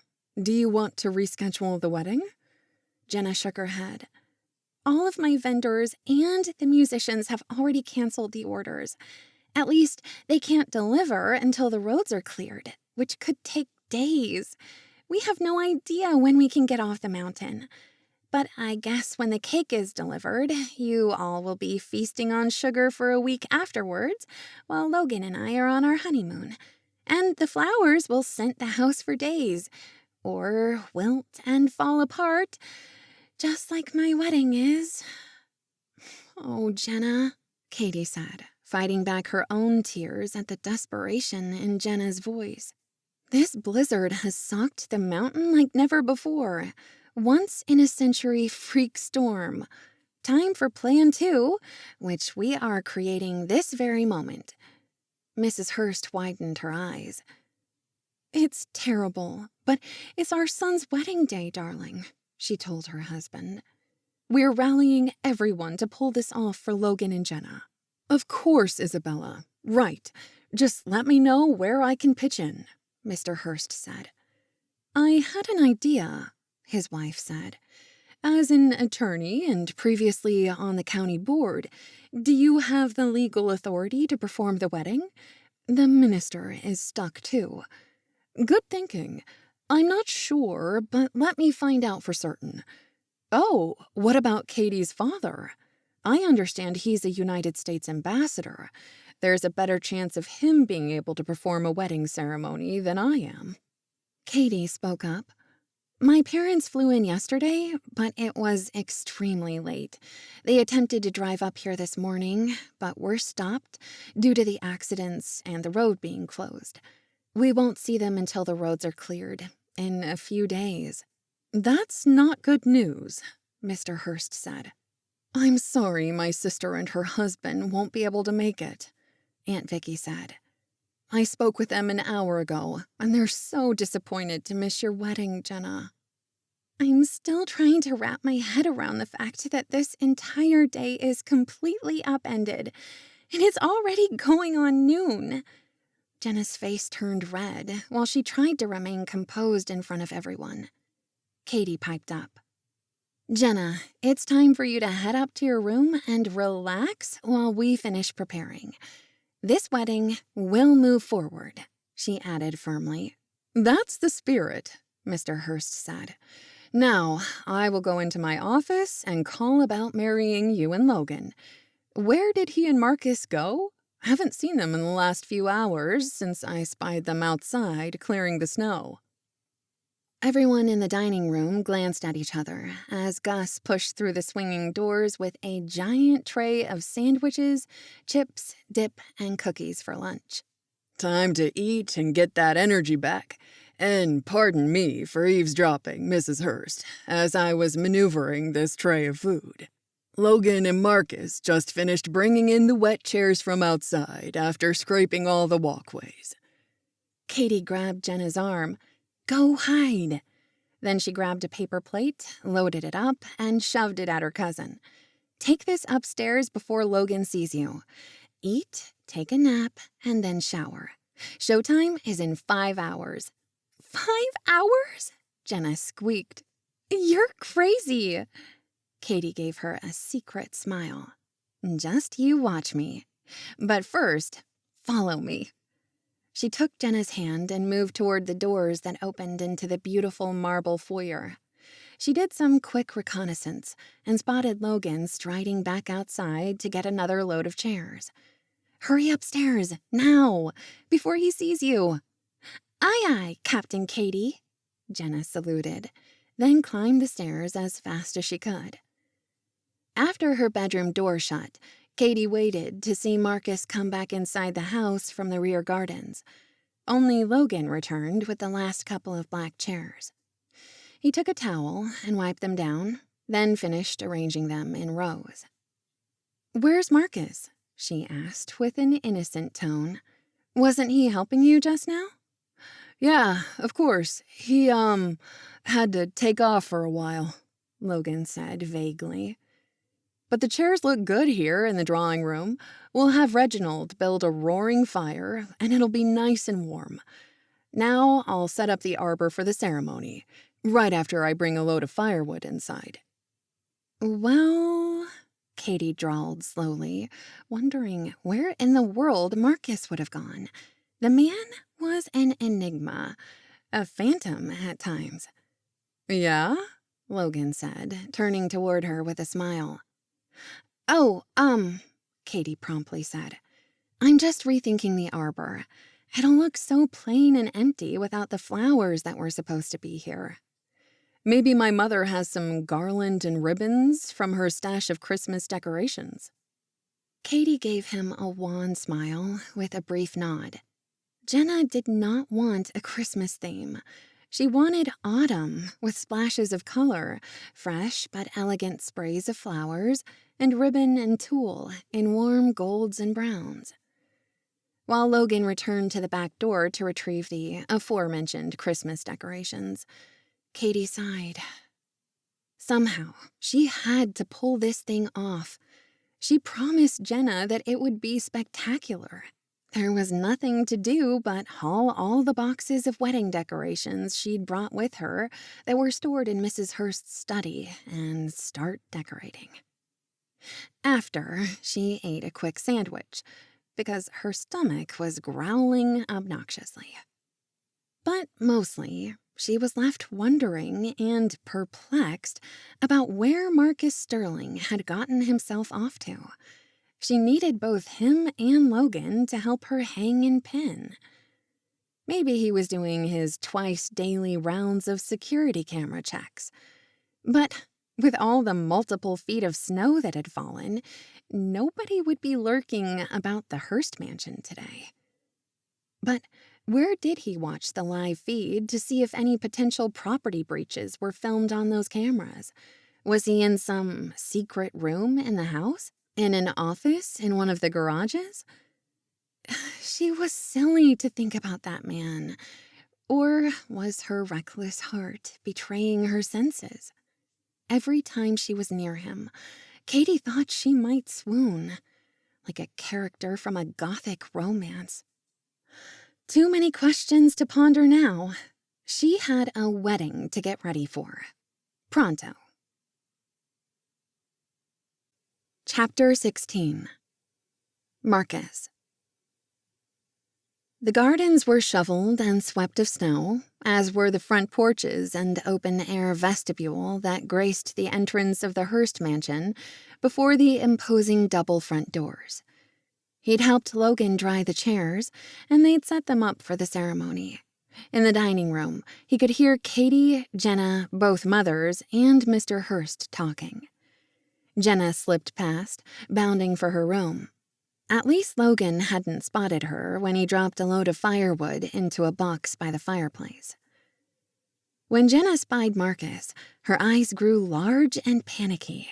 She motioned to Marcus to stay quiet, then put a hand to her throat and sliced across it in a simulated fatal gesture.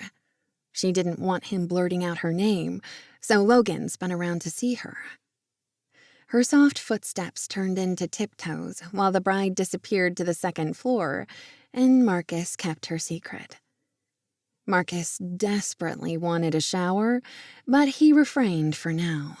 He had 2 more errands to run, secret errands, He left a note for Logan and hauled on his coat, hat, heavy gloves, and boots, thankful he'd packed a pair of long johns, too. He had a trip down the mountain to make and a deadline of only 5 hours. He couldn't wait to see Caitey's face upon his return. Chapter 17. Caitey. Caitey stood back to admire her handiwork. The elegant cylinder glass tubes sat along the entire aisle of the chairs. She was glad Logan and Marcus had placed the arched arbor in front of the fireplace.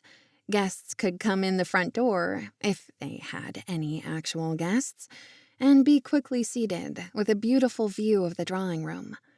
Maggie had polished the grand piano.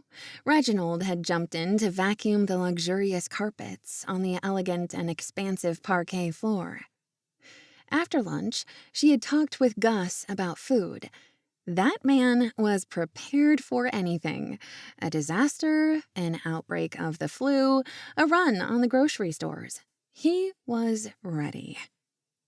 Caitey could smell the sweet and warm aroma of the wedding cake Gus had just taken out of the oven. 3 perfectly baked layers. And now he was creating his special homemade frosting. When he'd shown Caitey his past decorating photos, she knew he was a master at just about everything in the kitchen. The cake was going to be magnificent. Since 2 deep freezers were in the large pantry, he'd pulled out 15 filet mignon steaks when he heard about the caterer being stuck in Santa Barbara. He planned to create a beautiful spinach salad with all the trimmings and some hot vegetable dishes topped off by his famous homemade dinner rolls. Caitey unwrapped the boxes filled with tall red and white candles and began placing them inside the glass cylinders. She would light them just before the ceremony began. She still had the linens to place on the backs of the chairs and the yards and yards of ribbon she'd brought. She added a centerpiece on top of a lace drapery on the grand piano. Then Mrs. Hearst showed her how to use their in-house stereo system. Everything was digital, and the massive music collection was set up so she could choose a song with the press of a button. All she needed to know was Jenna's choice, although she had selected a few love songs to play as guests were arriving. She needed to stop thinking about guests arriving. Nobody was going to make it up the mountain by dusk, that was for sure. Maybe she should have set it up for fewer people, so it didn't look so empty when the ceremony was performed.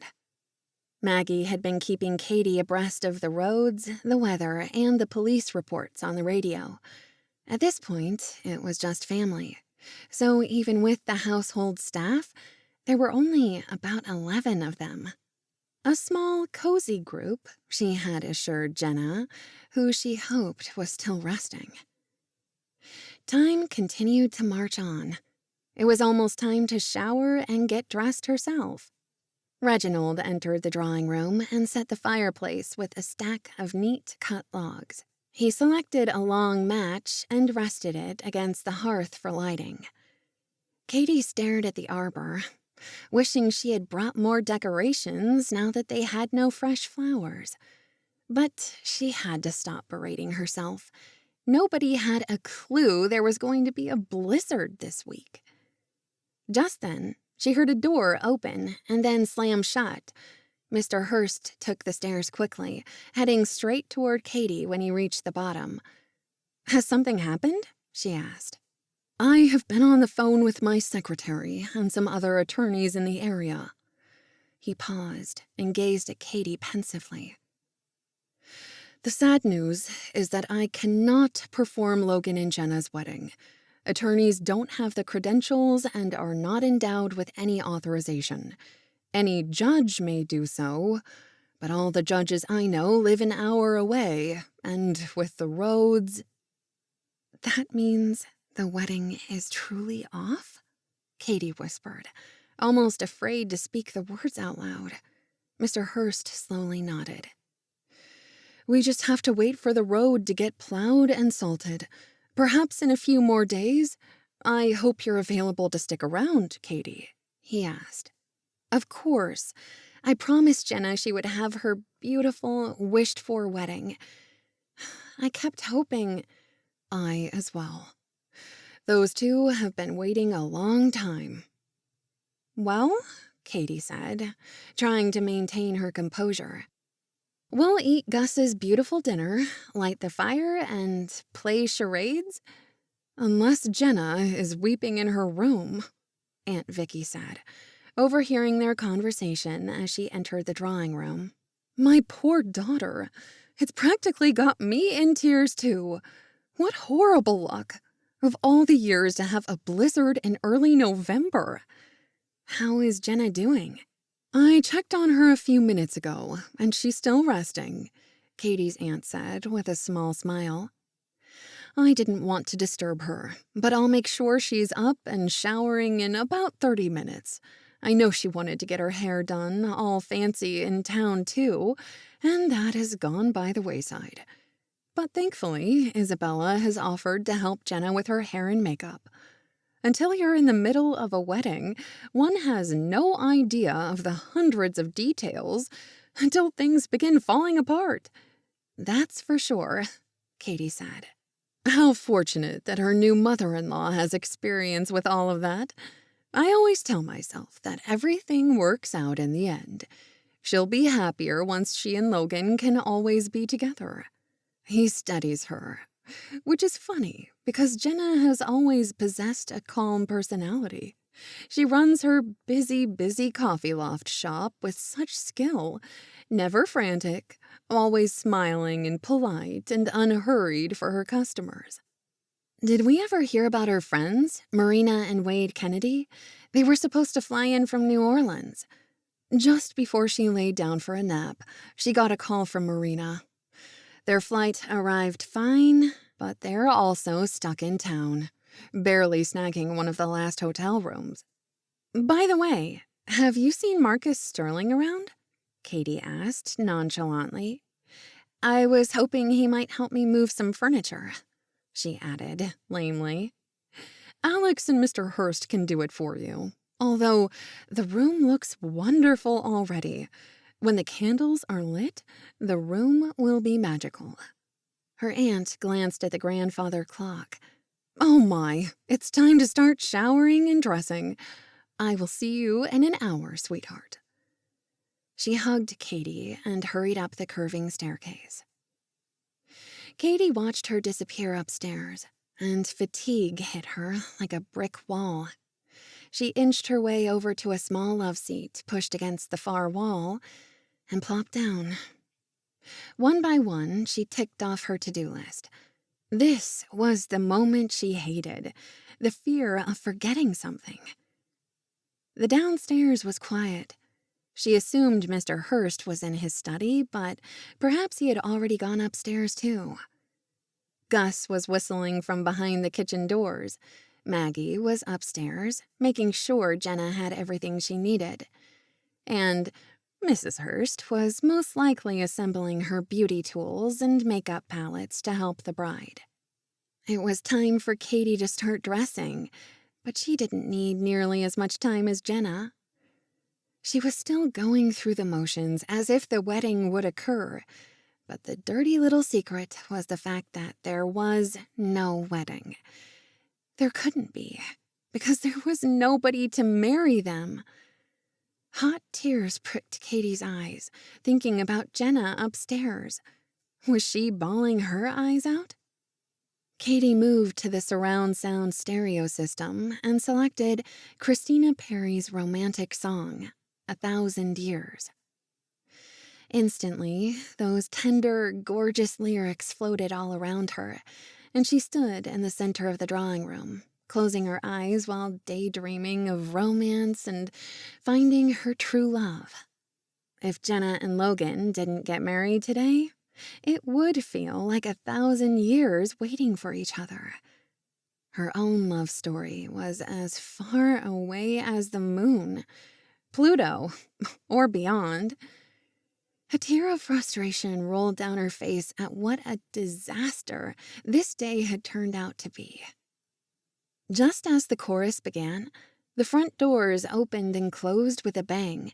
Startled, Caitey jerked her head up. Freezing air swirled inside, crawling up her legs while goosebumps broke out.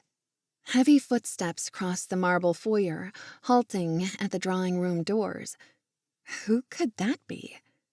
Just as she was about to call out, Marcus appeared in the doorway, taking off his shoes so that he didn't muddy the carpet. He wore so many layers of clothing that he looked like a round snowman. "Marcus?" she spluttered. "Where did you come from?"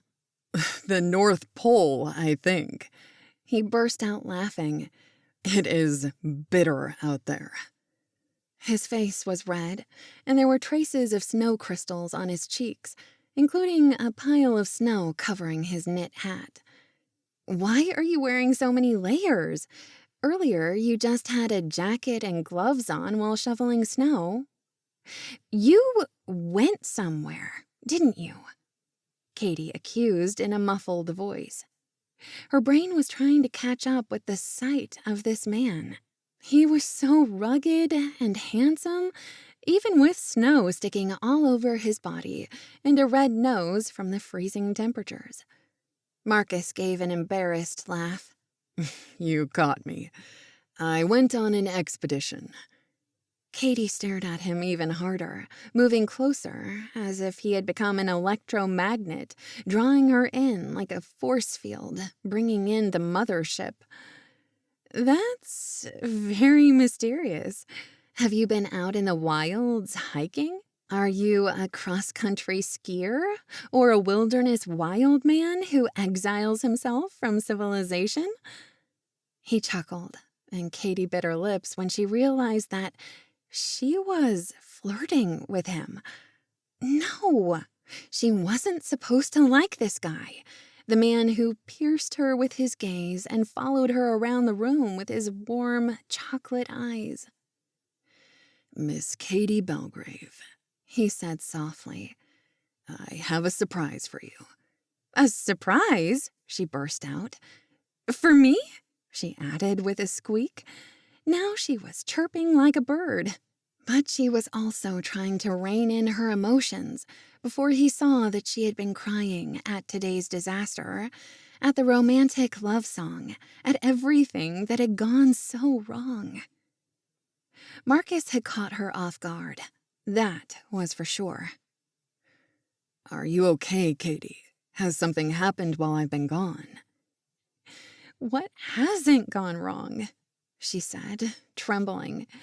"I wanted to give Jenna her dream wedding, but we no longer have a minister. He's stuck up the mountain and can't get out of his house." Marcus's eyebrows shot up. "You mean Logan's father isn't authorized to do it?" "No," she whispered, blowing out a shaky breath. Hey, Marcus said softly, moving toward her. His face was gentle, and his eyes filled with concern as he tugged the knit hat off his head, revealing a thatch of disheveled hair that Caitey was so very tempted to touch. Before she knew it, she and Marcus stood only a foot apart while he stroked a finger across her cheek. You've either been out in a rainstorm, or that was a tear I detected. "Oh, yeah. I wish it was just a thunderstorm," she whispered. She was frozen, gazing at him, the bristle on his cheeks that needed shaving, his beautiful eyes looking deep into hers, the touch of his finger tenderly touching her face. And now his hand was cupping her cheek. Caitey sucked in a breath and wavered on her feet. "You're pretty good at detecting," she added, trying to lighten the intense moment. Why was she this close to launching herself into his arms? She wanted someone to hold her and comfort her after the day's stress, and she couldn't think of anyone else she wanted. Only this guy, this man, Marcus Stirling, protector, master of security, professional, and making her feel seen and cared for. especially after too many thoughtless past boyfriends. All at once, his face broke into a smile. Stay right where you are, He commanded. don't move. What? Why? Because I have a surprise for you, He said. A surprise? I'm not sure I want any more surprises today. I'm ready for a nap, and well, I'm kind of mad at you right now. Mad at me? Why? Because you've been gone for hours, and I needed help. I couldn't find you. That wasn't exactly true. He and Logan had set up the arbor. Both mothers had been helping Jenna with her hair, makeup, and dressing. Gus had made the cake and was now frosting it. She'd found the perfect song. But the day had been incredibly stressful, and the wedding hadn't even started yet. Marcus reached out to lightly touch Caitey's arm. Today has been incredibly stressful for you, for Jenna, for everyone. You're doing a remarkable job coming up with ideas and contingency plans. I actually think you're pretty amazing. Tears smarted Caitey's eyes at the compliment. Wow, thank you, Marcus, she whispered. But right now, I have something I'm dying to show you outside. So, do not move a muscle. Marcus added with a wink. Caitey shook her head at him, holding back the bubble in her throat. I promise I won't. But what are you up to? More shenanigans? The best shenanigans of the day, He announced, throwing open the double front doors. Now close your eyes, or it won't be a surprise. A blast of frigid air swept through like a cyclone. She heard Marcus step out onto the expansive entryway and return almost instantly with a cart filled with plastic bags. He halted in the doorway to the drawing room. What have you done? Caitey asked softly, tempted to slit her eyelids open to see what he was doing. Right now, she was so confused that she had no idea what was happening. The staff is going to kill you for bringing in mud and snow onto these marble floors. No worries, because I'm the cleanup crew. Marcus tugged off his thick gloves, then held out his hand, grasping hers in a warm, firm grip. The adrenaline rush and attraction toward him was like a 50-foot wave, knocking Caitey's senses in 1,000 different directions. Her hand in his was perfection. Those fingers, the power and warmth that emanated from him, were unlike anything she'd ever experienced. She wasn't sure she'd ever had this strong feeling with any other man, just from holding his hand. When she wavered, Marcus softly said, Trust me, Caitey, my girl. You are going to love this. He'd called her my girl. Was that just a tease? Or did it mean something more? Could he possibly feel the same explosions of chemistry between them as she was feeling? What are in those bags? She finally asked. She moved to his side as he opened the tops of each large plastic bag in the cart. Inside were flowers, bundles upon bundles of flowers, like a flower garden. Bouquet after bouquet had just sprung up from the earth below and erupted like a volcano in the mansion's foyer. This is the same bridal spray that was ordered for Jenna, she whispered, reaching out to touch the exquisite bouquet. And these are the boutonnieres for the men. Oh my! These bunches of roses, lilacs, and daffodils are to decorate the arbor, and the aisle, and the candles, and everything. Caitey's legs gave out from the shock. She was about to sink to the floor when Marcus put both arms around her, holding her tightly against him, his face close, his breath warm and sweet, his strength so powerful. I think I might faint with shock, she whispered. Go right ahead. I've got you, He said softly. I don't understand how you got all the flowers I ordered from the flower shop. What did you do? Break in and rob it? This is like a dream. I'd love to make all your dreams come true, Miss Caitey, wedding planner. Now you're shamelessly flirting, Mr. Stirling. If I'm not mistaken, you're holding on to me as tightly as I'm holding you. Cheeky man, she teased. I'm claiming the first dance with you, and we can dance cheek to cheek in real time, he teased. Just like that song, Dancing Cheek to Cheek, when Fred Astaire sings it to Ginger Rogers.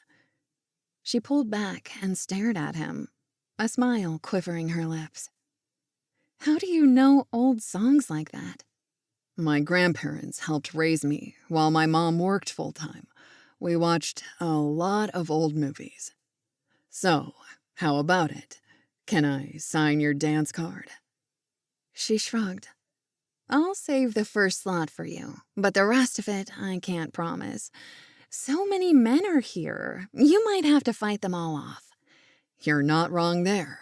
I know of 2 fathers, Gus and Reginald, the minister, and I'm sure after the bride and groom get done, we'll all be dancing together. Caitey burst into laughter. I suppose my dance card really will be filled up. You'll have to meet me behind the couch later. Hey, I like the sound of that. Caitey halted. She pressed a palm against Marcus's broad chest. Whoa, his muscles were more defined and sculpted than she expected. Wait a minute, what did you say? How would the minister's name be on my dance card? Instead of answering her question, Marcus asked, Has Logan returned? Returned? She echoed. I didn't know he'd been gone too. I haven't seen him for quite a while. I've been a little busy. You still haven't answered my question about the flower shop. Oh, yes, I got distracted. You do distract me, Caitey, he said quietly. Ever since you caught me coming out of the woods. She shivered at the compliment and the atmosphere pulsing between them, vibes she had tried to ignore ever since she had arrived at the Hearst Estate. She smiled softly at the compliments he was showering on her, but she couldn't let him distract her any longer. I still have one big question, Mr. Stirling. How in the world did you get past the closed roads? A mischievous smile lit up his entire face. Easy peasy. All I did was get my snowshoes and winter gear on and hike down to the mountain village. It was only 3 miles. If I'd had to go to Santa Barbara, I'd be walking until midnight. He chuckled. I called the florist and told her I was coming. Verified by Jenna's mother so the florist would have them ready and let me hike back up the mountain with them. You must be exhausted. I've done much more strenuous things than this. Besides, it was for a worthy cause. As best man, I have my duties, you know. Oh, gosh. This is so amazing. Caitey choked, emotion overwhelming her. Thank you. The show must go on, Marcus whispered, leaning in to press his lips against the top of her hair. Caitey froze in place, wanting the moment to go on a little longer, but Logan appeared at the dining room doorway, another gentleman in tow. Hey, Caitey and Marcus, he boomed out, happiness lighting up his face.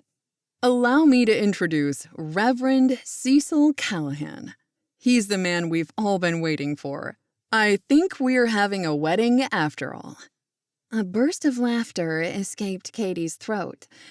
Okay, this is too much. Where did you find a minister at the last minute? He lives 3 miles up the mountain. I hiked in one direction, while Marcus went in the other. Just in time, too. The magic hour is fast approaching. I'm going upstairs to shower and get my tux on. May I help with anything? Reverend Callahan said with a slight Scottish accent. I've known the Hearst family for many years and have been looking forward to Logan and Jenna's nuptials. We met together a few weeks ago. The snow was quite a surprise this morning. I called Logan and asked if he'd help me through the snow-piled roads. He got his snowmobile out, fetched me, and here we are.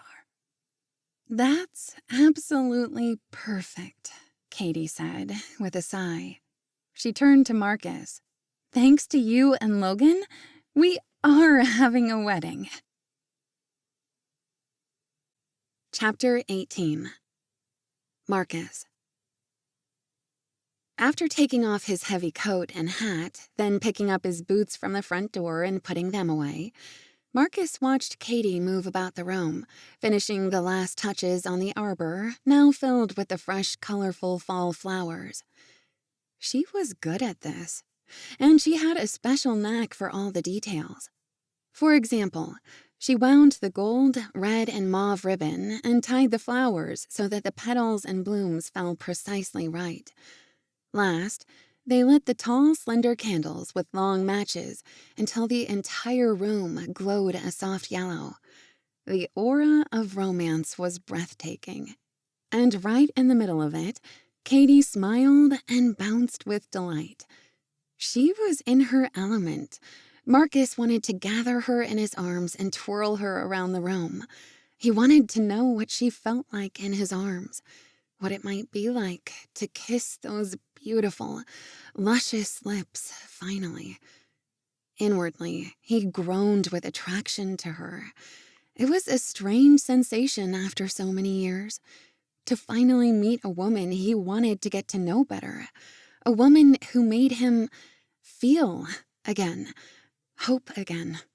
And perhaps, if she felt the same way, to finally look forward to the future, instead of just going through the motions of life, working, surviving, but not truly living.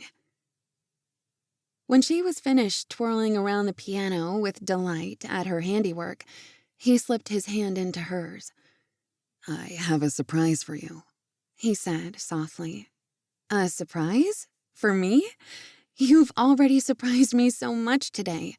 You were the answer to my prayers that somehow a miracle would happen and Jenna and Logan would have their wedding. She lifted her eyes to his, and he saw the shiver run through her sexy body.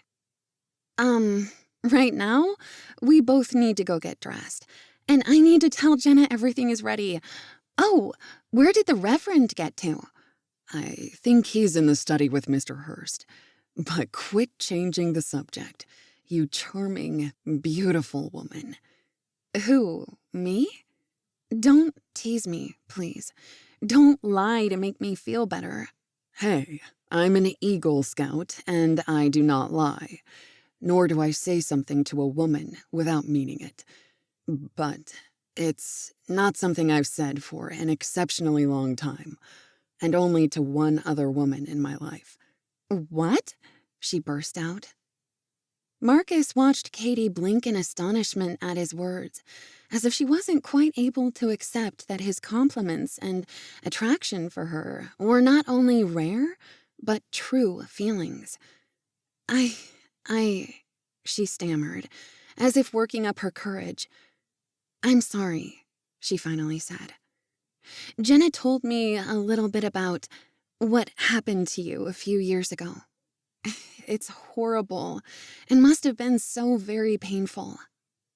Marcus was glad Caitey already knew so that he didn't have to go through the humiliating details. But he had to say something to assure her, to let her know that the event was so far in the past, it had no hold on him any longer. Once I got that sock in the gut on the morning of our wedding and learned Shelley's true motivations, I knew I had been lied to about everything. For years. Shameless, cruel lies. She purposely set me up in the worst possible way. Any love I thought I had for her quickly turned to hate. Chapter 19. Caitey. Impulsively, Caitey reached for his arm in a gesture of sympathy, then pulled back, but Marcus didn't let her. He grasped her hand and lifted it to kiss the back of it, tenderly smiling the entire time while his eyes fastened on hers. Caitey's legs trembled.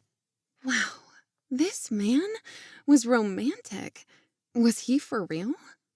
Nothing like this had ever happened to her. I don't want to talk about that liar and swindler, or think about her ever again. Instead, I have a surprise for you.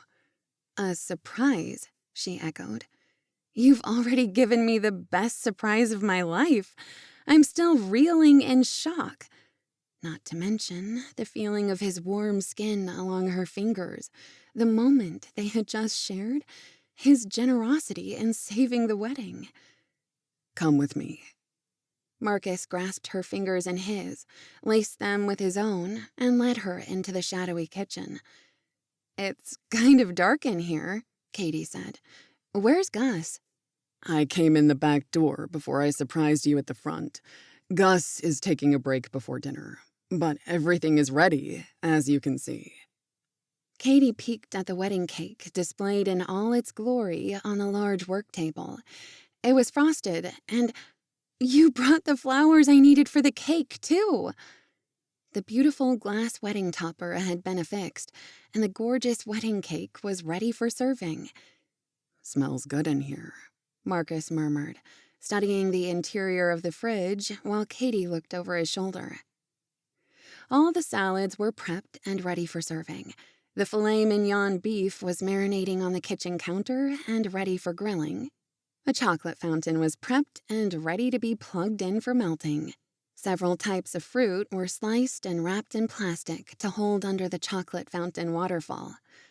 Wow, these rolls smell amazing, Caitey exclaimed, glancing under the towel of a large bowl stacked with fluffy homemade rolls. Even the dining room table had already been laid with fancy wedding china, gold-rimmed water goblets, real silver cutlery, and champagne chilling on ice. Gus has been mighty busy, she said with a small laugh. Yeah, he's pretty amazing. What time is it? Caitey asked, whirling about to find the clock on the wall, reading 4:30. I need to get upstairs to Jenna and see what else she needs before the wedding march begins. Marcus grasped her hand and led her to the table. You need 5 minutes off your feet and a snack to fortify your strength. I'll bet you never ate lunch today. Oh, I had a quick one. Compliments of Gus, the most amazing man with endless energy. But when I get engrossed in my work, the hours fly by, sometimes too fast. When you love what you do, that's the best part. When it's time for camera checks, the hours disappear like magic, he said, giving her a sly, sideways glance. It even makes me act a little weird and stalker-like when a beautiful woman comes into my binoculars view. Caitey gave him a playful slap on the arm. You're incorrigible, Mr. Stirling. Yep, that I am, he agreed. Right now, sit down while I reveal my surprise. She gave him a quizzical look. I can't imagine what you're talking about. Marcus picked up a tightly secured brown bag with a logo and set it down on the kitchen table. Then he sat beside her, pulling up a chair. We still have a long time until dinner, so while I was in the village picking up flowers, I brought you this. He opened the bag and reached in to pull out a lofty-sized Coffee Loft styrofoam cup. When he pulled off the lid, steam curled up from the hot cocoa. It used to be piled high with whipped cream, mini marshmallows, and shaved bits of chocolate, but they already melted. You didn't, Caitey whispered in shock. You brought me a gift? My favorite. And, ta-da, one for me, he added with a laugh. Enjoy a few minutes off your feet. Oh, yum. Caitey murmured when she took the first sip. The Coffee Loft makes the best hot cocoa ever. Jenna says they have a secret recipe. The room went quiet momentarily while they sipped their cocoa and gazed at each other. Caitey tried not to feel self-conscious every time Marcus caught her eyes and gave that sly, sexy smile of his. But oh my, the man was sending alarm bells of attraction over every square inch of her skin, from her head to her toes. Hey, he said after a moment. I'm not sure I ever heard if your parents made it here. They're in a hotel in Santa Barbara. They tried to drive up this morning, but of course they were turned away. I hope the road will be plowed by tomorrow so they can visit. Caitey saw genuine concern in Marcus's eyes. It must be strange not to have them here. It is, especially when my father flew across the Atlantic for Jenna's wedding. I haven't seen them in over a year. Not since 2 summers ago, when I went to Portugal and spent 2 weeks sightseeing and shopping with my mom. At least I'm here with Jenna, my Aunt Vicky, and Uncle Alex. She paused and stared down into her cocoa. Is your Coffee Loft cocoa speaking to you? Marcus teased, reaching out to lift her chin so she would look at him. Or maybe it's those disappearing miniature marshmallows calling your name. Caitey laughed, swatting at his arm. This sounds weird, but maybe it is. Something has been nagging at my brain all day, and I can't figure out what I forgot. She jerked her head up when her brain clicked into gear. The photographer! I never heard from him. We won't have any pictures of the wedding. This is terrible. She ran into the dining room, where she had left her phone while decorating, and scrolled through the emails, texts, and voicemails. When she looked up again, Marcus was at her shoulder. Any news? Yes. He did call a few hours ago and left a message that he couldn't get up the mountain. He lives in Santa Barbara and comes highly recommended. You may not know this, Caitey, but I'm an amateur photographer. I've taken a few classes and have a good camera from my SEAL days. I'll take the photos while the rest of you enjoy the ceremony. Caitey's voice broke with emotion as she impulsively threw her arms around his neck. You're saving the day once more, Marcus Stirling, security man, she said softly against his cheek. Wow, he even smelled good. All citrus musk with an outdoor scent from hiking through the forest roads. Flustered, she brought her arms down. Sorry for the exuberance, she muttered, her face burning. Hey, I was hoping I might get a little closer to you, he whispered, not letting her drop her hands all the way, but sliding his own warm hands up along her arms to bring her closer. Then Marcus wrapped his muscled arms around her waist and lifted her a few inches off the floor while she buried her face into his shoulder. The smell of flannel and sexy man was about to make her swoon. You're strong, she whispered into his ear jokingly. Nope, you're light as a feather. You'd better let me down now. I hear Maggie and Gus and Reginald coming in through their wing of the house. Marcus gave a low growl, not wanting her to pull away. Can't let them catch us in a compromising position, can we? Caitey's toes slipped to the floor while he kept her arms around his neck. We are not in a compromising position. I was thanking you. Don't let that stop you. I'll need some more gratitude later tonight. Cheeky seal, she retorted, smothering another surge of laughter. When Gus and the rest of the staff entered the kitchen, Caitey was busy clearing away the hot cocoa, while Marcus headed upstairs to shower and change. Everything looks beautiful and delicious, Caitey told Gus. I aim to please, the cook said. I had help from Maggie here, and Reginald has been taking care of the dining room and running upstairs for the rest of the family, who need various items like extra towels. I'm off to shower and dress myself now, Caitey said. See you in 30 for the ceremony. Well, maybe 45 minutes, she added with a laugh. First, she was going to check on the bride. Knocking quietly at Jenna's door, Aunt Vicky immediately opened it and rushed Caitey inside. Come, look at our bride. Jenna stood in the center of the suite, moving in circles in front of 2 full-length mirrors.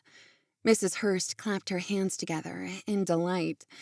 You look stunning, my dear, she said softly, kissing Jenna on the cheek and then holding both of Jenna's hands in hers. My husband and I could not be happier that this day has finally come. Logan loves you to pieces, and you are a splendid couple. Thank you, Mrs. Hearst, Jenna whispered, smiling repeatedly at the sight in the mirrors. How many times must I ask you to call me Isabella, sweetheart? Mrs. Hearst is so formal, especially after this crazy week of blizzards and having to develop a plan B, C, and D to pull this off. Caitey took Jenna's hands in hers. You look smashing, woman. I love my dress even more today than when I purchased it, Jenna said. Her figure suited the mermaid style with its half-train, lace, and heart-shaped bodice. Your hair is perfection, Caitey said. Wow, Mrs. Hearst, you certainly know what you're doing. And your makeup is stunning, Jenna. You're like a Vogue model. And you are too funny, Caitey, Jenna said. Caitey shook her head. Nope, you're a princess about to marry her Prince Charming. Is it true we have a minister here to perform the ceremony? Jenna asked, still disbelieving. I met him myself, Caitey told her, smiling. He even has a terrific Scottish accent. He's been hanging out with the fathers for the last hour or 2. Your groom picked him up at his house on a snowmobile and brought him down himself. Seriously? Jenna said, clapping a hand over her mouth. Logan is amazing. He saved the day. A few hours ago, I thought we would have to postpone it all. But there's only one thing that still worries me. What's that? Caitey asked. We can make it happen. Where are we going to spend tonight? Our wedding night? We can't get to our hotel. Mrs. Hearst and Aunt Vicky exchanged secret smiles. We consulted our genie bottle, Aunt Vicky told her daughter, and Isabella showed us a special guest suite on the 3rd floor. While you showered and dressed, we were up there with Maggie preparing it for the newlyweds. You'll have the entire floor to yourselves, and a privacy door to the stairs that lead up to it. Jenna's mouth dropped open in shock, and her eyes filled with tears. Everything is turning out perfect. Thank you, everyone, for pulling this off for me and Logan. Isn't it wonderful? Caitey began. Before she could finish her thought, the power in the mansion went out, and Jenna's bedroom suite plunged into darkness. Chapter 20. Caitey. Caitey froze in place, the bedroom blacker than midnight. Jenna, Aunt Vicky, and Mrs. Hearst gasped in unison, as if from the shock of sudden, inky darkness. In the next moment, she could see the faint outline of the window glass and a slow fringe of the winter moon creeping like molasses from the horizon. A few stars dotted the deep black sky. She felt, rather than saw, Jenna crumpled to the floor, her wedding gown spooling around her. Unbelievable! The power went out!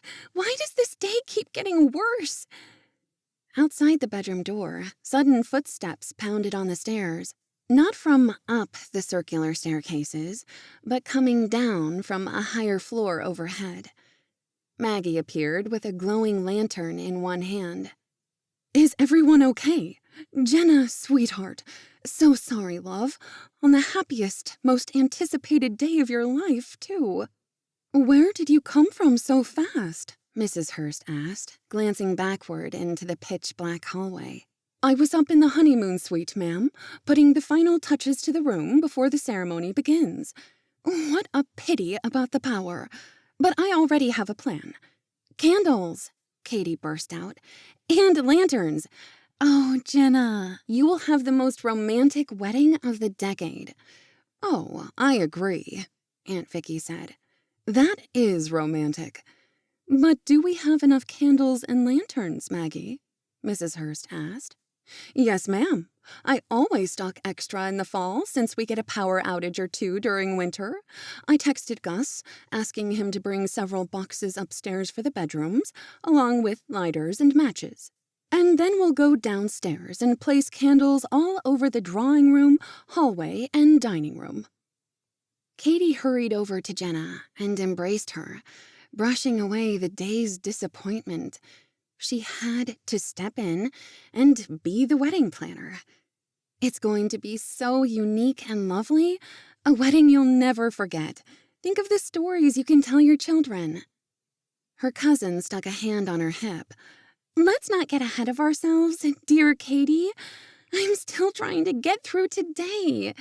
Gosh, I've had to rewire my brain's expectations over and over again.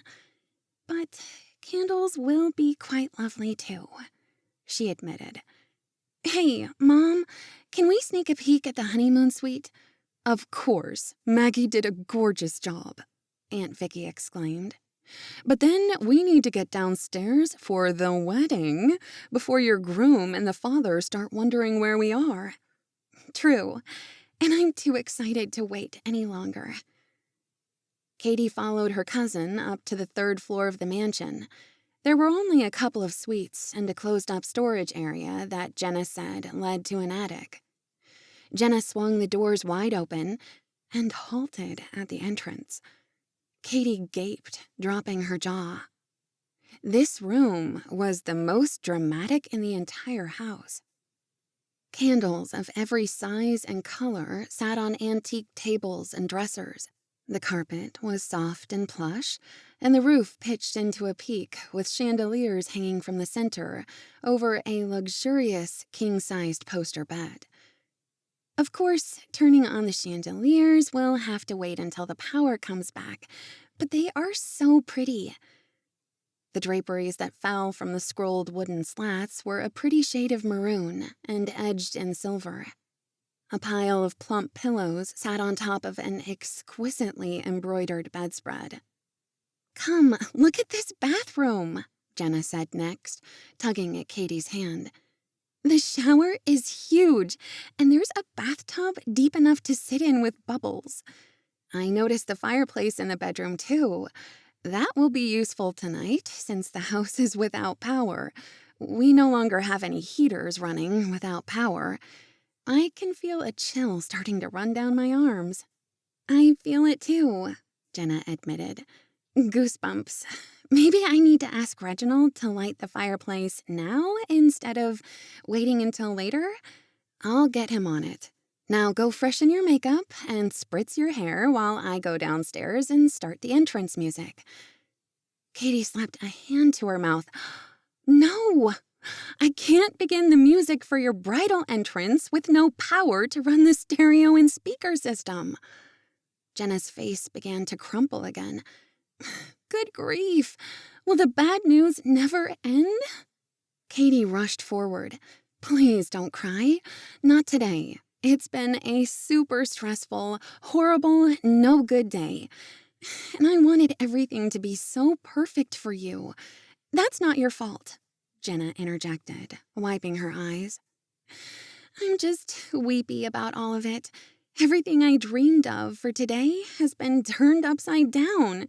Or worse. Instead of giving in to the panic she'd been experiencing all day, Caitey squared her shoulders, hugged Jenna tight for a moment, then gazed into her face.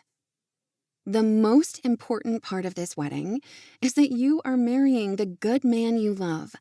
You get to spend the rest of your life with wonderful, kind, handsome Logan Hearst.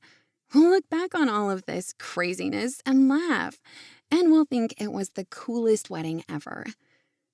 Jenna's lips quirked up a little.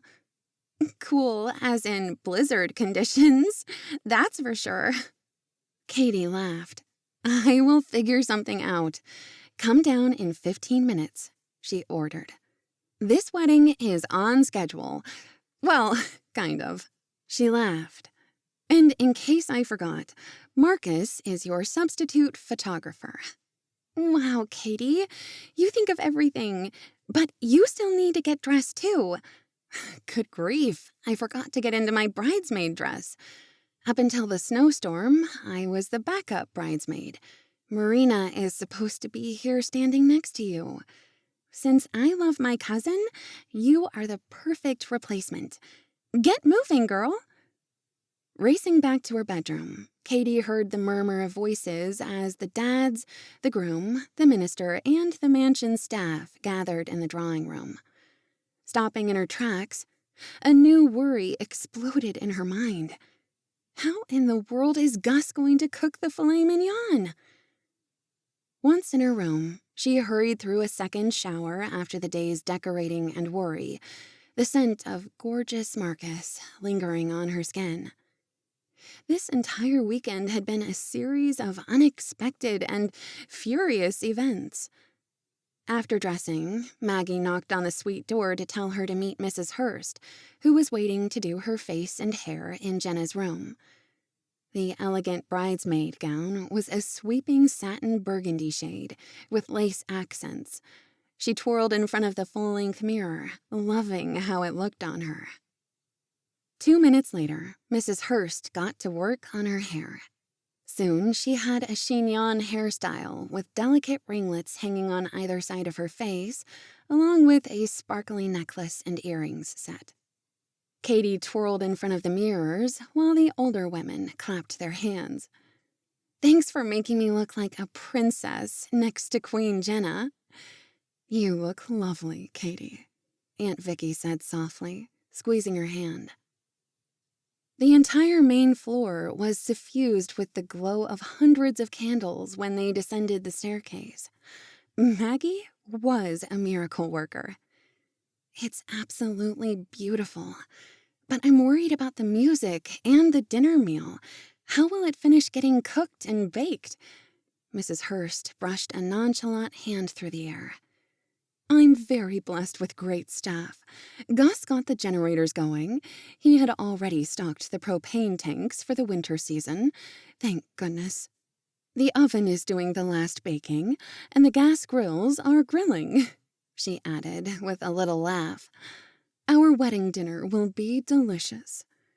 That means we also have, Caitey began to say. Yep, a male voice said, striding out of the shadows. Marcus was incredibly sexy and masculine, towering under the foyer chandelier with his broad shoulders in a deep gray suit as best man. Let's go start the music, Miss Caitey. Her heart skipped a beat. She didn't think any man could look so dang good. Those shoulders, that chin, that mouth, those deep, melty, hot cocoa eyes with a side of rich Godiva chocolate. Yes, let's start the music, she stammered as he came forward and took her hand in his firm, warm fingers to guide her into the drawing room toward the built-in stereo system. In moments, Pachelbel's Canon was playing softly in surround sound, filling each downstairs room and floating up the elegant staircases. Marcus turned toward Caitey and gazed at her, lifting her hand to kiss the back like a 19th century gentleman. You are a vision, Caitey, he said in a deep voice. Perfection. You're looking mighty fine yourself, Mr. Stirling, she said, her chin lifting. I didn't know you cleaned up so well. A grin spread over his face, and his eyes crinkled at her teasing. Hey, I'll take whatever you give me. Caitey tapped a finger against her lips. I do have one final question for you, Mr. Stirling. What's that, lovely Caitey? If you're standing with Logan as best man, how can you possibly take pictures, too? I'm one step ahead of you. I showed Reginald how to work my camera, and he'll be snapping all evening, at least through the ceremony. You think of everything, she said, batting her eyelashes. I aim to please, he said, his lips curving into a smile. The bride is at the top of the stairs, Aunt Vicky announced excitedly. Come in and take your seats, everyone. No, choose your seats, but remain standing for the wedding procession. Oh, I must get up there to come back down as the bridesmaid. Caitey slipped her hand from Marcus's grasp, picked up the skirts of her gown, and ran up the staircase. Jenna stood waiting at the top, gnawing at her lips while Caitey's jaw dropped. You look so gorgeous, Jenna, she hissed. Truly, your dress is magnificent, definitely made just for you. A far cry from my stained apron at the Coffee Loft, right? Jenna quipped. Stop chewing on your mouth. Your lipstick is coming off and will stain your teeth. Caitey giggled. Is it too late to back out? Jenna suddenly said in a low, panicked voice. Terror just hit me right in the gut. Caitey held both of her hands in her own. Cold feet are normal. This is the moment it hits you. The magnitude of what's about to happen. You're becoming Mrs. Logan Hearst for the rest of your life. From this night forward. Jenna's eyes grew wider with panic. Okay, I'm shutting up now. Caitey squeezed her hand. Girl, you want to marry that man, Mr. Logan Hearst. You will have the best honeymoon, live happily ever after, and have beautiful, perfect children. This is a wedding to remember, and we'll all be telling stories for years to come. Don't let a few jitters get to you. What would I have done without you, Caitey? You would have eloped. But now we all get to see your ceremony, and we get to eat Gus's fantastic food and that cake. Wowza, we'll each have 3 pieces. Jenna finally grinned and gave a relieved little laugh. I'm so glad you're my wedding planner. You always make me laugh. I confess I wanted perfection, but life doesn't work like that. But Logan is perfection, and I love him with my whole soul. Whew, glad we got that out of the way, Caitey said, teasing her. Then I think we're gonna have us a wedding ceremony right now, girl.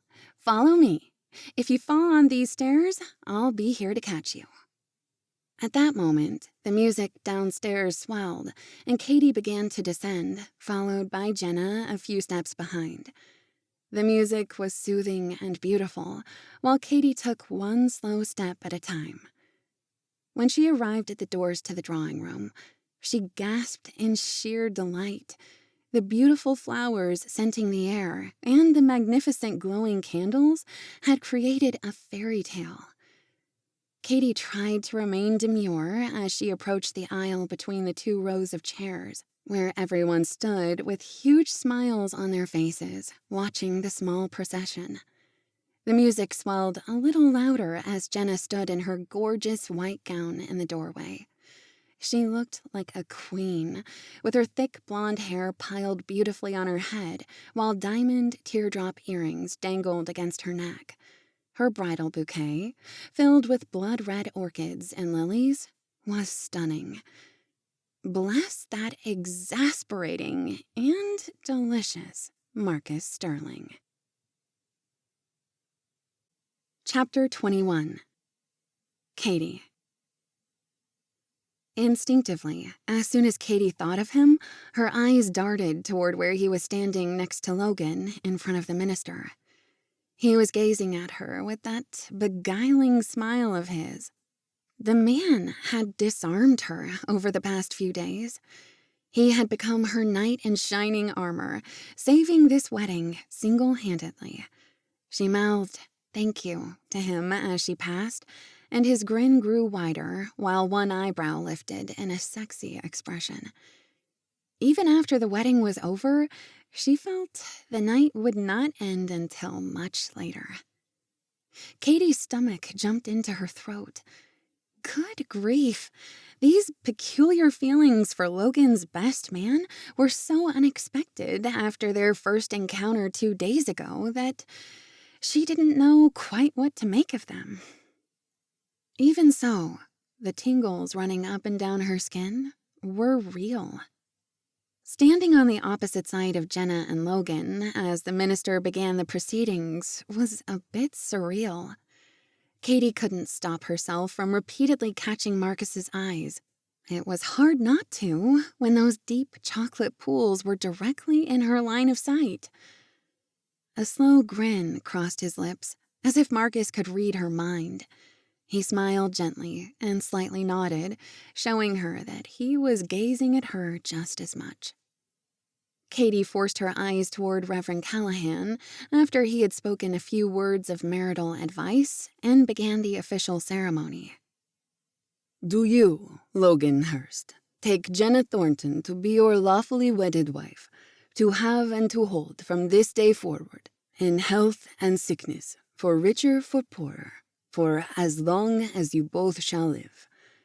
I do, came Logan's strong reply as he lifted his hand to kiss the back of Jenna's hand. For the rest of my life and beyond, he added in a low voice. Soft laughter followed. Then the minister turned to Jenna, asking her the same questions, and Caitey noticed her cousin's eyes brimming with happy tears. When she said, "I do," she and Logan immediately kissed and embraced each other. Then Logan dipped her downward, kissed her again, like a hero from an old movie, and gently raised her up again, while the room exploded with clapping and laughter. Marcus scrambled to the stereo panel, and the triumphant wedding march began. Everyone began chattering and congratulating the newlyweds. After a few minutes, Marcus lifted a hand and said, "Before we sit down to the wedding dinner, we'll have the bride and groom's first dance as husband and wife. Following that, a few minutes of dancing for anyone ready to kick up their heels." "Or kick off their heels," Caitey muttered, before realizing the room had quieted for a split second. The entire group heard the murmured remark and burst into laughter. Reginald appeared in the doorway. "Ladies and gentlemen, the wedding dinner will be served in 15 minutes in the dining room. The place settings are marked with each guest's names." "Thank you, Reginald," Charles Hearst told him. "The bride and groom dance first, please. Logan, please escort your new wife to the dance floor." The music changed again, and the lovely sounds of Christina Perry's voice floated over the room while she sang, "I have loved you for 1,000 years. I'll love you for 1,000 more." After a few moments, Marcus was at Caitey's side. He leaned into her, touching the back of her hand with his. "You're looking a little melancholy, Caitey girl. You okay?" "Oh, yes, I'm fine. I just get a bit emotional at weddings, especially when it's people I love so much. And this song, it's perfect, Marcus. It's an excellent choice for this evening. It's one of those songs where you dream about that one person you'll love for 1,000 years. Forever." "And is that why you became a wedding planner?" Marcus asked softly. "It's because I was a disaster at everything else," Caitey said with a touch of laughter. "I doubt that." She glanced up at him and coyly batted her eyelashes in sarcasm. "You do not know the half of it, buddy. I've been fired from so many jobs. At least now I can work for myself, even if I have to rely on a lot of vendors to come through. But I can pick, choose, and charge what I want. Although I'm still paying off student loan debt." "Where do you attend?" "UC San Diego, of course, my hometown college." "I remember at dinner your first night, you saying that you'd majored in business and interior decorating. Sounds like the perfect combo for a wedding planner. You did a wonderful job here, before and since your arrival at the intimidating Hearst Estate. It's not an easy feat to come into a place like this. I certainly didn't grow up like this, even though I spent a lot of my childhood here with Logan. Well, thank you for that. My early life was modest until Dad went into politics a few years ago and became an ambassador. His ancestors are from Portugal, so he worked that angle to get the position. He even speaks Portuguese. Marcus lifted his eyebrows. You do have a more European look about you. You must be giving off vibes. Will you tell me sometime about those other jobs? Maybe, she said, giving him a sassy smile. Before this beautiful love song ends, will you please do me the honor of this dance, Miss Caitey Belgrave? Oh. She hadn't expected that question, and yet he had asked her for the first dance yesterday. We are the only people here not dancing, he added slyly. Caitey didn't need prompting or the extra motivation. She wondered what being in Marcus Stirling's arms would be like. That broad chest was asking her to come closer. If she was honest with herself, she'd been wondering for 2 days now. Ever since sitting at the Coffee Loft with him that first day, despite her nerves and the mysterious woman in the photograph. Jenna's story about Marcus's past made him vulnerable and deserving of sympathy, just like everyone else. For all his confidence, good looks, and natural charm, he wasn't immune to bad relationships or heartbreaks. Just like her dating experiences, which always ended badly, or the guy just disappearing into the ether after 1 or 2 dates. Before she could nod, Marcus had stepped in closer to take her in his arms, swaying gently in time with the music. This Navy man knew how to dance. Who could have predicted that?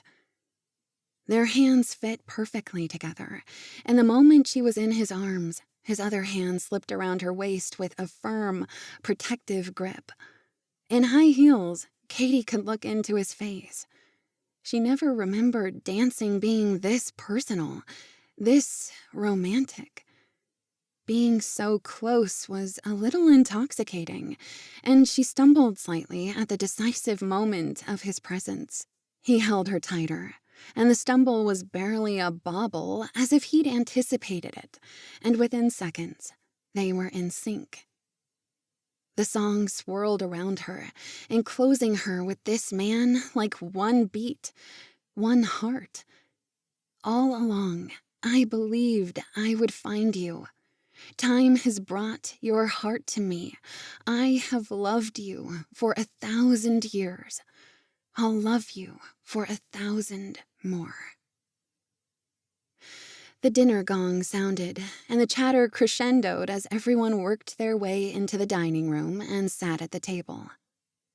When the group entered the dining room for dinner, dripping red candles created a second fairy tale castle experience. The food was beautiful, and the atmosphere was one of joy, smiles, and laughter. Caitey had been placed across the table from Marcus. They could gaze at one another, but not speak very easily when they had dinner partners on either side who kept talking to them. Dinner became a blur of each course, with food so delicious it melted in your mouth. Homemade rolls dripping with butter, rare fillets that sliced smoothly, asparagus tips, a spinach raspberry salad with vinaigrette dressing, and finally, the most delicious wedding cake. Jenna and Logan fed each other cake and champagne, and the easy chatter and laughing were so lovely after all of Caitey's worries the past few days. Caitey ate the last bite of her cake and set down her fork when she spied Logan and Jenna beginning to make their move towards the stairs leading to the honeymoon suite. Her cousin leaned in as she passed, hugging her.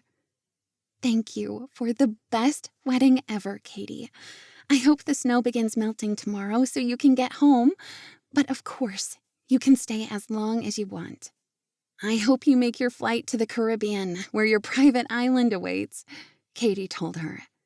It's been a beautiful day. Congratulations again to you and Logan.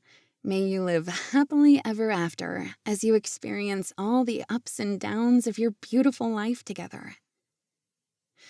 Jenna and Logan disappeared through the doors, and all Caitey could hear was the swish of her wedding gown in the marble foyer. She rose from the table, and Marcus caught her eye. He said, "Meet me back there," lifting his chin to indicate a quiet corner of the dining room. Caitey did a double take at the surprising request. The thought of meeting up with Marcus for a private conversation shot a case of butterflies straight up her stomach. Sizzles ran down her neck, and those flying butterflies were going crazy. What was that all about? Chapter 22. Caitey.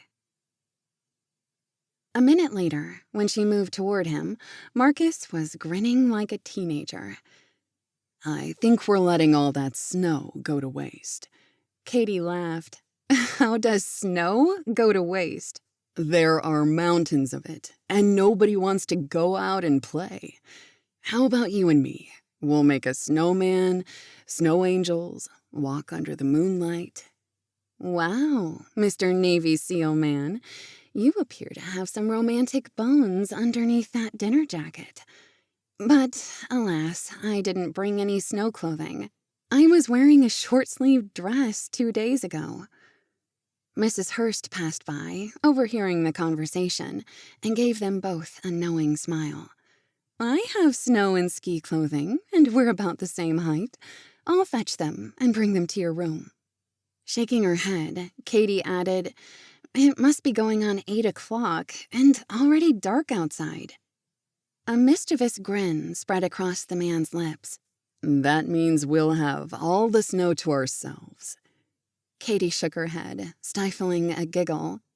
You are too funny, Mr. Stirling. But, okay, I'm game for an adventure. Actually, the idea of going out into the dark, under the night sky, alone with him after a house full of people, sent shivers of anticipation down her neck. Minutes later, she was bundled up and tromping outside in snow boots, a scarf around her neck, and gloves on her hands. Wow, look at those stars. Pretty great, huh? Up here on the mountain, there are no city lights to dim the sky. Although, if you squint your eyes enough, you can see a faint haze where the mountain village lies that connects to the highway into Santa Barbara. The village where the Coffee Loft is, right? I have memories of that place, Marcus said softly. I do too. Certain secrets were about to be revealed. No secrets anymore. It's all a bad dream from so long ago. I never think about it anymore. And especially when I'm with a beautiful woman, he added meaningfully. Will any beautiful woman do for your purposes? He let out a laugh. That was tart. Sorry, I couldn't help myself. I can tell, Marcus said, turning to gaze at her while they paused for a moment to plow their boots through a snowdrift. I must admit that ever since I met you, I haven't thought about anybody else. Caitey's breath caught. Was he serious or just flirting? He soberly added, as if reading her thoughts, I'm not just complimenting you to flirt. I'm serious. I never expected these last few days with you. Marcus paused to take her hands in his, gazing at her full in the face. I love your eyes, tentative smiles, gorgeous thick hair, and funny personality.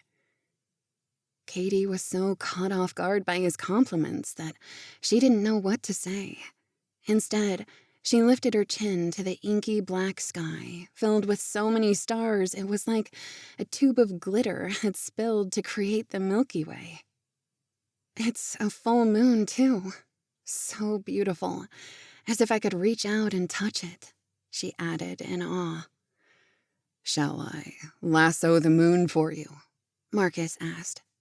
Caitey gazed up into his face while the soft sound of snow shushed beneath her boots. It's a Wonderful Life, right? When George lassos the moon for Mary? Marcus stopped in his tracks. I have never known any girl to get that little joke of mine. Caitey stuck a hand on one hip. How often have you used it on other women, sir? Actually, none, he admitted. I've spent most of my adult life overseas in hot climates hunting bad guys. She pressed a hand on his arm, knowing all at once the difficult things he'd experienced over the past decade, serving in the armed forces overseas, including the heartache and embarrassment of being taken for everything, not just his savings, but his heart. Does it haunt you very much? She asked quietly. No, not much. At first it does, but you learn to categorize the elements of war. The terrible fear, the death, the suffering of innocents. We were taught to place it in a mental lockbox with our dirty socks and worn-out boots. We had to survive, to make it back to the real world without going insane. Before Caitey could move her hand away, Marcus reached out to take her gloved hand in his while they trudged through the snow until they came to an empty clearing in the woods a little higher than the estate house. Soft, glowing candlelight created splashes of gold in every window. It's simply beautiful, Caitey sighed. What a magical day. And to think, this place terrified me when I first arrived. Marcus gave her a sideways grin. You were sure I was a madman or a stalker? No, I didn't. Oh, look, it's starting to snow again. Are you changing the subject? Who, me? Never. Tiny snowflakes fell softly around them, then larger fluffy ones that sparkled under the dimming light of dusk. The sky blended deep purples and soft blues, and the world fell quiet as the snowfall muffled every sound. Shall we make snow angels? Caitey asked, her heart pounding against her ribs at his closeness and the talk of personal matters. Marcus chuckled. Thought you'd never ask. Seconds later, they were both lying on mounds of soft new snow and waving their arms and legs to create wings. I haven't done this since I was a kid, she confessed, laughing at the overhead view of the sky, filled with a million sparkling gems, while her cheeks grew colder by the minute. Marcus's dark hair was dusted with snow, and his rich brown eyes gleamed with mischief. But now, looking at her, something else flickered in his gaze, something more profound that looked like he'd been fighting for a long time. Caitey's cheeks flushed, and her lips parted when she caught her breath. Her arms slowed their angel wing movements, and her hair tumbled from beneath her hat. Marcus rolled over in the snow, watching her, close and personal. Despite the cold, the heat between them was undeniable. Their emotions and attraction were palpable, as if the air buzzed with so many unspoken words. He reached out, his gloved hand brushing snow from her shoulder. Caitey felt a shiver, not from the cold, but from his closeness. His nearness thudded at her heart, beating so hard she feared it would fly out of her chest. She met his eyes, wide and dark, her breath visible in the chilly air. Her lips trembled with emotion, and attraction swelled inside her, fighting against the close, personal moment of the magical night.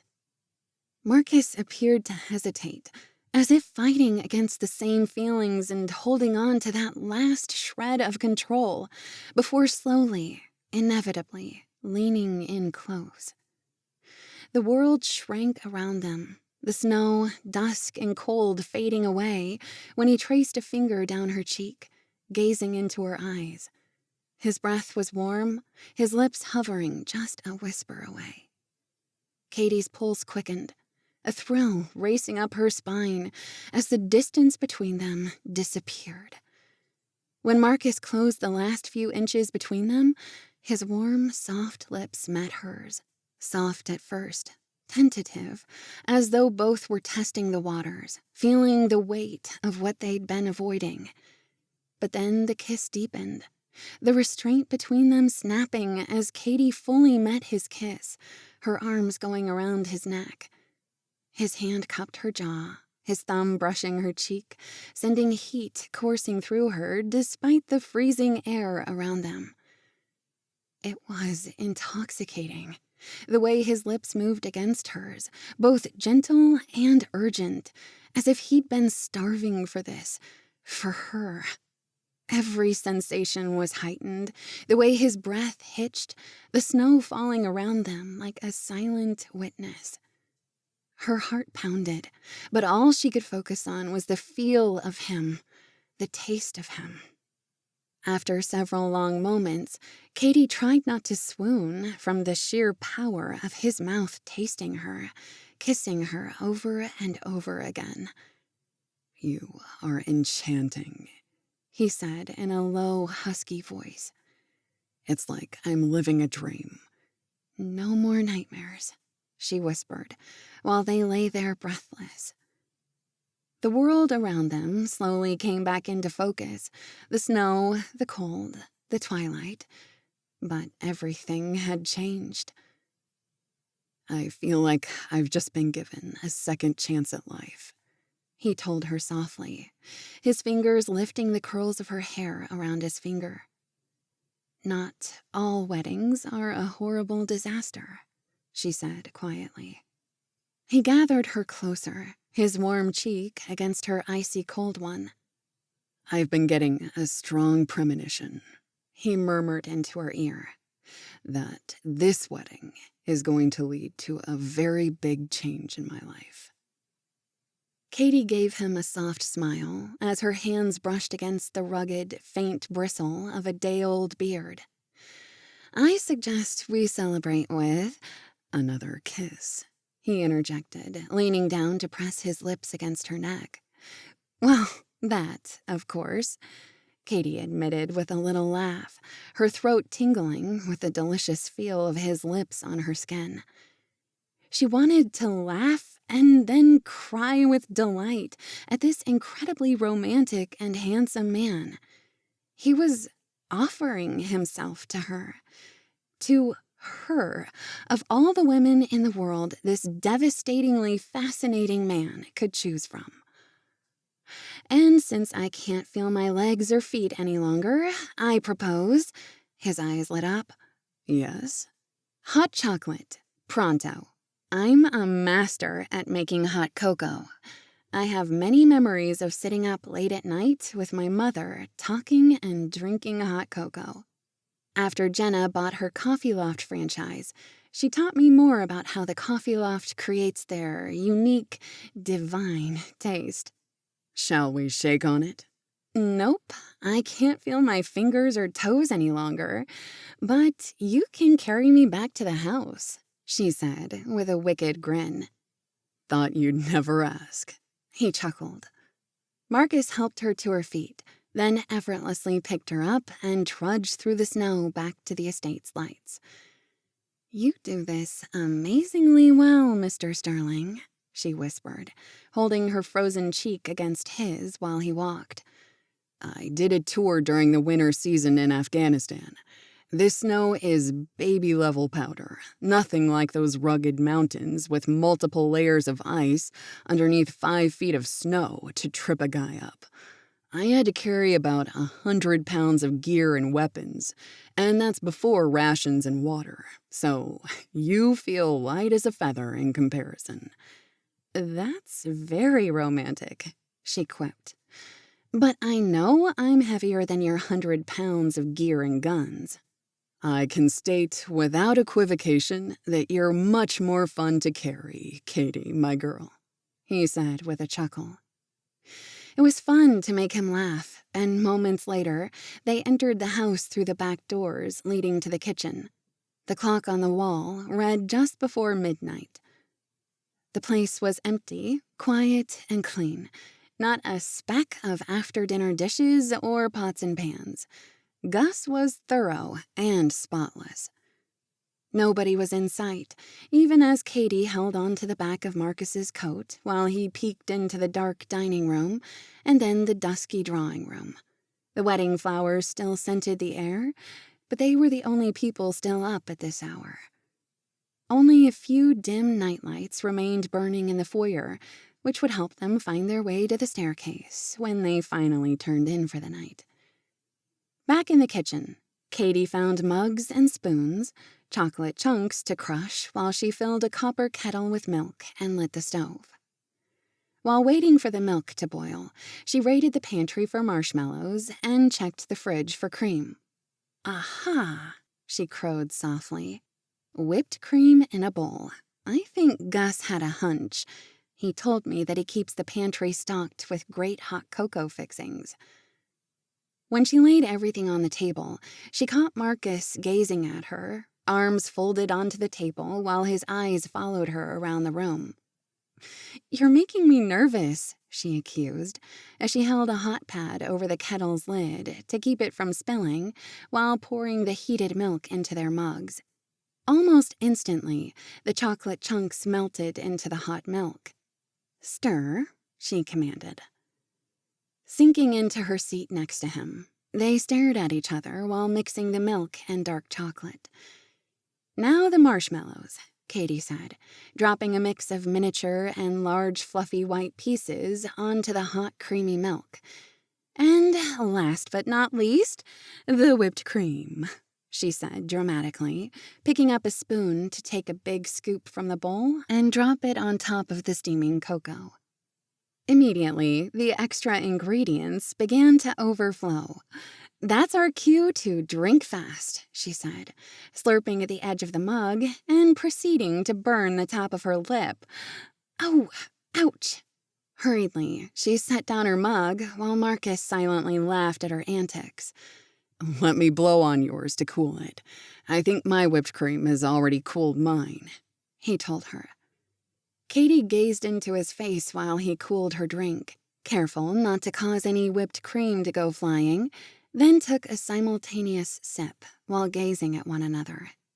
They set down the supersized mugs without speaking and leaned in for a kiss.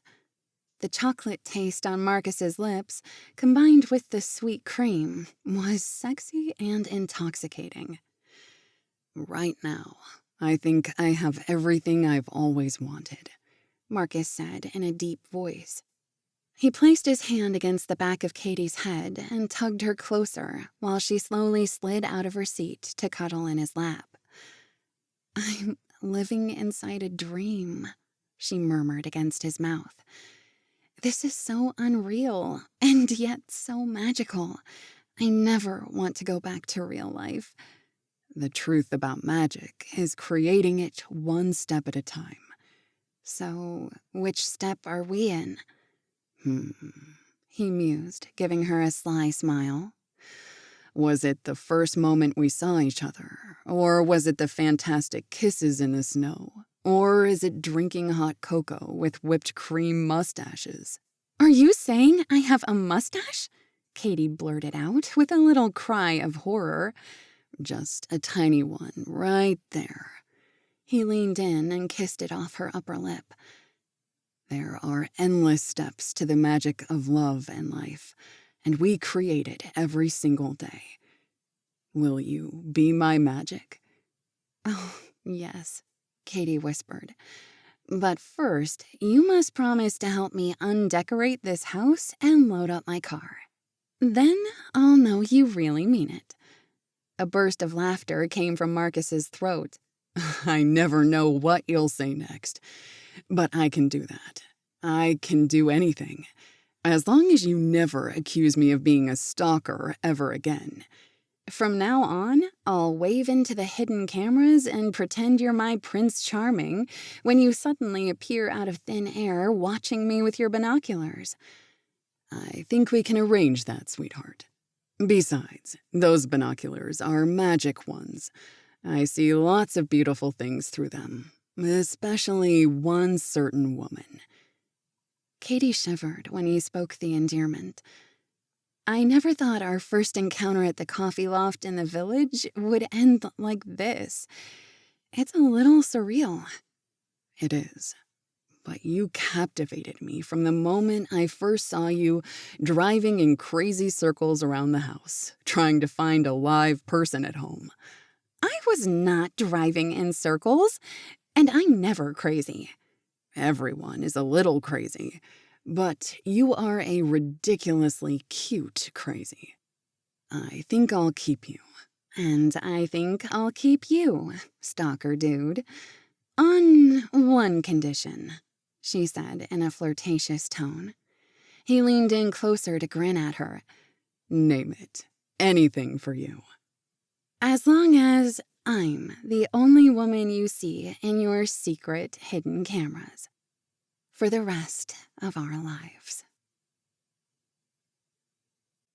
This has been Snow is Falling, Cocoa is Calling, the Coffee Loft series, Fall Collection. Written by Kimberly Monpetit. Narrated by Jessica Renee Ryan. Copyright 2024 by Kimberly Monpetit. Production copyright by Kimberly Monpetit.